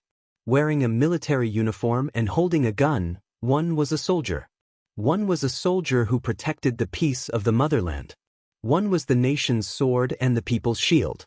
She did not kill the innocent. Even if the other party was of the same age, he was the first to take a gun and shoot her comrade. They were the members of Al-Qaeda. Regardless of age, they could only differentiate between friend and foe. His undulating breathing gradually calmed down, and he exhaled a mouthful of foul air. He looked firmly at Xia Jinyuan, who was still staring at him. "I got it. Thank you, Q King." It was not Captain Xia or Xia Jinyuan, but his comrade with the code name Q King. "You don't have to thank me. I'm just reminding you. In the end, you can only be yourself." There was a faint smile in his deep and dark eyes. His lowered voice brought a warmth to Yi Qian's heart amid the rumbling sound of the truck. Rest for a while. You'll be fine after a good night's sleep. The only thing they did not have to worry about in this operation was the ending. They would leave after the battle, and the Pakistani government would take care of the rest. Chapter 549. Sleep on your lap? The only thing the Chinese soldiers brought into the base from their own country during this operation was the camouflage uniform they were wearing. There was no longer any trace that could indicate that the Chinese soldiers were involved in this operation. It wasn't until midnight that Xia Jinyuan turned on his satellite phone and contacted the Major General in the hotel after the car drove out of Magla Mountain. After hanging up, Xia Jinyuan said to the G3 soldiers, "Everyone will take turns driving and resting for an hour before we head to the Pakistan military airport." Then he said to Yi Qian, "Rest your head on my lap and have a good sleep. We'll arrive in the city in 3 hours." Normally, it would only take 5 hours to get there by car, but they had to drive for nearly 12 hours. "Alright, I'll rest then. I'll be on sentry duty in an hour while you guys sleep." Yi Qian did not refuse. Although the car had already driven out of the war zone, Pakistan itself was a dangerous country. If they drove in the middle of the night, they might encounter armed robbers. Even if they were leaving the war zone, a sentry post was a must. The T6 soldier smiled and said, "We'll arrive in 3 hours. We're all brothers this time, so you can keep resting." In the end, there were only 2 sentry posts left. One was for the K7 soldier in the front passenger seat, while the other was for the V8 soldier. After switching to the J5, the rest of the soldiers started to rest. Compared to Yi Qian, the Snowfield Brigade members who had not slept for 2 days and 2 nights needed more rest. After 2 nights of fighting, they were also starting to feel a little tired. Yi Qian rested his head on Xia Jinyuan's lap while Xia Jinyuan laid down in the car. With the bumpy ride of the car, both of them fell asleep in less than a minute. However, the 5 Chinese in the car were not being obedient. They were secretly thinking of ways to escape, but they were always discovered at the first opportunity. They were beaten up again and then knocked out so that they would not have to struggle in the car. Another man who was shot wanted to escape but was powerless. His entire palm was crippled by a bullet and his knee bone was shattered. He was the one who wanted to escape the most, but he was also the one who was the least capable of doing so. As a result, he did not get beaten up so badly that he was scared out of his wits. Yi Qian's back was burned, so she could only sleep on Xia Jinyuan's lap. She could vaguely hear V8 beating someone up, but she did not open her eyes and peacefully fell into a deep sleep. With them around, she didn't have to worry about not knowing if danger was coming. This was their trust in each other, just like how they believed in her sniping skills. When Yi Qian woke up, the J5 stopped to refuel. She had just moved her head when a pair of gentle hands gently pressed on her shoulders. "Go to sleep. Good luck." Before they left, they had filled the tank with 20 liters of oil, just in case the car broke down halfway. When it was almost an hour's break, Yi Qian said softly, "I'll drive. You sit in the front passenger seat. Change out of the J5 and K7. What do you think? Did you sleep well?" Xia Jinyuan opened his eyes.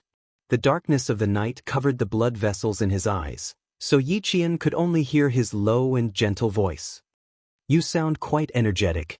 The side of her face was still resting on his strong thighs. As he spoke, Yi Qian could feel the muscles on his thighs slightly tense. Could it be that his thighs were numb from being used as a pillow? She hurriedly sat up and put on the helmet that was tied to the sniper rifle. "Are your legs numb? Let me massage them for you." His legs must be numb. After more than 10 hours of driving, a few hours of combat, and then an hour of not moving at all, he must be numb. Chapter 550. It was indeed a little numb, but he didn't expect her to massage it. He didn't even have the chance to stop her before she started massaging his thighs with her soft and slender hands. "Bear with it, your muscles are tense. You have to relax." Yi Qian's hands alternated between rubbing and patting. Xia Jinyuan didn't think anything was wrong at first, but when her hands got closer to his thighs, he suddenly realized something and quickly reached out to grab her wrists. The car happened to drive into a deep pit, and at the same time, the car's front wheels came out of the pit. Xia Jinyuan just happened to grab Yi Qian. As the car was thrown up, his body and hands were naturally thrown up as well. He made a big mistake.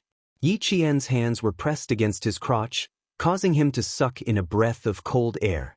Firstly, it hurt, and secondly, no girl had ever touched his crotch before. This was a big mistake.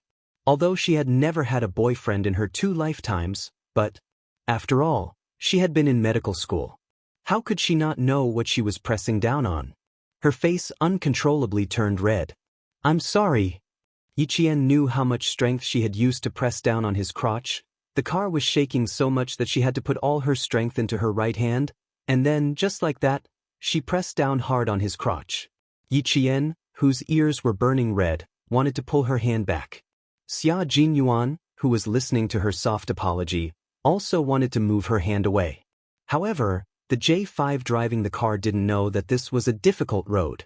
Even though they tried to avoid the potholes, the car was still bumping up and down. As soon as he raised his hand, the tragedy happened again. Yi Qian, whose face was so red that it was almost dripping blood, fell on top of him. At the same time, she used her shoulder to support her body weight. Her right hand, which she hadn't managed to pull back in time, only had a small amount of strength left.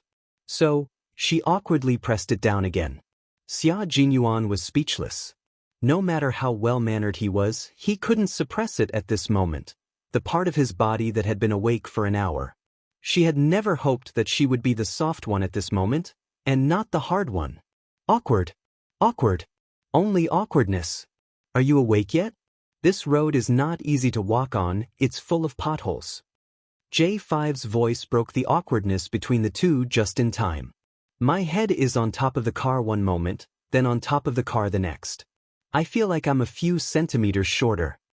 Yi Qian withdrew his hand and hid it behind his back. This hand was the culprit.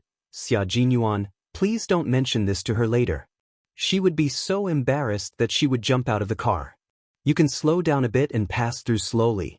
The strange and painful feeling made Xia Jinyuan suppress it for a while before his voice returned to normal. This was the first time it really hurt. It felt like it was going to be crushed. The second time, the feeling was even more subtle. Originally, the pain was so painful that it was showing signs of softening, but the little fox didn't hurt or itch at all. Instead, it pressed down with just the right amount of strength, causing it to regain its vigor. J5 responded, and the car slowed down a lot. It was very dark all around. Yi Qian, who was sitting alone on the side, took a deep breath. Based on the professional knowledge she learned in medical school, Captain Xia's part was probably crushed by her. Crushed parts had to be treated. In medical school, she heard from the professor that some male students didn't go to the hospital for the sake of their pride. In the end, they developed some dysfunction that affected their male function. Chapter 551. I'll take care of your injuries later. You. It took a lot of courage to say what she wanted to say. Yi Qian pursed her lips and turned off the headset. She took a deep breath and spoke English faster and more fluently. You'd better let the doctor take a look at your lower body. I wasn't on guard just now and used a lot of strength. I could tell from the sound of your pain that I hurt you. I'm sorry, I didn't do it on purpose. She spoke quickly and anxiously.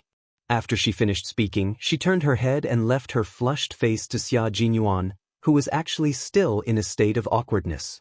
He could tease Yi Jian from time to time, and even kissed her gently on the cheek twice. However, he was really in love with her, but he did not care about etiquette. He always maintained his gentlemanly demeanor and did not have any improper intentions. She wasn't the only one who wasn't prepared. Even he didn't think too deeply about it. This time, it was purely an accident. He wanted to just let it go, but she went on a long tirade and sounded quite anxious. An unnatural expression appeared on his handsome face. After he calmed himself down, he said calmly, "Okay, I know. You don't have to worry about it. It won't be a big problem. Let the doctor take a look. Don't worry." Yi Qian was still worried that he wouldn't take a look, so she added, "You have to take care of your bruises as soon as possible. It can't be delayed." After a long silence, Xia Jinyuan didn't know whether to laugh or cry. He chuckled softly and said, Little Fox, I was trying my best to avoid this awkward topic, but you brought it up again and again.